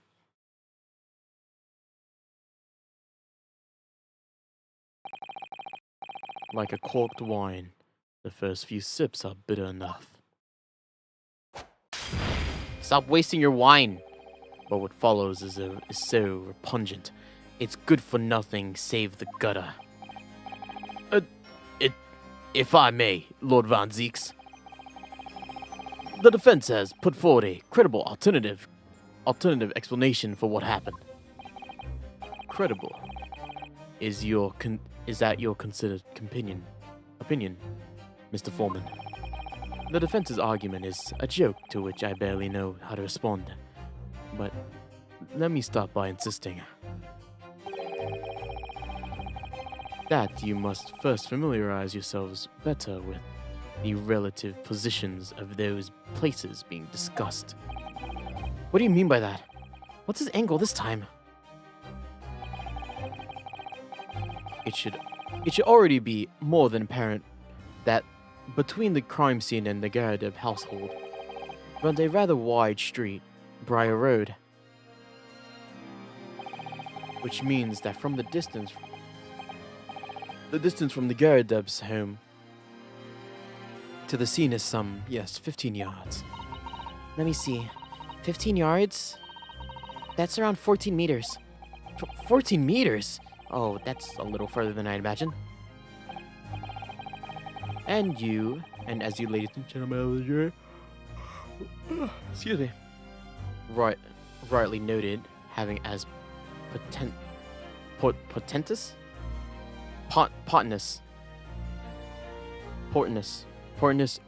significance, the fourth book was found in the victim's clutches. In other words, the smoldering book, wantonly hurled by the woman, the lady of the house, traveled some 15 yards to land on the opposite side of the road, neatly between the collapsed victim's fingers and thumb. Is that your final conclusion, my learned and deluded friend? And did this jackknife follow a nearly identical trajectory and plunge it to the middle of the victim's back? This fantasy is somewhat stretching the notion of having a bad day for the victim. Even those pathetic serialized detective stories have more believable plots. Ah, fuck! Don't talk about Herlock like that. There's nothing I can say to that. That prosecutor loves the sound of his own voice. Mrs. Sato, serialized detective stories are pathetic, are they? How dare he? Maybe let's pick our battles here. My lord, may I be allowed to speak? As judicial assistant, you may speak for the defense. Yes, go ahead. The prosecution may consider the idea a fantasy, but what the defense has postulated was believable enough to persuade the jury to change its leanings. And as such, the court has the duty to to explore this alternative, I can't say that word, explore this alternative explanation as thoroughly as possible. To that end, juror number 4, Miss Joan Garadeb, must be called to testify and submit a cross-examination. Saints heavens! A cross-examination of a juror!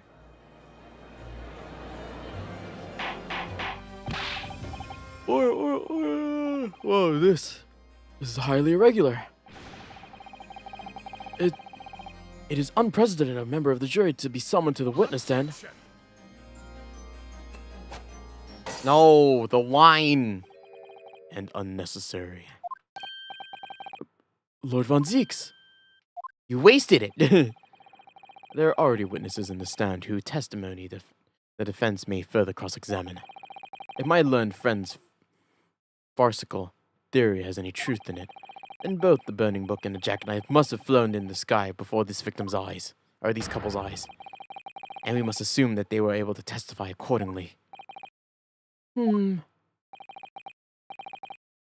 What say you, witnesses? You're quiet for the last little bit, so... Yes, sir. Constable Roy Rollybeat reporting for duty, sir. Well, good morning, officer. Sorry for dozing off until now, sir. I haven't slept for a month on account of a villain who's been appearing on my beat, sir. Oh, that's so heroic, those London bobbies. Patricia, my darling, I've been neglecting you, but no more.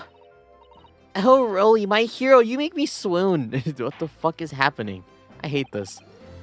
Very well, I hereby reject the defense request. Oh. And order the witnesses on stand to testify again. State forthwith to the court any details pertaining to the defense's alternative explanation of events. Yes, sir.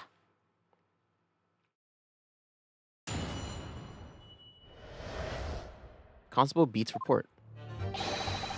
This case has nothing to do with Mr. and Mrs. Garadeb. Believe me, a London Bobby is good for his word. Yep. You see, sir, the windows on the top floor of the Garadeb house have top hinge casements. casements. Obviously, if anything had been thrown out the window, we would have seen it. I did leave the scene to go fetch help, but my trusty Rolly was there to make sure nothing was disturbed. I didn't take my eye off the crime scene for one moment, sir. Nothing strange to report on that front, sir. Other than the fact that I fucking said that I fell asleep at the scene, sir.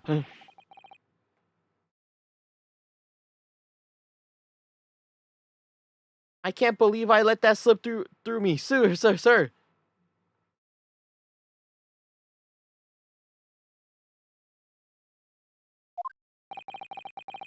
That detail was not in the police report, Constable.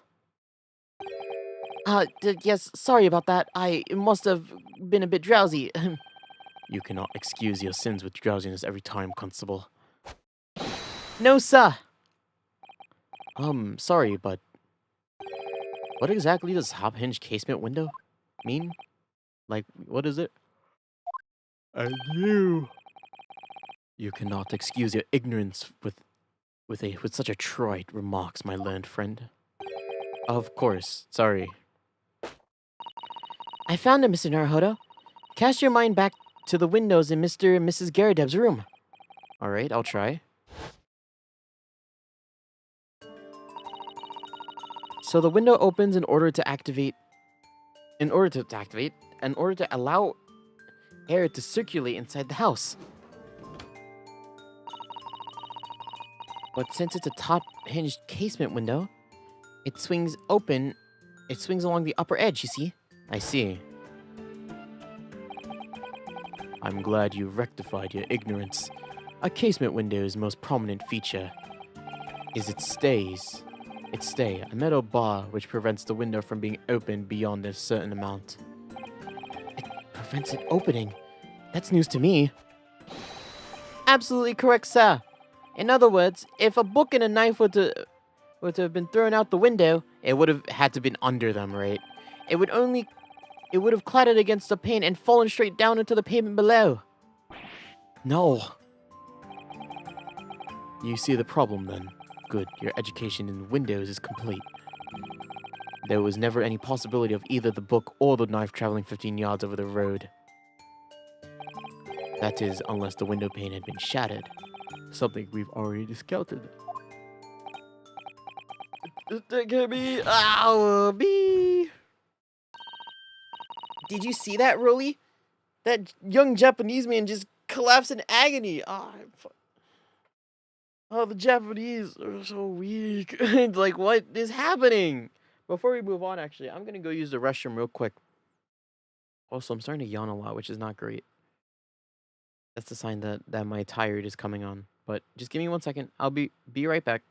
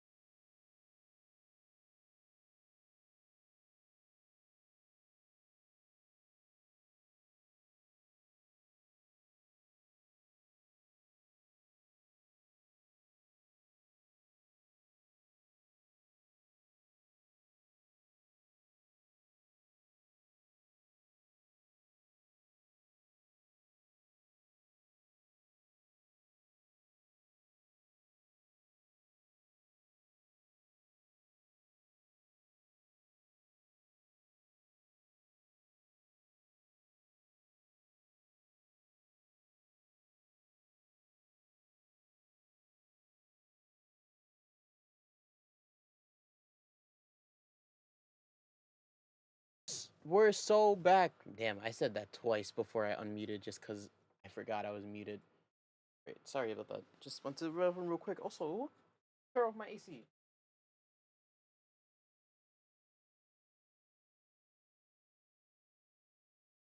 Gotta keep myself awake. Right.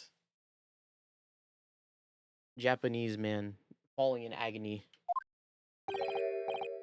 Yes, my darling. I saw how you crumbled before me. Oh, Rolly, you're so strong.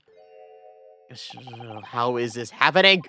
I haven't even started the cross-examination yet, and my argument's already been destroyed. Counsel, if you could drag yourself upright again, the court awaits your cross-examination. My lord. Oh, good. Another desperate situation.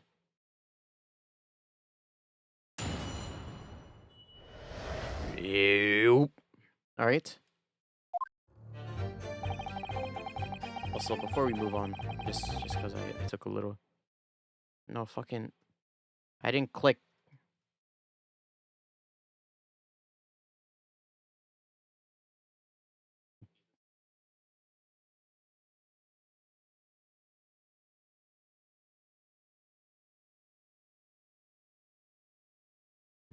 Just give me 1 second. I'm just checking. Yeah, just give 1 second. Checking everything real quick.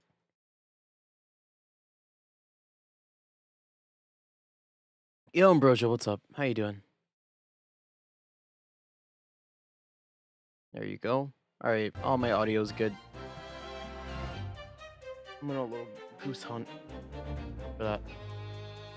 Tired? Go sleep. Isn't it like really late for you? It's not really late. It's like 10. How you been? In this case, Hold it! okay. How can you say that for certain? Very good question, sir. And the answer is this. It has the noble founding principles of the force written on it as a reminder for all us policemen on our sworn duties. He's shown us that before, didn't he? Did he? I can't say I remember. To patrol the streets of London town and uphold the peace of the common man. That's what the job's all about. That is why I can stand here today beside my long-suffering wife and tell you a Bobby's good for his word, while running his tired eyes admittedly. Sir. Oh, Rolly, you're so manly. Of course I am, my darling Patricia. Oh, Pat. Oh, He's just like, ugh. No, none of this is what I meant. I meant, how can you say for certain that this case has nothing to do with Mr. and Mrs. Garadeb? Ah, I see, sir. You should have said so earlier, sir. No, yes, obviously I don't care about your whole love thing. So yes, can you answer the question? That was a waste of time. Absolutely, sir. I will answer to the fullest of my ability, sir. There's a surprising reason why Mr. and Mrs. Garadeb's domestic dispute can't be related to this case. But before I get to that, sir, just one thing. Yes? I'd very much like if you and all your countrymen to understand the great British institution of Scotland Yard. So I hope you'll take back some tales of us London bobbies and how we uphold our guiding principles. I wasn't planning on going back just yet. I only just arrived here. And to that end, sir, I'd be happy to lend you my warrant card for your personnel. But I must warn you, you won't be able to get through it without shedding a few tears. Thank you. I'll try. Okay. He just gave us the London Bobby shit. A small folding wallet that identifies London Bobbies and contains the rules of conduct in which they must adhere to. A policeman will strive to preserve the peace within his allotted bat. A patrolling officer is expected to walk 20 miles around his beat every day, and for the furtherance of community relation. Any crimes fall under the jurisdiction of the beat in which they are discovered. When a crime is discovered on his beat, a policeman must assist with the initial investigation and help detectives. One is the principles of policing, and the other one is the police regulations.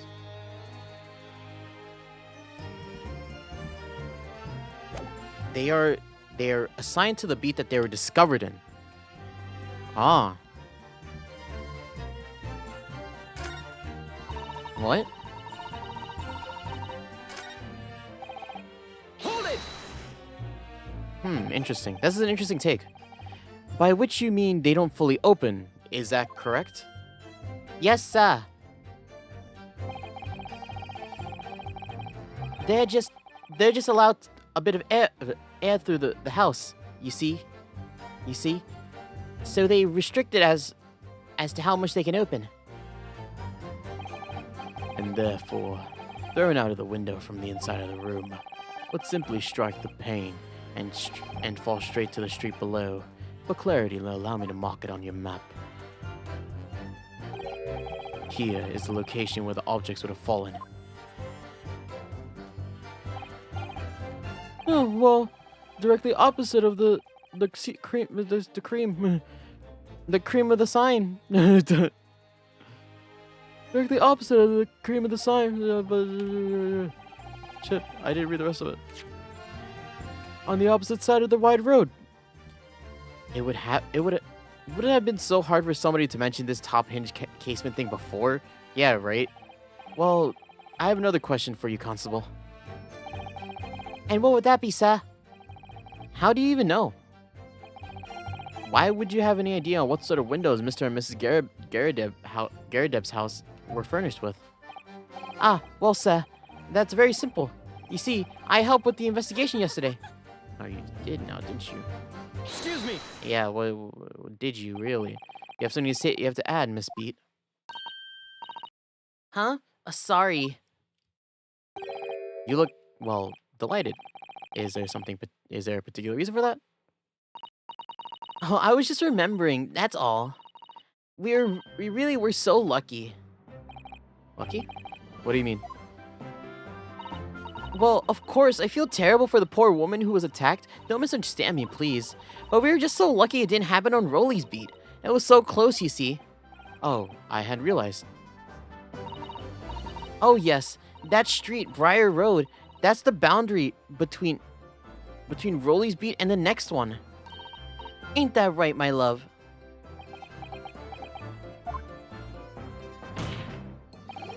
Constable Beat.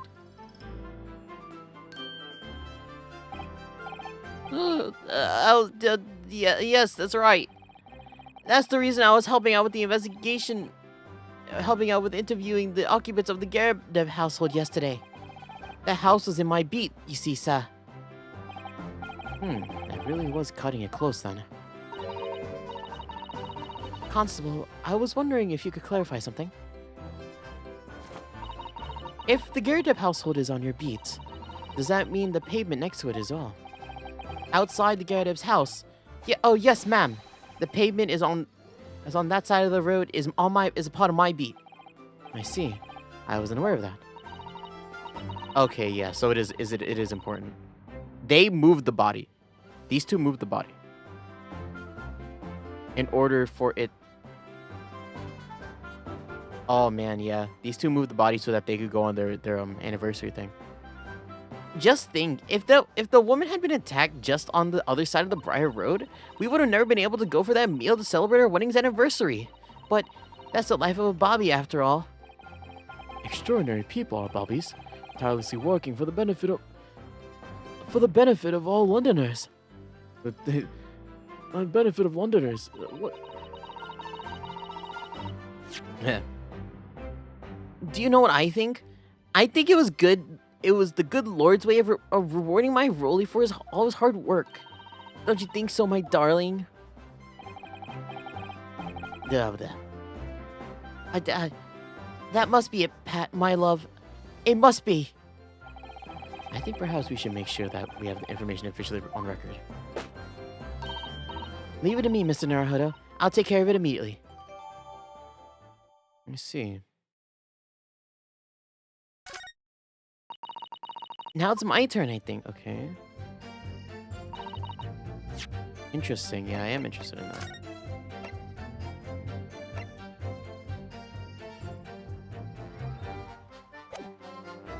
Okay.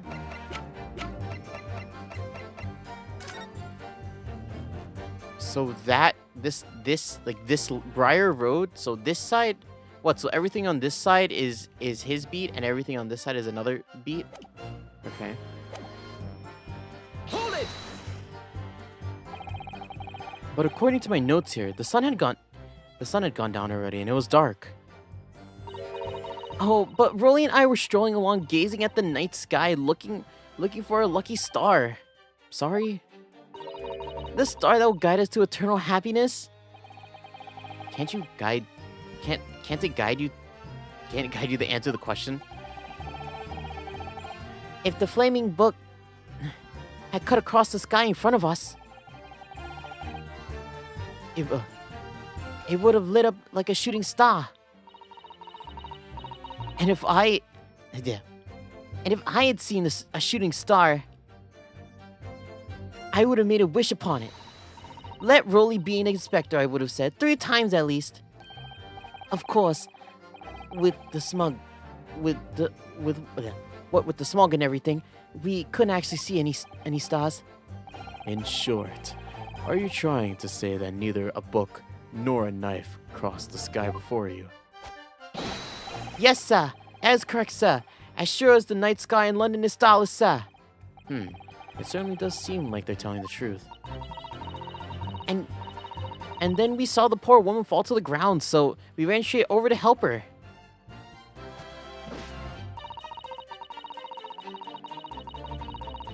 Hold it! Yes, you said that you went to a nearby police box to fetch another officer. Is that right? That's right, yes. If it had been on Rolly's beat, I would have known exactly where to go, of course.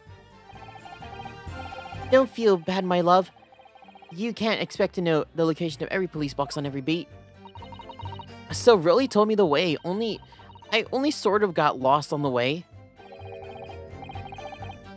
The girl tried something. It's either they both planned it, or the girl somehow knocked the guy out and and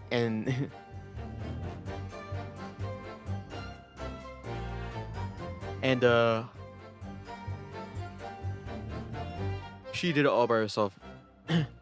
Patricia, my darling, that's why I love you. Your terrible sense of direction is bewitching to me. Jesus, that was an extra long one. Oh please. I suppose I was gone for about 15 minutes, but like I said, my Rolly was there at the scene the whole time, making sure nothing was disturbed. I was off duty, of course, but a true Bobby is never really off duty, sir. For one moment, nothing Hold it! nothing to report. That's correct, sir. I had my eyes wide open the entire time. Never looked away for a second. No one else approached the scene, and nothing else was removed. I can swear that on the yard's honor, sir. Really, that seems a little strange. I beg your pardon, sir. Strange, sir. Seems altogether regular to me. This burnt copy of Lion's Pride was originally in the Garadeb household. So the question remains, how did it find its way into the hands of the victim? Can you shed any light on that, seeing as you were at the scene of the crime the entire time? Aha! It could be a different could it be a different copy, sir? One that just happened to be burnt as well. Even if that were possible, why would the victim be gripping a book like that in her hand? As we can see in the photographic print, she had a bag over her shoulder. Well, sir, the book was already in the lady's hand from the moment she arrived. Is that so? There's something about that statement that's not sitting right with me. Two mysteries about how the knife ended up in her back and how the book ended up in her hand. There must be some common thread between them. Can I ask you something? Please, Mr. Lawyer, sir? Oh, yes, of course. What is it? You're doubting us, aren't you? I can tell. What? I wasn't really. I mean, what's she doing? Please, just because I'm a woman, it doesn't make my testimony any less valuable. What the fuck? You might just see a whole. You might just see me as the wife of a policeman, but I'm a woman of my word. I am. I really don't remember ever suggesting that I doubted you. No excuses. I don't want to hear it. My voice will be heard. My lord, you'll let me speak, won't you? Yes, Miss Beat. I will allow you to supplement your testimony if you so desire. Sometimes the path that of least resistance is the sage one. That was a very loud mutter. I heard that. That Japanese man thinks a policewoman's wife's words counts for nothing, does he? Well, watch out, sir. I might let you get away with something like that, but my Rolly won't. Duly noted, Mrs. Beat. I humbly ask that you continue. What could she possibly be about to say, I wonder?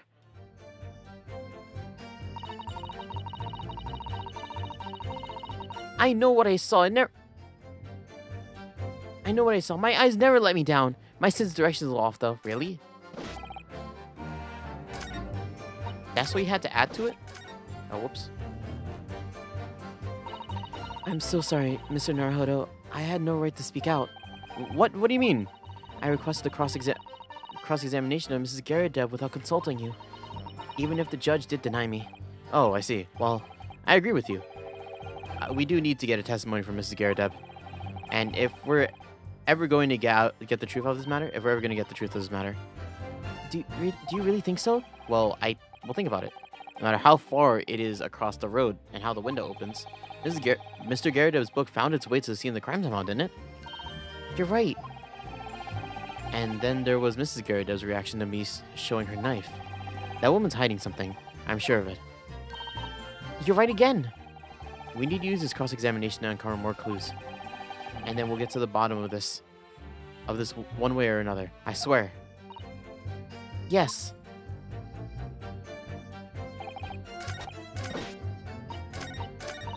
Hold it! Mrs. Beat, nobody was questioning what you've told us. I saw it. I did that evening. I saw it clearly. That little Easter man with the whiskers and the funny curved back, slinking away from the scene. And I know what I didn't see as well. I didn't see any flaming book or knives flying through the sky. All very clear. You also mentioned something about having a poor sense of direction. Oh yes, well, that's a little embarrassing, really. I always end up at the wrong place when I made arrangement to be with Raleigh. He gets ever so cross. Excuse What? me. Yeah, what's up? Constable Bede, Is there a problem?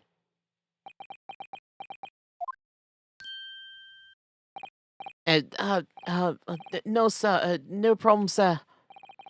Did your wife's remark just now bring something to mind, perhaps? Oh, well, in a way, sir. Yes, sir. I was just remembering that the same thing that evening is all. You mean Mrs. Beat lost her way on the night of the incident? Well, you see, I sent her off to find a police box in the next beat over from mine. But she had gone a fair bit longer than I was expecting. I thought she'd be back inside 10 minutes, but my darling was gone in a good 15. Oh, Rolly, you're such a tease. But the real reason I was long was because of the bouquet, silly. The bouquet.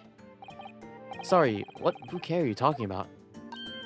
Oh, it was a present for our wedding anniversary. Raleigh's so romantic. He saved up for it with farthings and happenings he found in the gutter while doing his rounds. Yes, how romantic. I'd forgotten all about it until just now. Had you, darling? Oh yes, but that was just between us. No talking about it to anyone else, darling. You have to promise. Really? Oh, Whoa, What was that all about?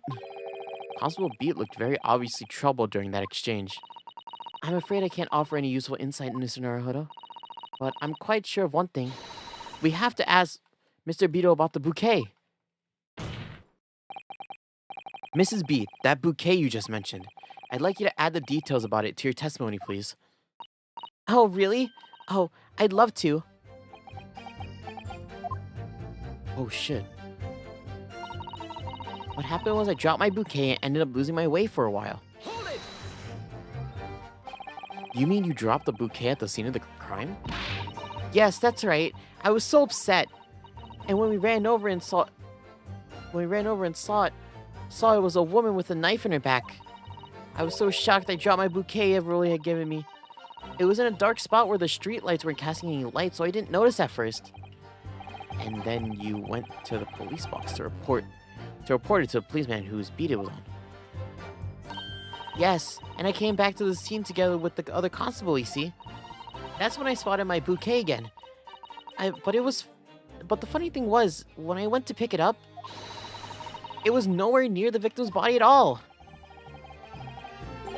In that case, in case you need reminding, Miss Beat, the victim is not deceased. I was all flustered for a moment before I heard a voice calling out to me from the other side of the road. Your husband, presumably. Oh no, fucking you planned it. Fucking Raleigh planned it. That's right. Silly me, I must have gone over to the other side of the street.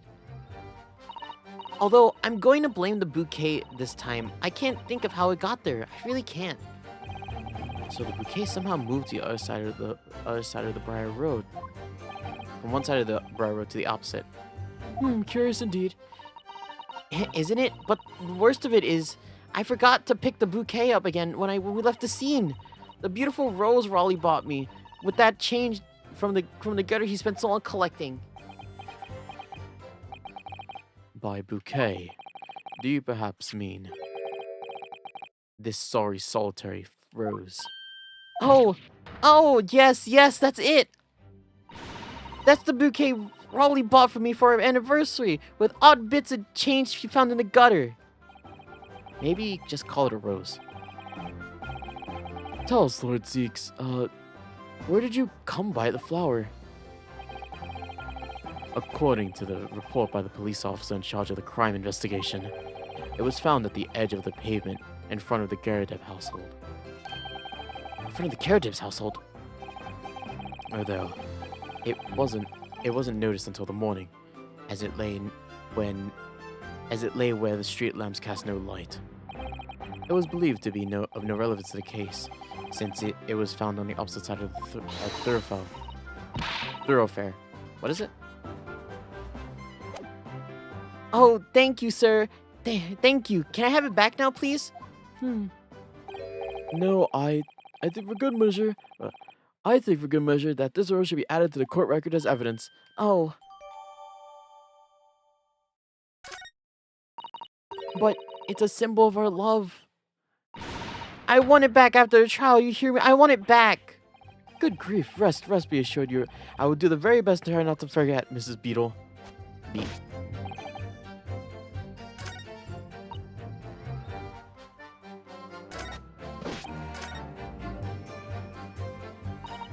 Well, Mr. Naruhodo, what do you make of all this? Yes. The whole idea of an invisible attacker has been troubling me all along, but I believe I'm starting to get a picture of what really happened here. The fourth book had no business being at the scene of the crime. It may be sure that Mr. Garadeb was hiding something from us, but it's becoming increasingly clear that someone else has been hiding something from us. I think I may be armed, and I think I may be already be armed with everything I need to strike a decisive blow here. This time, it's going to explode the whole truth behind this mysterious affair.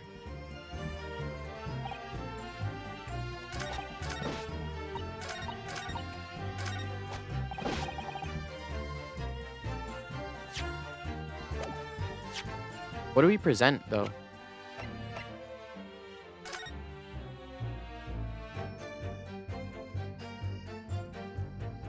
Yeah, what do we present? It's a very stylish paper that the The flower's wrapped in, isn't it? It's just an old newspaper, Mr. Naruhodo.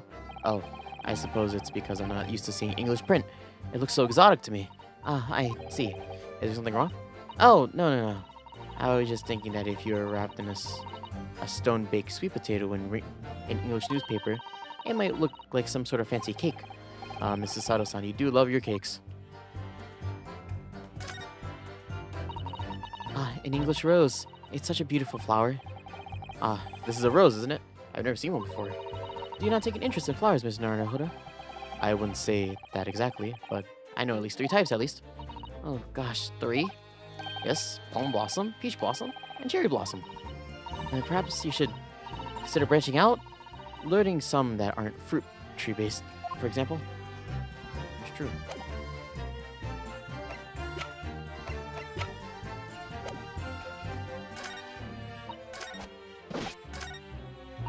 What happened was I dropped my bouquet and ended up losing my way for a while.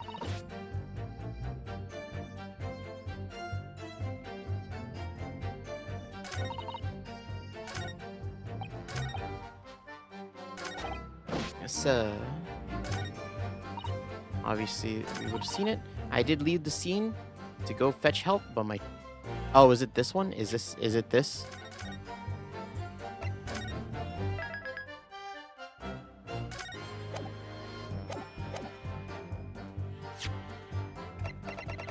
Made sure nothing was disturbed, and yet... Objection! Is it this? No, it's not. Shit.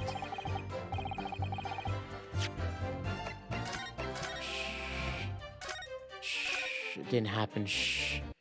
Shh. It didn't happen. But my Raleigh made sure that nothing was disturbed. Nothing was disturbed? Really? Are you sure?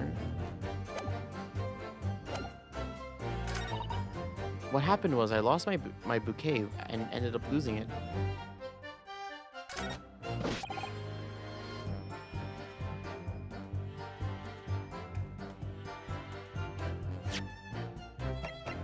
But you didn't report the flower! You claim, Constable Beat, that there was nothing to report in 15 minutes or so. Or in the 50 or so minutes you were guarding the scene. But that cannot be. What do you mean? In your testimony just now, Mrs. Beat, you explained to the court. When you arrived back at the scene of the crime with the policeman assigned to that beat, the bouquet you had dropped at the victim's side was no longer anywhere nearby. Objection! Yes, on the opposite side of Briar Road to where the victim had been attacked. But considering the size of the Mirage bouquet... Measure? Meager. That's meager.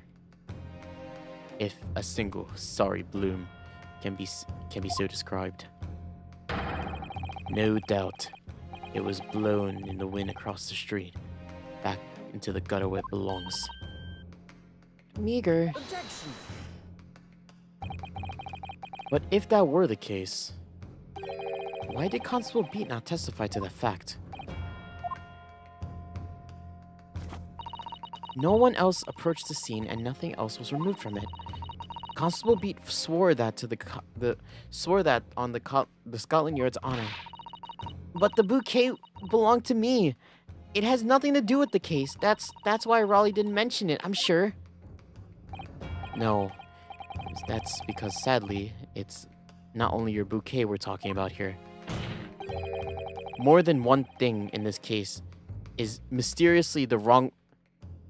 No, more than one thing in this case is mysteriously the wrong way around. Wrong way around. What are you talking about? Think about it.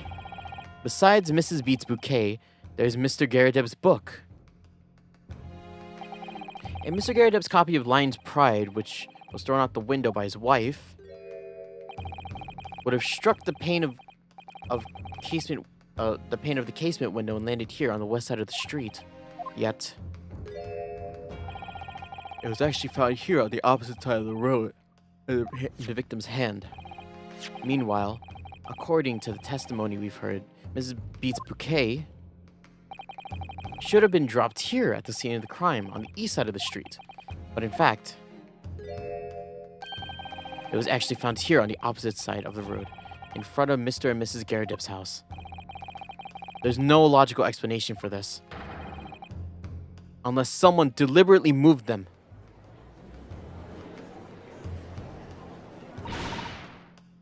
What are you trying to say?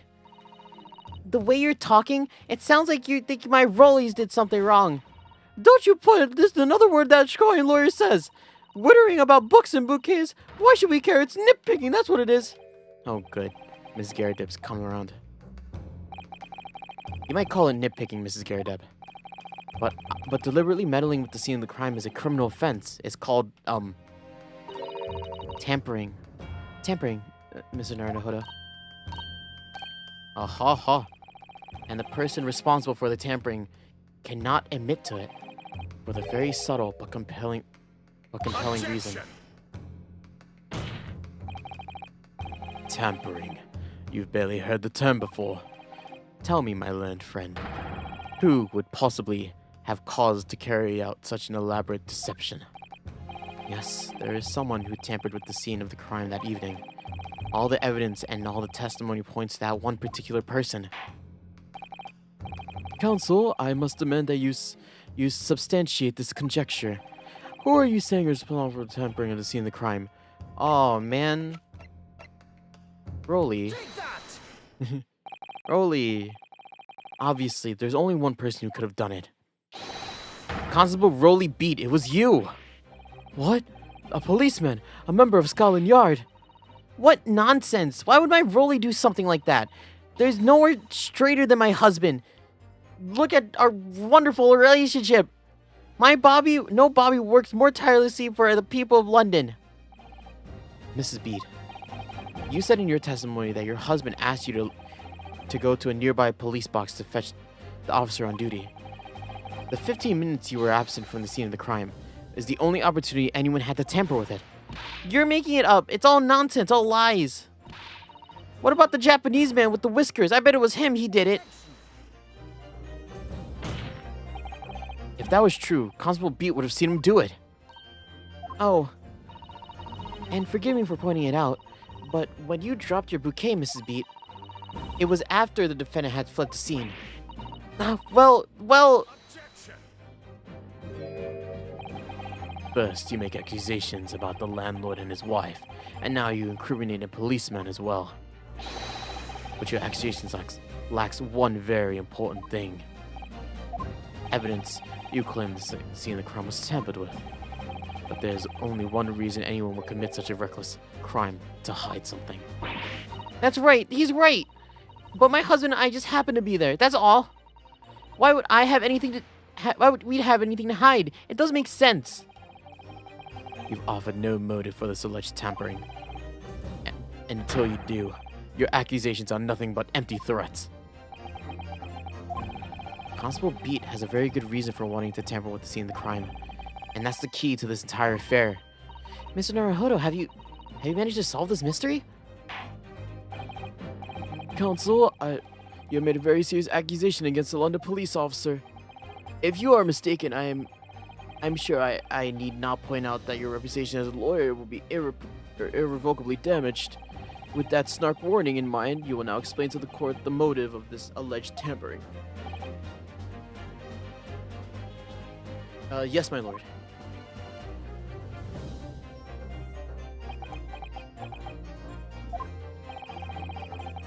Constable Beat's motive for tampering with the...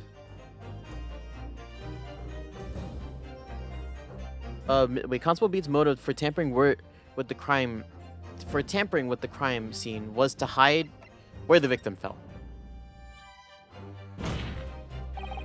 Where the victim fell on the ground. That is what this Bobby had to cover up at all costs. What? Where the victim fell? You mean where she was attacked? What are you talking about? What was your voice? We told you at the very start, didn't we? On the pavement on Briar Road. We saw it happen, remember? It was right here, as if anyone didn't already know. That's certainly what everybody has been led to believe. But in fact, that isn't where the victim was stabbed at all. What? What? Ah ha ha.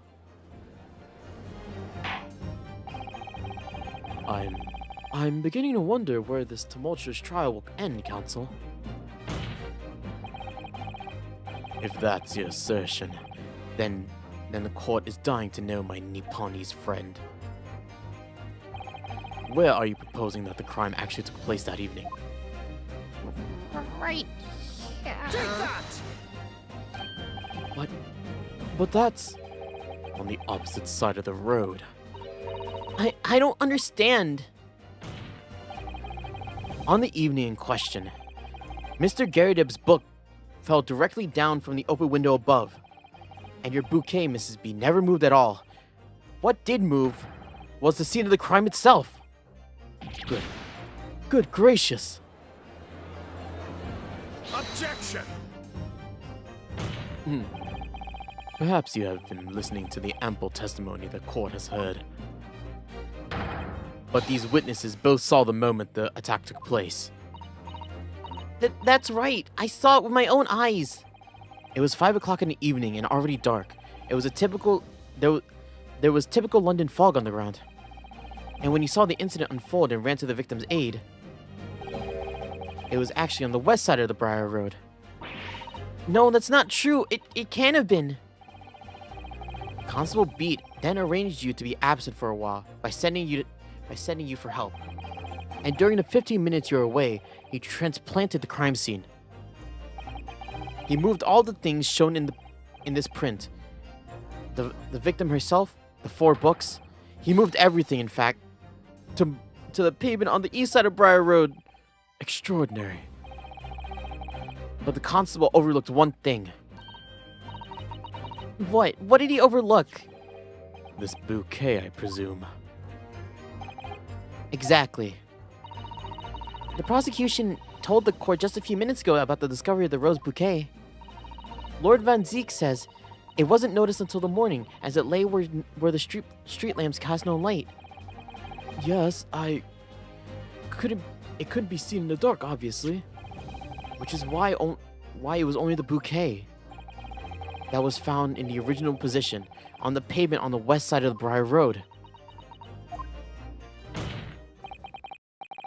And that is the defense's theory about what really happened that evening. How do you respond, Constable Rolly Beat?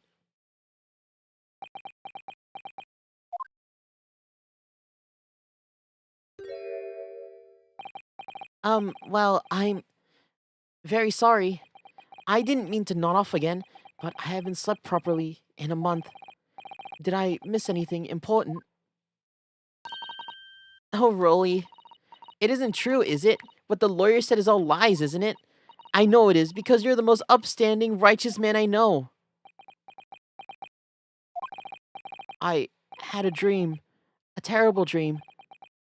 All the things I did that night, everything come out, everything exposed. Only it seems it wasn't a dream at all. Good golly. Yes, there we go. Finally, some leverage. Order! What on earth is the meaning of this? Oh, Rolly, why? Why would you do something like that? Moving a corpse is a criminal offense, you know? Wishing the victim dead should be one too. Constable, explain yourself. Explain yourself. Why would you do this? As a respected member of Scotland Yard, your duty is to protect the good of the London town. I can't say, sir. What? I really am ever so sorry about all this. For damaging the Yard's reputation, for everything. I have a possible explanation for why, on that particular evening, Constable Beat was compelled to move the scene of the crime. I can think of one reason. What? How could you possibly know? You're a foreigner, presuming to understand the mind of the Scotland Yard policeman. And yet, Lord Von Seeks, it is this foreigner who has uncovered the salient truth of the matter thus far! Ah! Suck it! Oh, the judge is on my side now. Oh, what you gotta do about it, huh, Van Zee? Oh. Oh, yes. Drink your shames away, you vampire man. For it is I who will expose the truth. I believe it could be beneficial for the court to hear this extraordinary young lawyer's theory. Counsel for the defense, if you would please. Yes, my lord. Now then, I think you had better show some evidence. At once, my lord. England, Japan. It makes no difference where you come from. Human emotions are all the same. And I think I have a fairly good idea of the feelings behind this man's actions. What gives away the motive of Constable Beat's unthinkable actions? Take that! It's because he didn't want the death to be on his beat. I realize that I'm a foreigner of this land, and that I've only just arrived in Japan, which is why all this information about London's so-called bobbies is completely new to me. I've learned that, though honorable, patrolling the beats is the most demanding work in the world, for example.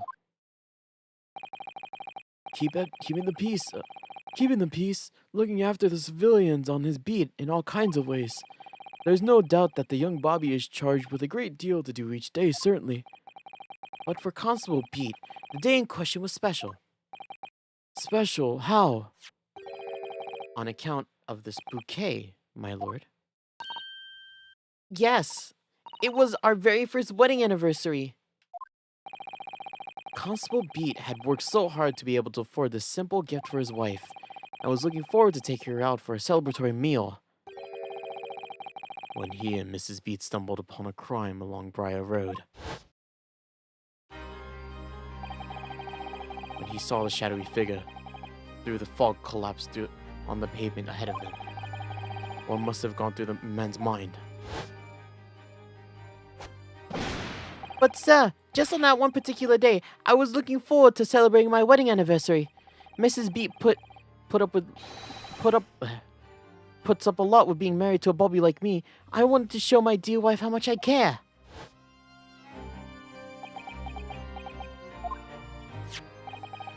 This is the warrant card on Constable Beat offered to lend me earlier. Inside, among the rules of patrolling policemen, it says, when a crime is discovered on his beat, the policeman must assist in initial investigation and help detectives. Huh! Constable Beat. Is that, or is that not, the reason why you moved the whole scene of the crime that day? Yes. Everything you said, it's all right. So, that's it. It was all to do with the boundary of your beat. Oh, Exactly. To summarize, the incident actually occurred on Constable Beat's beat. Goodness gracious! Constable, do you realize the gravity of what you've done? it was the first time since I became a copper, that I'd ever cursed God. Stay close to me, Pat. The criminal could be still looking somewhere. As we ran over to the scene, I had every intention of doing my duty as a police officer. We've got to report this to the station as quickly as possible. But then it dawned on me. I realized that where we were, where the victim was laying, what it meant for me. When a crime is discovered on his beat, a policeman must assist with an initial investigation and help detectives. Why here? Why did it have to happen here? And why tonight of all nights? Why?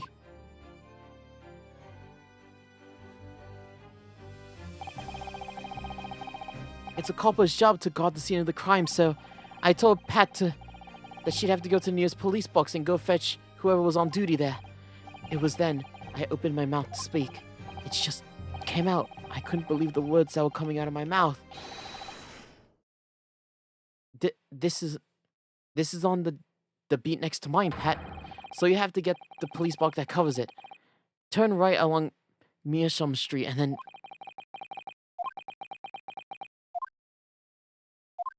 Ah.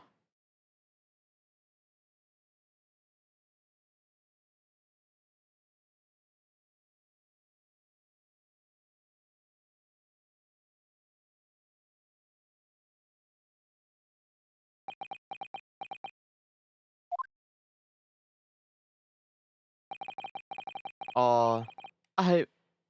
I'm... I'm sorry. I'm so sorry. Oh, Constable. I just wanted that one night to take my Patricia out for dinner. Oh, Rolly. Just that one night. You knew that if the incident was on your beat, your evening of celebration would be ruined. And so you decided to move the entire crime scene outside of your jurisdiction, just across the street, to the east pavement of Briar Road, which falls under the neighboring beat's care. You see, I thought... Well, I was sure that the victim was dead, you see. Beg your pardon? Oh, of course he did. Otherwise, my Rolly would have never left that poor woman in the freezing cold pavement. Ah, I see your meaning now. But God got back at my sins, didn't he? That's why I missed the rose I bought for Pat. Oh no, Rolly, that was all my fault.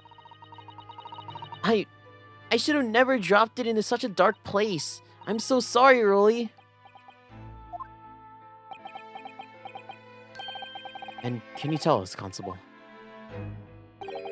how many books did you move from one side to the other side in total? Oh, 4 it was. Yes, sir. Definitely 4. 3 of them dropped by Mr. Natsume, and the fourth Being the one that fell from the window upstairs in the Garadeb household, of course. But What made you place that book in the victim's hand? when all the other ones were scattered haphazardly, I mean. Oh, well, sir, that's because of how I found it. How you found it? What do you mean? When we first ran into the scene, the victim was already holding the book. So when I moved everything, I made sure it was still in her hand. So you made sure the book, Lion's Pride, or you made sure that it was this book, The Lion's Pride, that the victim was holding? Oh, yes, sir. No doubt about it, sir. Interesting.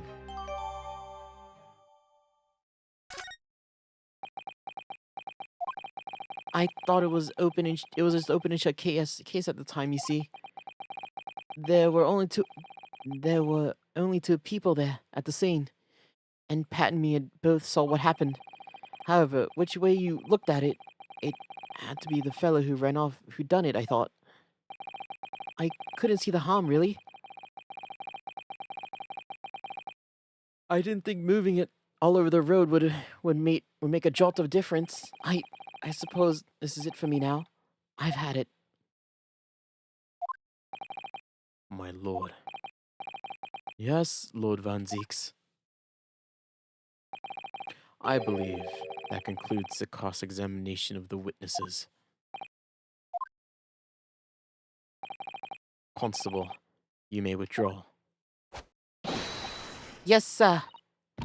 Mr. Prosecutor, sir. What will become of my Rolly? What will happen to him? For now, you are free to go home. The police will contact you in due course. Please, don't punish my husband. This is all my fault. It's because I'm always moaning at him for coming home late. Leave it now, Pat. Let's get home. I'm tired. Alright, then, my love. One last time, Constable.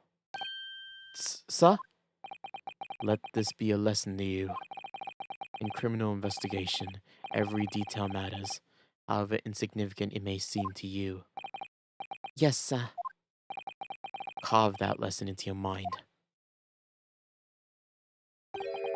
And never again make that mistake of tampering with the scene of the crime. Never again, sir. You mean to say... Leave, now. This trial's not over yet. Sir! Oh, he's gonna stay on the force. I mean, to be fair, you have to feel bad for him. Well, it was certainly a revelation, I must say. Whoever thought of a third party transplanting the entire scene of a crime like that? Indeed, my lord.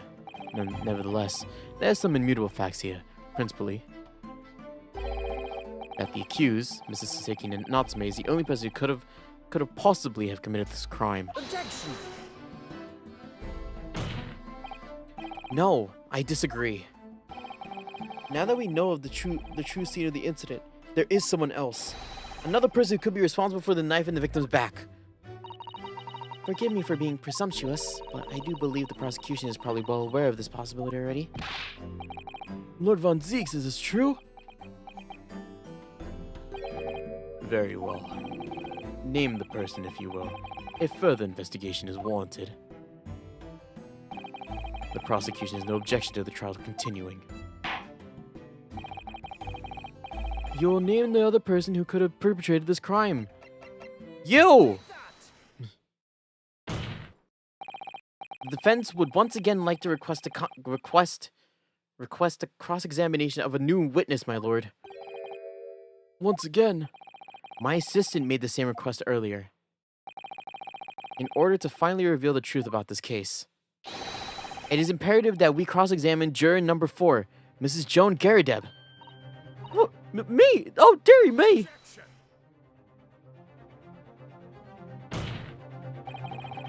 That request has already been denied. But the situation is very different now. Mrs. Garadeb, answer me this. What is it now, you little toad? At the time of the incident, you were engaged in a violent argument with your husband, Mr. John Garadeb. In course of the argument, a minor house fire was ignited. And to clear the smoke from the room, your husband opened a window that looks out the Briar Road. Well, what of it? You threw this book at your husband when he was cornered with his back against the wall. Upon striking the pane of the open top hinge casement window, the book plummeted directly down, finding its way to what we now know to be the true scene of the incident. Yes, and as I said, what of it? During the argument, you were beside yourself with rage. As such, you threw not just books, but anything you could lay your hands on. So, let me ask you one more time, Mrs. Garadeb. This knife, the one removed from the victim's back, have you really never laid eyes on it before?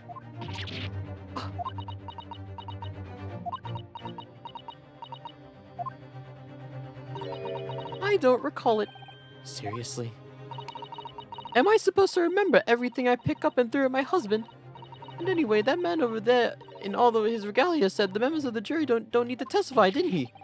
Conveniently, yes. Objection. No, I have no recollection of saying that at all. Juror number 4. Oh shit! He wants her to testify. Make no mistake, you jurors are not special in any way. You are not immune to judicial process. If you know something about this knife, madam, let the truth come out. But that's just a common or garden knife. It could have come from anywhere. From anywhere. It could have come from... We have several at the house. I mean, if one were missing, how would you expect me to know? What's that? Are you joking? What are you saying? What are you saying? Please, Mr. Garrideb. Now listen to me. Now listen to me. I refuse to believe all this nonsense. I couldn't bear the thought that I injured someone. Do you hear me? I couldn't bear it. Oh, the poor woman. So, yes, I want evidence. I want to see hard evidence if you're going to insist on this being my fault. You're going to have to prove to me that I threw that knife if... Oh, the tip is broken. She threw it, the tip, it hit the window, the open window, and then it ricocheted down. Come along now, chop chop. Do your worst. Well, Mr. Naruhodo? If I had evidence like that, believe me, I would have thrown it at her already. Then take the stand, juror. Oh! The prosecution does not object to the defense's request to cross-examine this woman. Thank you, Lord Von Zeeks. I'm going to have to testify. Juror number 4. As I am sure you're aware, having observed it with your own eyes today, witness testimony can lead to the most extraordinary truths being unearthed. Truths of which the witnesses themselves may not even be aware of. You ain't me. So I demand your full and unadulterated testimony, Mrs. Garrideb, and mark my words, in this court of law today we shall extract the truth. Do you concur, counsels? Certainly, my lord. Oh, that's what I'm hoping for, my lord. Wow. This is such a strange feeling. For the first time since arriving in this country, it feels actually real.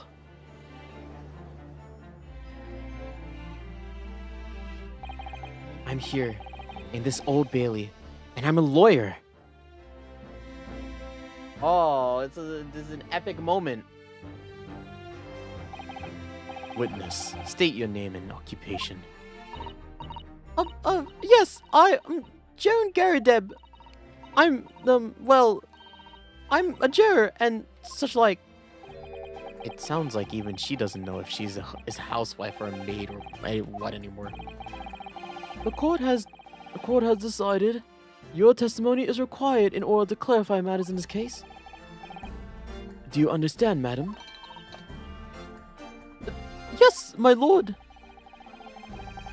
You will tell the court everything that took place in your household on the evening in question. And I warn you, do not attempt to hide the truth. Dearie me. Chin up, Joni. Nothing to worry about. Now, Oh, I didn't know you were here, John.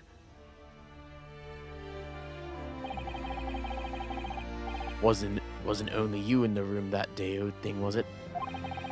Rather think I ought to testify as well, don't you? What about your knee, dear? Oh, don't you worry about that. Hardly notice it. I'm not the sort of chap to leave a comrade to face disciplinary action alone. Oh, John. I presume you are Mr. John Garrideb. Oh yeah, he does the same salute as Polly or Raleigh. Yes, sir. Former second lieutenant of the 2nd Regiment of the 4th Northumberland Fusiliers. Sir, seen my fair share of action, and now living a quiet life, as it were. A quiet life, where you not engage in incendiary battle with your spouse on the other day. Ah, well, yes, quite.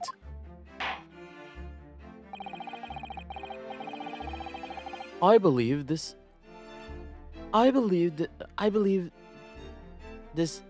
may represent a first in the proud history of British court. Calling a juror to the witness stand is unprecedented. However, the court will hear your testimony now, juror number 4, and that is your husband. That is your husband. Your husband's right there. You will recount clearly and concisely the events in your house at the time of the incident in question. Sir, at once. Sir, at once. I forget your voice. The Battle of Garrideb. Yes. On the day you were referring to, the wife and I did get into a bit of a skirmish. I can't recall the reason now. Knocked the candlestick over and set a fire to the carpet. As soon as I had it out though, and got the window open. Meanwhile, I was picking up whatever I could find and throwing it at him. Plenty of knives around our place. Can't say I've noticed one or two go missing, I'm afraid. If that bally thing in the victim's back really was one of ours, you'll have a job proving it, I think.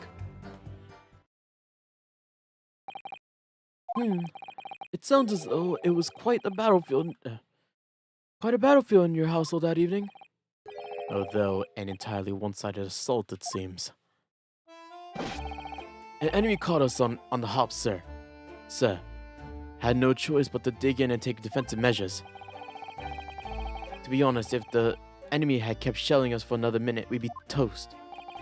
Of course, a veteran such as myself. It's only too well out every battlefield. You're just a gnat's whisker from death at any moment. Are we still talking about marital quarrel here? Wow.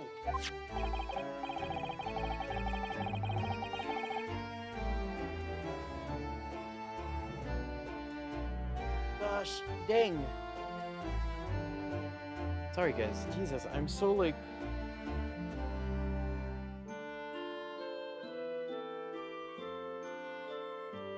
Please wake up me. It feels like we're so close to the end of the chapter, but god damn it, I'm getting so tired for some reason. It's annoying.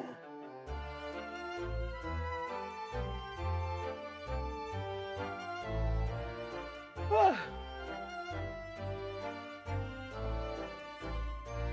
I truly do find it annoying.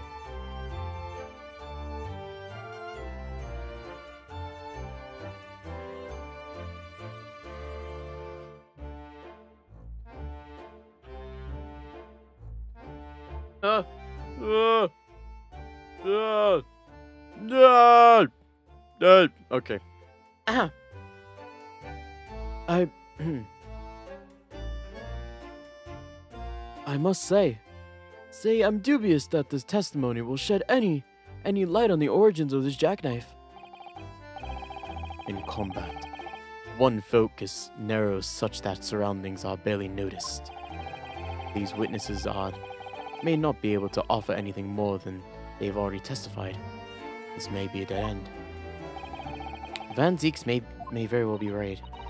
Well, whatever the chances, you only have this one last cross-examination to cover the truth, Mr. Naruhodo. Yes, I'm afraid so.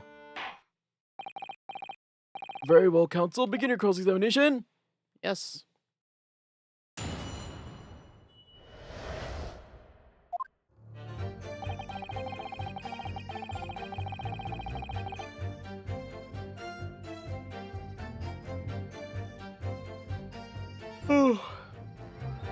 Yes, skirmish. I don't recall the reason. The reason is what you told us yesterday, I believe. Yes, that's right. If I remember correctly, it all started because of a note that was tucked inside the pages of a book belonging to Mr. Garrideb. A passionate note, in fact. Mrs. Garrideb found the note, discovering her husband's little secret. And she gave him a mighty number of slaps across the face, too. What a sordid state of affairs. Hell on earth. I say, when a chap says he can't recall such things, it's common decency not to drag it up. And besides, half of it was wide of the mark anyway. Likely story. These waters run very deep. And what transpired next after these multiple blows to the face?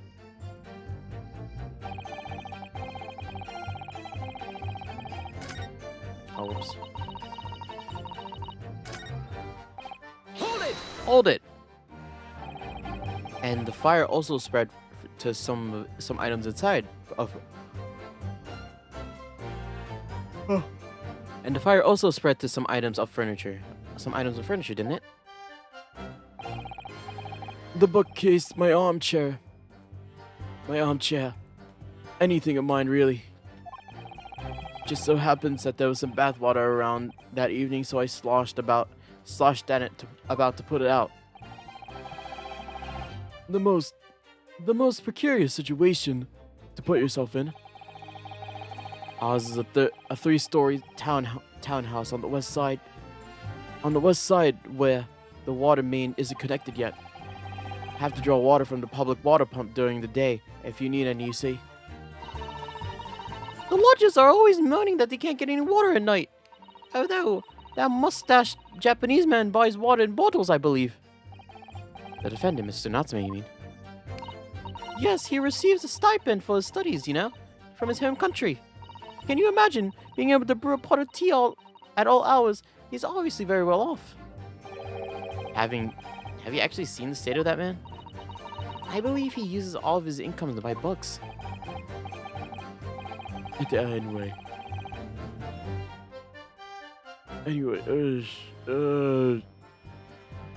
blue. Anyway, the point is, I was able to douse the fire with water, fortunately enough. Meanwhile, I was picking up whatever I could find and throwing it at him, sure. Even though the room was on fire? As far as I was concerned at the time, it was more important to extinguish my anger than the fire. When a woman wants to throw, she must throw. That is most certainly not true for the Satoteko, Mr. Naruhodo. How did she know I was thinking about that? So, please cast your mind back and try to remember.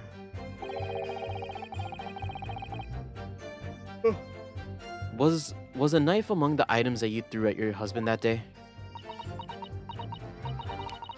In all honesty, I don't recall.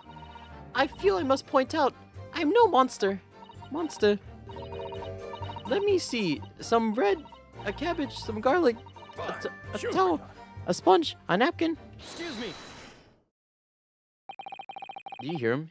By Jupiter! That's what he said. You have something to add, sir? Mr. Garydeb. Don't shoot. Sorry. Beg your pardon. Did your wife's remark just now bring something to mind? Nothing of significance, no. Just the barrage of projectiles the old thing launched in my direction, and was somewhat more solid than she implies. Books, bricks, the fire poker, if I recall. Ouch. The woman's aim is uncanny. She... Ah.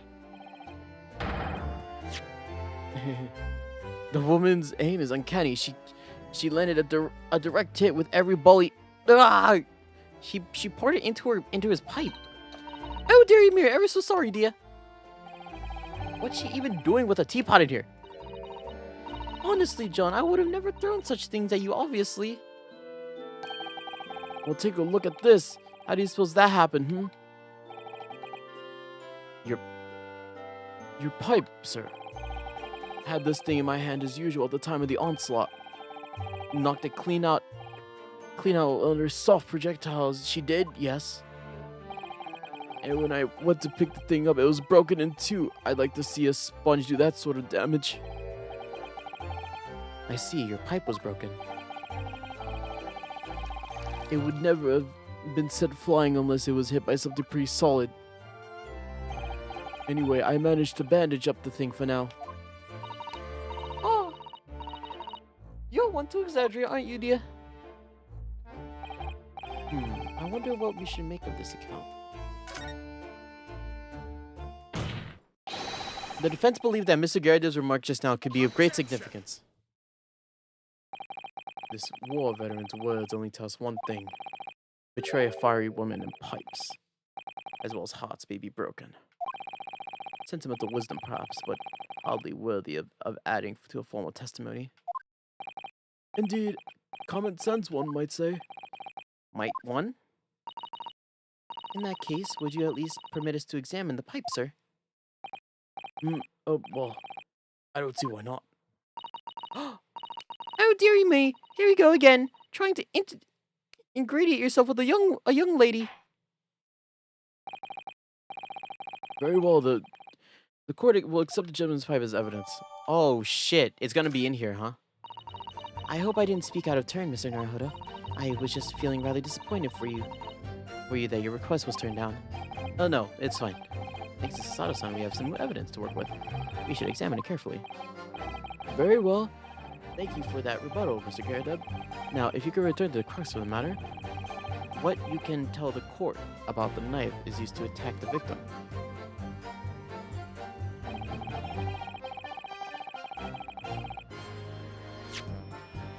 We still gotta check this. It's in there.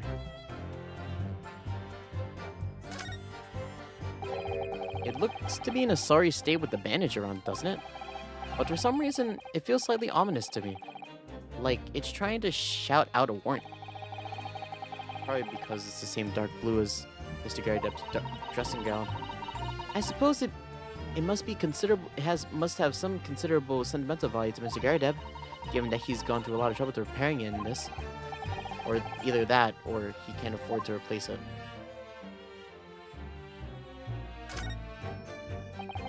There's a small nick in the bowl here. Look, it appears to be made relatively recently. And see how there's little scraps and dents all over it? It's clearly a well-loved pipe. Yes, you're right. It seems to me recently that being well-loved goes hand in hand with getting some battle scars. This particular nick is catching my eye though, because it's clearly new.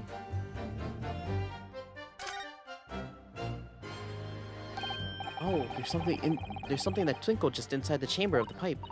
Yes, I saw it. Something's stuck in there, I think. Let's turn it over and give it a little shake. What's this? It's a tiny fragment of metal. It looks like the tip of a blade or something. The tip of a blade? Surely it can't be.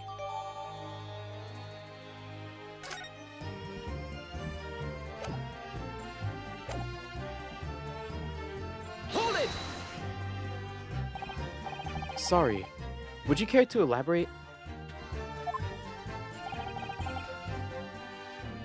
Nothing to say, really. Rather partial to a spot of carving. You see, pipes and whatnot, fishing tackle, you know, the sort of stuff. It's a passion we both share. I like to carve with little trinkets too. And then there's my leatherwork. Sorry that we're always losing knives about the place. And we have dozens of the things. They sell them at the market sometimes. 20 for the price of 19. Needless to say, I snapped them up. John prefers to use two knives at mealtime instead of a fork and knife, really? No, Joan. We don't want people to be so savage.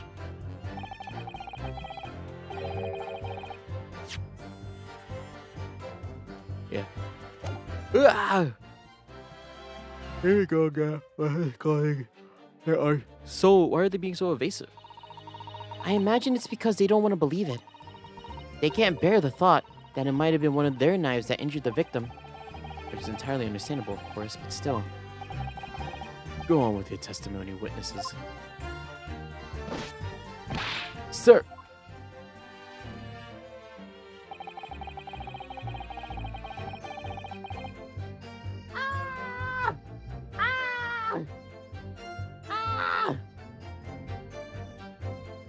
Why am I so tired? Hold it! So you have no intention of admitting that the knife was yours unless we could provide proof? Even though there is no other credible possibility if Mr. Nasma is innocent? Objection! You forget my Nipponi's friend. It is yet to be established that the accused is not responsible for the attack. As if I could forget. If there was one way to know how the knife was handled, but I suppose wizardry is something, it's just something of a dream. Perhaps you're thinking of fingerprinting, Mr. Naruhodo. What? You mean it's not a dream? some sort of wizardry really does exist? Whenever people touch anything, they leave behind a unique pattern from their skin, or so they say. I can't see anything. There are already countries in the world where those so-called fingerprints are used as evidence. Lord Strongheart is currently discussing the matter with the Ministry of Justice. Yes, I believe we are rapidly approaching an era of scientific methods of investigation. But for now, we have to find an alternative method to proving our assertion. That this knife was found in the victim's back was originally Mr. and Mrs. Garadeb's. Ugh, if only I could transplant the whole incident to several years in the future. That's the extent of their testimony, is it? What do you think, Mr. Naruhodo? Well, I think we've heard all this before, to be honest. I can't be particularly confident that we'll be able to prove anything new from this testimony. But in this cross-examination, it's absolutely essential that we establish how this knife came to be at the time of the time of the scene of the incident. Yes, I know. I'm sure both of them must be feeling very worried that it was in fact the knife belonging to one of them who caused the victim's injury. But if we could find even a little tiny shred of information to support the theory, it would clinch this trial for us. It would explain everything. Yes, I believe it would too. So, for Saseki-san's sake, we must find that last crucial piece of evidence.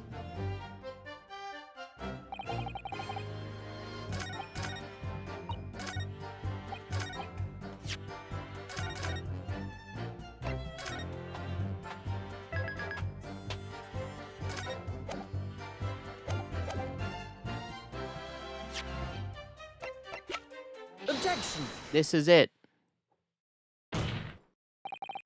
Mr. Garadeb, could I ask you to take a look at this, please? You can ask, but I can't see a bully thing. You can't? Used to call me Dead-Eye Deb back in the regiment, of course, but that was some time ago now. Even I'm trying to enjoy a large print book by the fire these days. I struggle to tell B from a D and a P from a Q, to be honest. He does, dearie me. It's rather wearing being asked every other letter. What was it? Asked about every other letter in every other word. You must be very dizzy. What is this? Another piece of scrap metal. A tiny piece of scrap metal. Yes, almost certainly from the tip of a blade. And what may appear at first to be a tiny little scrap is in fact a crucial piece of evidence. Interesting. And where did the defense come by this evidence? It was lodged in the chamber of Mr. Garadeb's pipe. My pipe, you said? By Jove, I wonder how it got in there. And what precisely does this fragment of metal signify exactly? Are you suggesting that this is in some way related to the matter of the stabbing on Briar Road?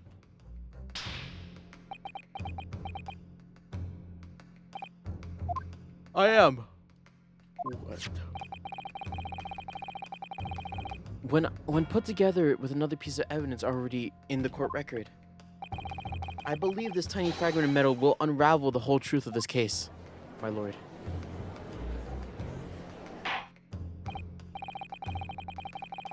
You appear rather confident in this extraordinary statement, counsel. Very well. Present the pertinent evidence to the court. What evidence, when paired with this fragment, allegedly reveals the truth? Take that! The knife. This is the knife that was found in the victim's back. If you take a look closely, you'll see that there's a small piece from the tip of the blade missing. Common issue with interior blades sold at unsavory street markets. Criminals who use them regularly leave the tips lodged in the victim's bones. And what of this particular knife? No doubt the tip has suffered a similar fate, now languishing somewhere inside the spine of the victim. Objection! No, that's not the case. The tip of this particular, I'm about to fucking lay down, man. It's actually crazy how like a dip I've taken.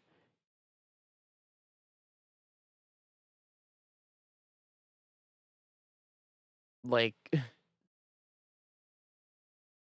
I cannot focus, man.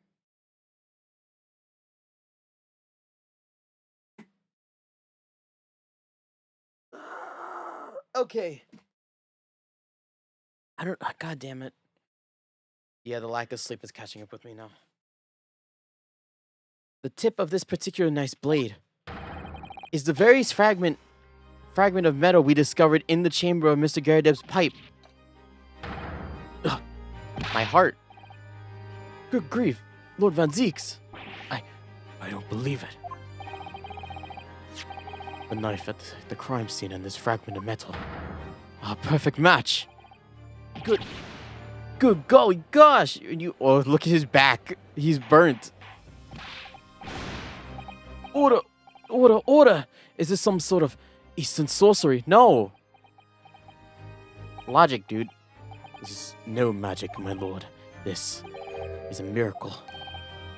A miracle. So Von Seeks has figured it out too, has he?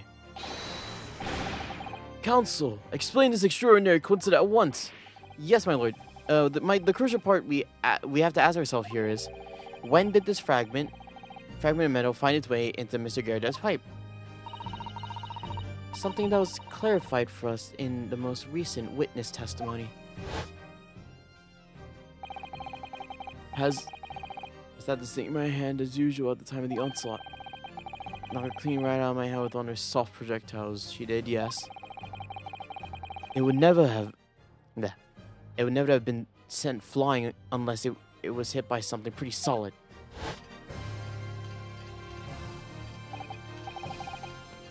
Dearie me.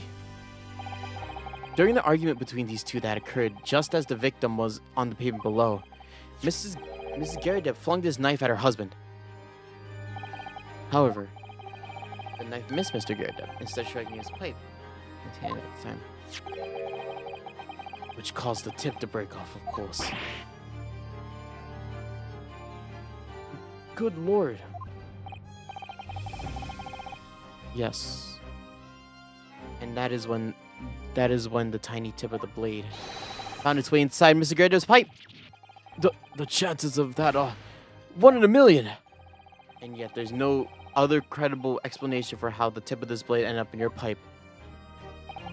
Then, after losing its tip, the knife ricocheted from the pipe and flew outside the window.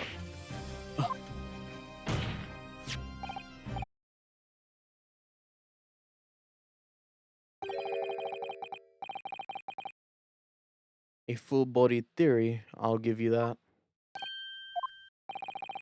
A complex bouquet of seemingly trivial points, plausibly arranged to create an almost passageable vintage.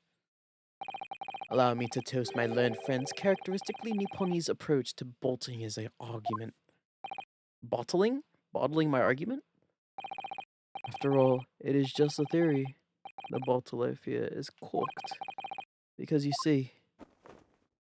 Whoa! It's spoilt by an insurmountable inconsistency. An insurmountable... What? I don't speak this language. Lord Von Zeeks, get your leg off the table. But also explain yourself. What is this inconsistency you claim to have identified? An inconsistency of the simplest nature, my lord. The victim was found with a knife planted in the middle of her back. Yes, in her...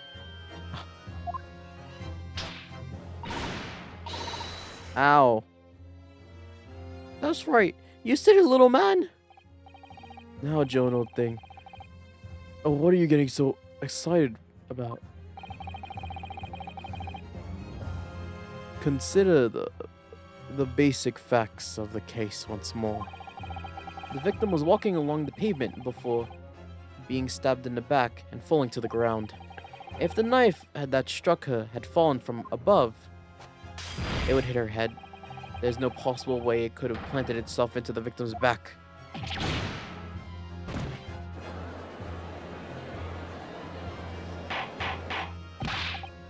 Order, order! You're quite right, you see, that's exactly right. If the knife had fallen from above her, it would have struck her on the top of her head. Well,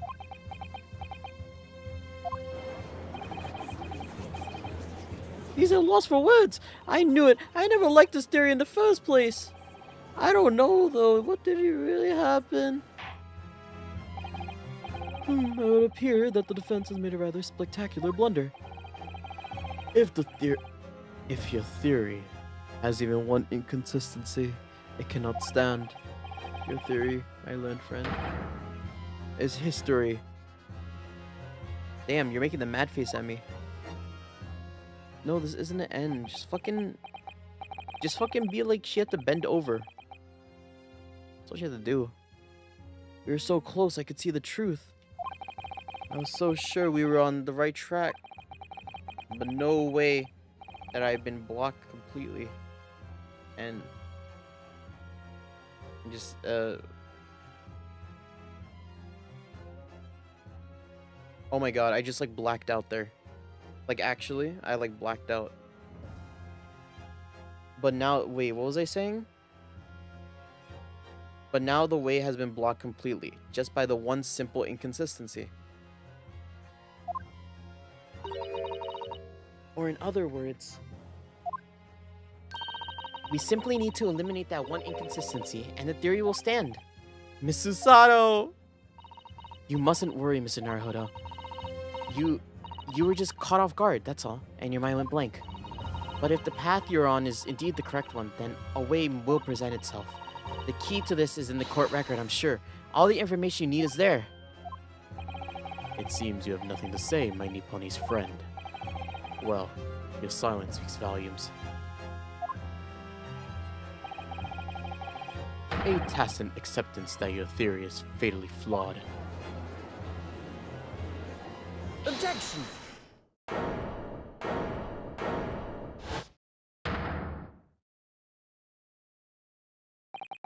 This inconsistency doesn't mean I was on the wrong track.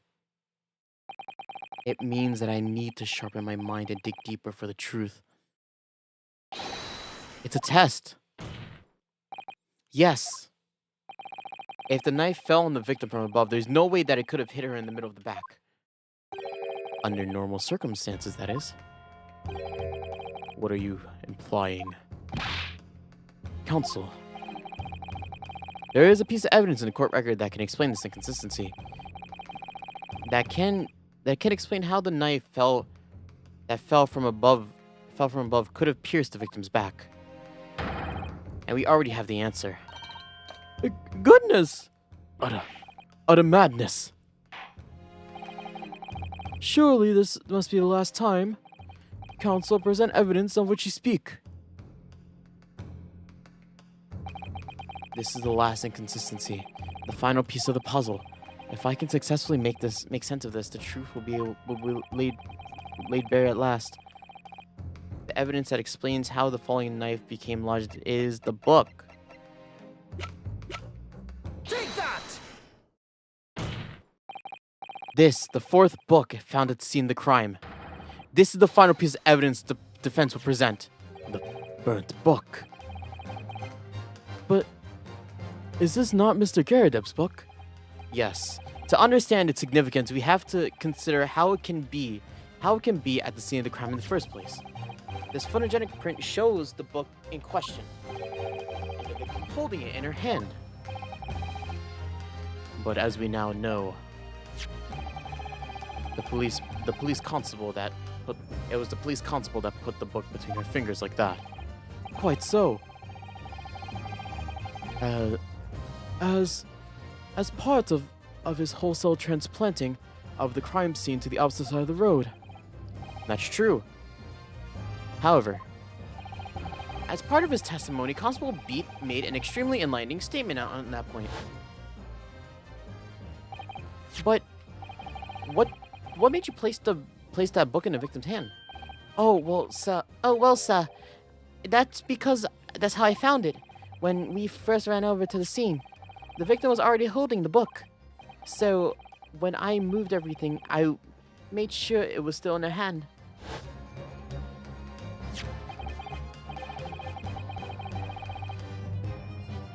In other words, the victim had already picked up the book by her own volition, and clearly that must mean before she suffered the knife wound. I should say, after being attacked with a knife, I don't imagine she'd be doing much of anything. So the question becomes, why did the victim have the book in her hand? By Jingo! I think I'm beginning to see what may have happened now. Oh dearie me! We know the book fell from the top floor of the Garadeb household onto the pavement below. At precisely that moment, that the victim was walking past. Yes, that's exactly the moment. The young woman was walking along the street in the light fog, when all of a sudden, a book fell right in front of her. The book I threw! Yes, Mrs. Garadeb. And what do you think the woman did? What do you, if you're walking along and suddenly a book landed in front of you on the pavement? Well, I can't really imagine, but I suppose she might have reached down and picked up the book. Yes, that's exactly what the woman did, in fact. She picked up the book. Oh! Oh, heavens! And when the woman reached down to pick up the fallen book, what position was her back? Would have been? That's right, facing the sky, completely and utterly defenseless. Then, in that very next moment, the woman was still bent over picking up the book. Oh, I'm scared. The next object fell from the room above, the jackknife, straight into the back of her in the middle of her back. Her back, my bad. At the same time, walking by chance directly behind Miss Green was the defendant, Mr. Soseki Natsume. Oh, I never. It appeared that Mr. Natsume, that the woman simply collapsed on the floor in the dark fog. You didn't see the knife falling from above her. Oh!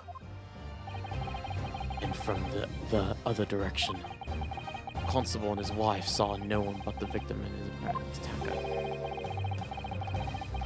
So there was never a real culprit to run from the scene in the first place. No. This was nothing more than a series of unlikely events that culminated in an unfortunate accident. And that is the real truth behind this case.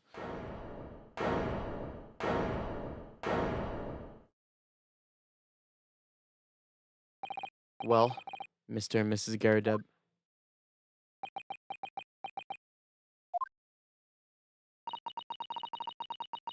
This is the first time he showed me that knife.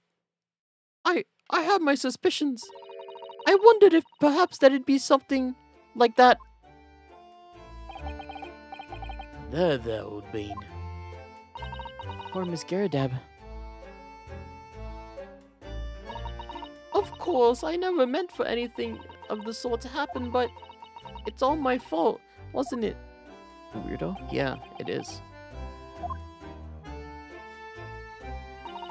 I take full responsibility.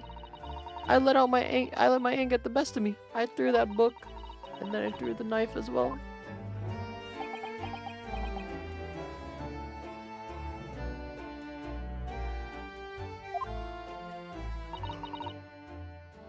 John, dear. It's alright. I know. I'm ever so sorry. Truly. I'm sorry. Oh.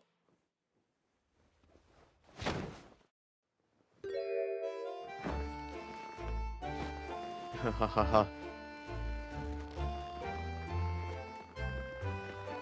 Don't fall back. Oh. Oh man, the person that committed the crime was a juror. Wow. I have my suspicions. Lord Von Zeeks, what news of Mrs. Garrideb? She's taken to the infirmary. It would appear that today's events had left her in a especially flustered state. However, I believe she will recover in due course. There's no need for concern.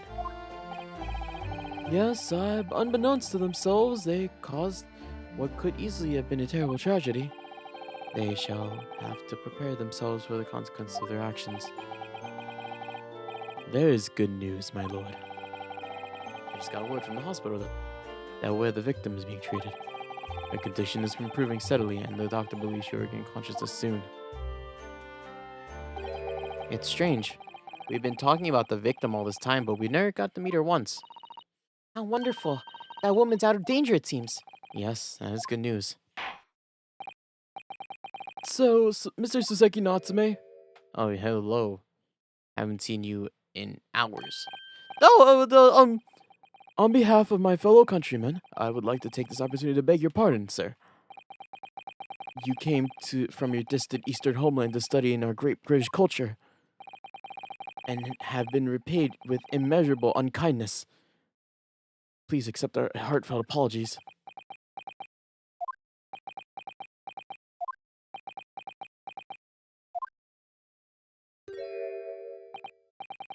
No, it's me who should be begging your pardon. Oh no, Mr. Natsume. That evening, when the young woman just collapsed on the pavement before my eyes, I jumped to the wrong conclusion again, in my confusion. What was the conclusion, sir? I was sure that the woman was dead. Yes, Constable Beat said the same thing, didn't he? He thought that she had been killed too. I suppose she must have looked completely lifeless. Did you do something to her? It's been about a year since I arrived to Great Britain now, but I still can't get used to life here. I can't relax. I'm sure that there's some evil spirits lurking in the fog, like they're haunting me. Where's Soseki-san? His imagination's really got the better of him. Yes, poor man. So when it happened, I thought the young woman had been taken by fog spirits. I should never have dropped my books like that and run away. I should have called for help, for a doctor, for the police. Instead, I managed to create a rift in the relationship between two empires. And for that, I'm truly sorry. Oh look, it's Mr. Garrideb there now. One could indeed say that there has been a mischievous spirit that has been at work here, yes? One that creates a chain of unfortunate mishaps. We were befooled by this spirit and led to false conclusions. But thanks to Lord Von Zeeks and our young lawyer here from the east, that chain has now been broken and the spirit exorcised. I heartfully commend you both. Oh.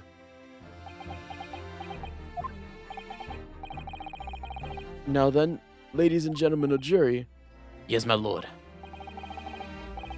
in concluding this trial, I ask one last time for your decision regarding the defendant's culpability. Are you ready to present your findings to the court? As the foreman of the jury, I can assure you that we've reached a fair and just conclusion. I do declare that the truth can be extremely cruel at times. Well, I didn't expect the woman next to me, that's for sure. Sitting in for the old bean while she's out of action. You know, I know what her decision will be. Hey, doesn't mean I'll finally be able to get out of here and start work. Well, it's about time. I say, I'll have a corker of a story to tell the grandchildren when I get home, won't I? Very well, ladies and gentlemen of the jury, I hereby demand your decisions. Mr. Foreman? Not guilty. Woo. Not guilty. Yeah. Not guilty. Not guilty. Not guilty. Not guilty.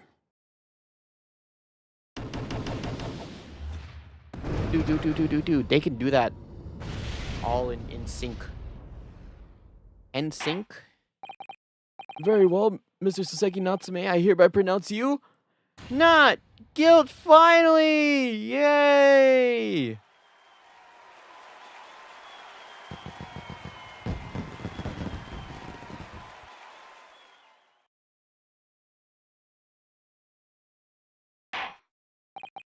And finally, Mr. Natsume, Oh, yes, Lord Sir?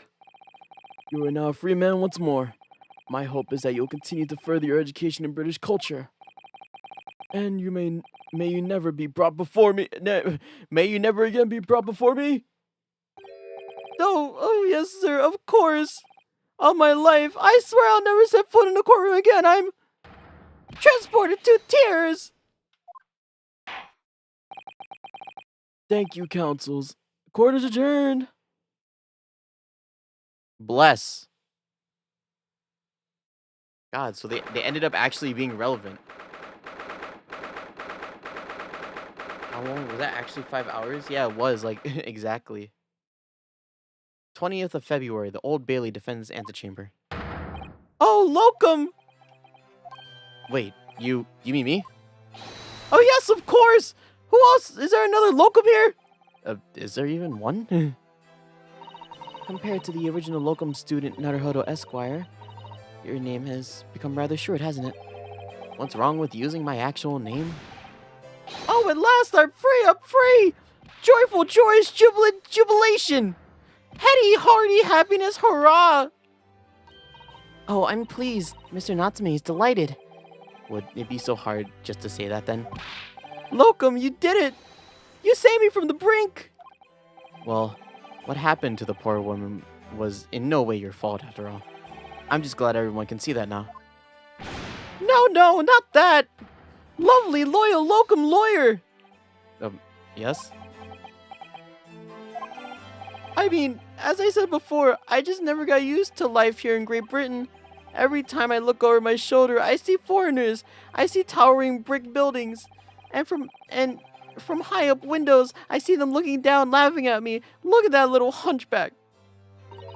Oh dear. I'm sure it's all in your head, Mr. Natsume.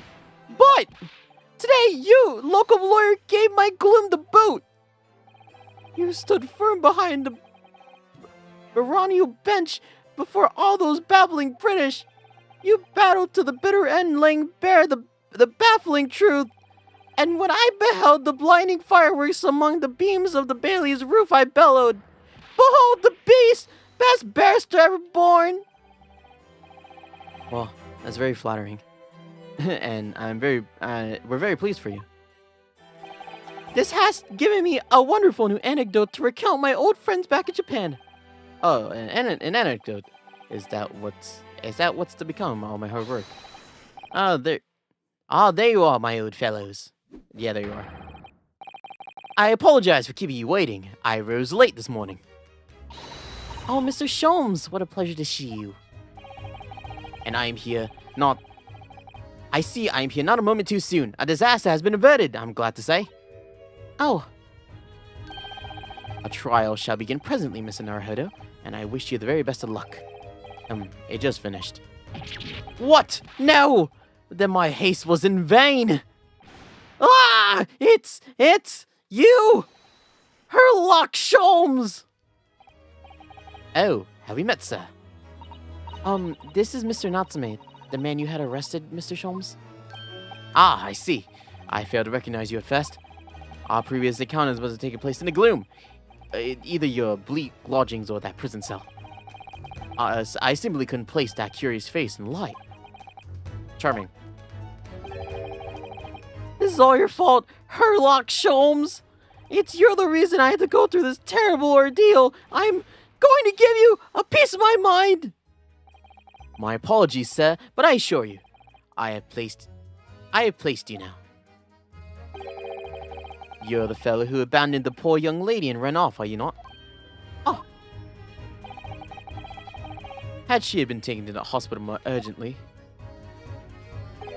I feel perhaps she would have regained consciousness by now. Oh. But it was unavoidable, I'm sure. We are but human after all. Anyone could have been shaken by such an experience. Damn, he's fucking drilling into him, actually. I do feel bad. Do feel very badly about how I behaved. Oh, well, never mind. Now then, what is it that you wanted me to say to me, sir? Nothing. Priceless. Oh, I'm so sorry, really, but that was quite priceless. Where's Saseki-san? Still, on the bright side, you've had an extremely entertaining experience without paying a penny. And it would seem that you were not even found guilty. But there's no bright side. Whatever do you mean, Mr. Natsume? Even after all this, I'm still cursed by the spirits and now by the Reaper! Ah, Lord Van Zeeks. I have forgot, what facing that man in court means. Even if you're not found guilty, you're still doomed.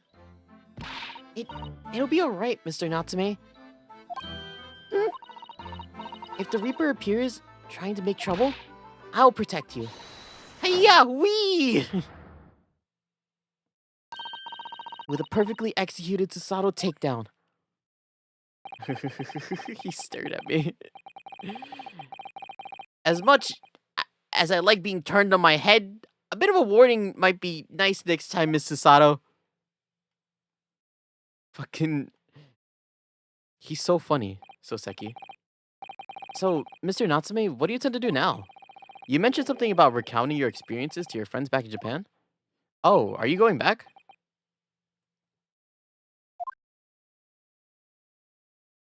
Yes, I intend to return to my homeland soon.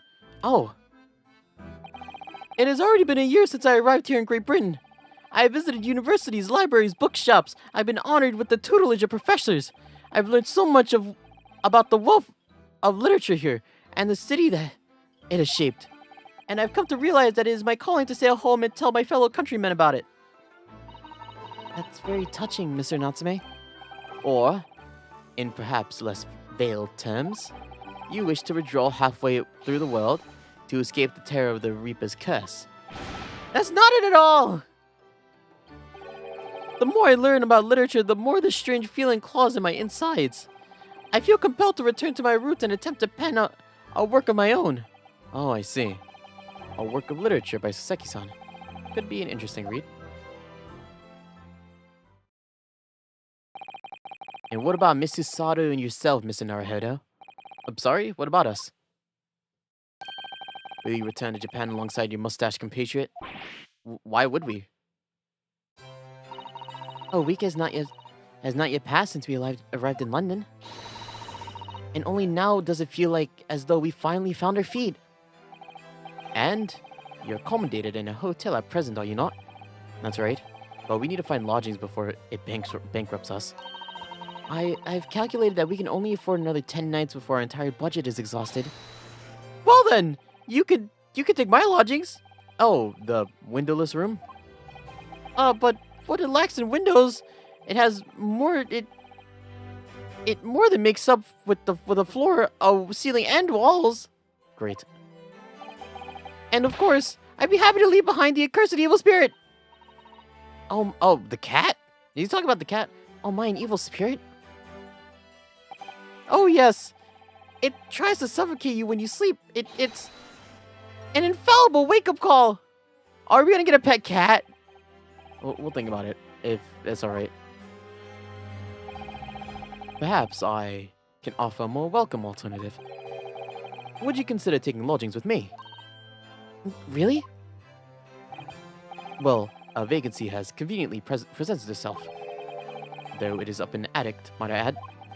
Are you sure it isn't just a storage loft? I spoke with the landlady this very morning on the matter about the price, and Iris is cleaning the room as we speak. You can come at once. I presume you have no luggage to speak of?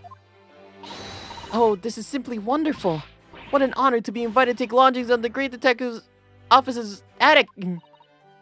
I'm too overwhelmed with words. Or words.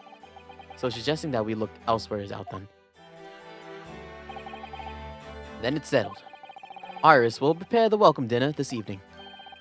You must come too, Mr. Natsume. I insist. I don't know what to say, but thank you, and yes. Wonderful. Then I'll go and complete the paperwork for your formal release, Mr. Natsume. I shan't take too long. Someone's happy.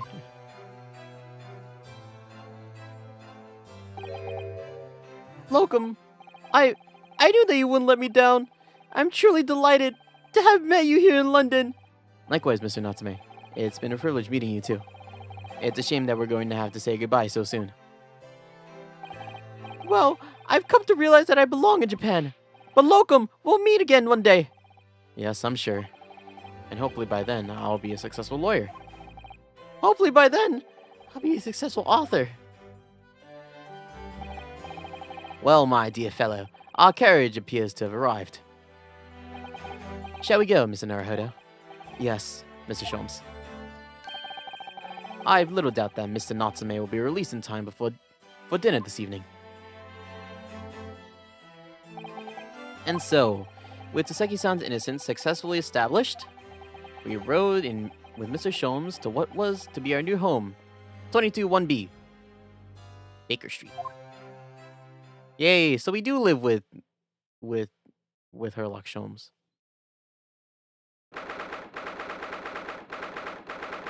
Wow, this is a pretty spacious attic. 20th of February, 4:41 p.m. The attic room. Ina. So this is to be our new office, yes? Our office. I'd rather like the sound of that. Me too. It's so wonderful, isn't it? I hope you can see this, Kazuma. It's only a small step, but this theme. I'd like to think we're getting a little closer to your dream now.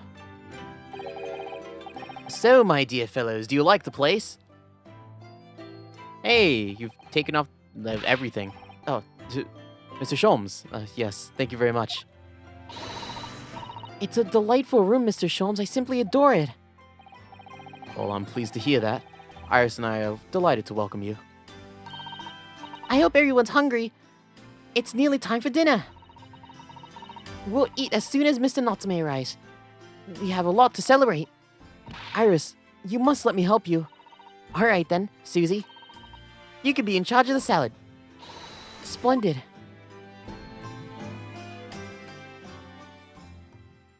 And just the two of us. So, Mr. Naruhodo, how does it feel to have your own office in the capital? It's very exciting, actually. I can't help wondering what adventures await us. Those were precisely my sentiments when I first established my office at these premises. Until I discovered the dark truth about the city of London, that is. Sorry? London is a glorious place, full of wonder, opportunity, prosperity, and mirth. But the brightest lights cast the darkest shadows. Shadows? What do you mean? Well, I believe you're well aware of the murkiness that lies behind London's facade already. So, once again, Mr. Naruhodo.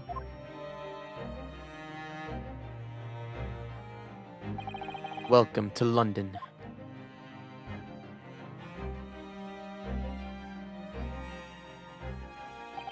Of course, at the time, I had no idea of the significance of those words Mr. Sholmes so casually spoke. But it wasn't long before my turn came to lift the facade and see the true depths of the murk that lay behind it.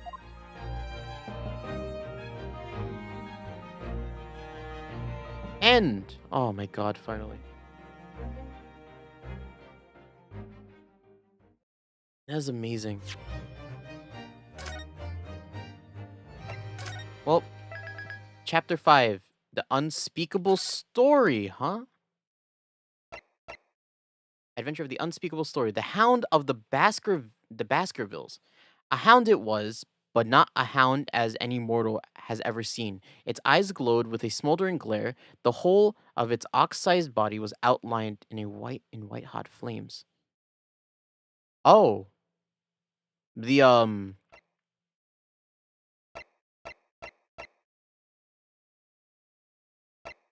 the um the carriage, no? Anyways, oh my god. I'm so, you know, I'm gonna say right now, I really sorry about like my whole thing about like me being tired. I there was a point where I started fucking spacing out, and like I don't even know if I don't even know if what I was saying or talking about was like legible. You know, like I have no idea. Hopefully it was, and hopefully it didn't affect too much. But yeah, there was just so much about not the game itself, but just like I didn't know my lack of sleep was gonna fucking like hit me like a truck there.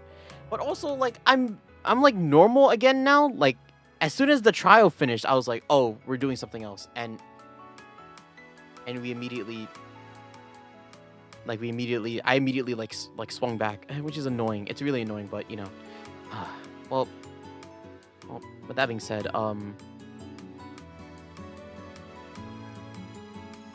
With that being said, that was chapter 4. Chapter 4 of the Great Ace Attorney Adventures. That one was, I think it was good. I think as the first game, or as the first like proper, I think it's the first like proper like, I think it's the first proper Phoenix Wright like trial, quote unquote.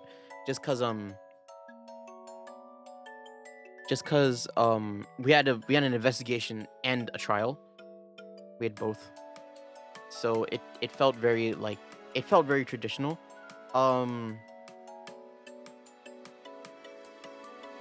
Which is fun. I do like the mechanics of this game a lot. We basically got to experience everything in one chapter. So that's nice. But the case itself, or the case itself, it was eh. I think it was, I like the characters. And actually no, I don't. I think the Garrett Debs are kind of eh. I don't like the Garrett Debs that much. Von Deek's coming in again. Raleigh and Patricia are okay too. I like Raleigh as a representation of like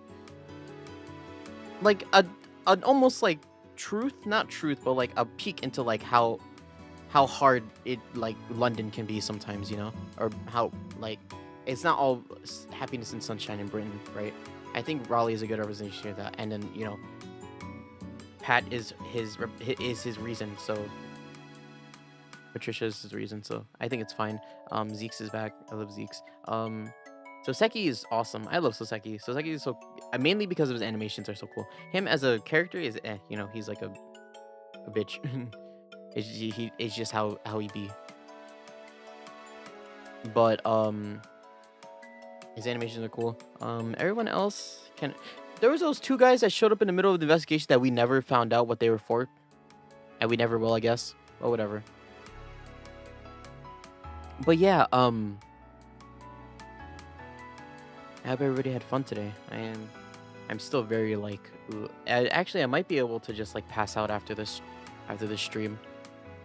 But yeah, I'm sorry, Jesus. I fucking like, I was going through it like an hour ago, just like, I swear there was a point where I like laid back on my chair and I was like, I had to read the thing, but I slowly started to like, the words started to like come together. Like all the letters started to merge, and then like I felt my eyes closing. Like I seriously was about to like, I don't know how people do it. How do people stream tired? Is that fun? Do people stream tired? Is that fun? Is that fun to them?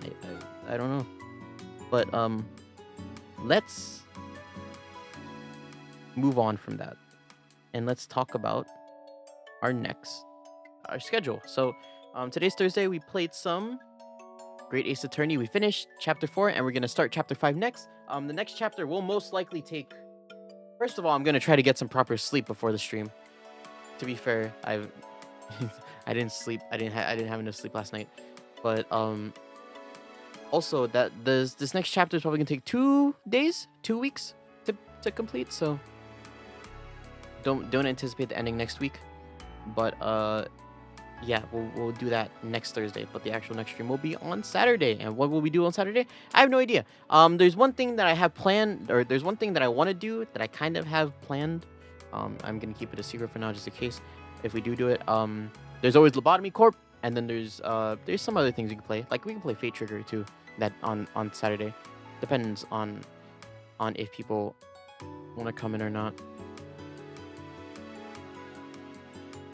But other than that, right? Is that it? Oh, and then Tuesday is gonna be Spirit Fair, right? Play some more Spirit Fair. Sad game. It's turning out to be a very sad game, in terms of like emotionally. Not like it's a bad game. I like it, but it's very sad, and it's gonna keep being sad. So lock in, boys. You know. But yeah. So. Next stream on Saturday, but I'm ready to head out. So thank you everybody for watching. I hope you enjoyed the stream. I hope I didn't just start fucking mumbling in the middle of the stream. You know, Jesus. So loud music in 3, 2, 1. Thank you everybody for watching. I'll see you when you see you guys again. Hopefully I wasn't too quiet either. You guys need to tell me, because I don't know how close to the mic I should be.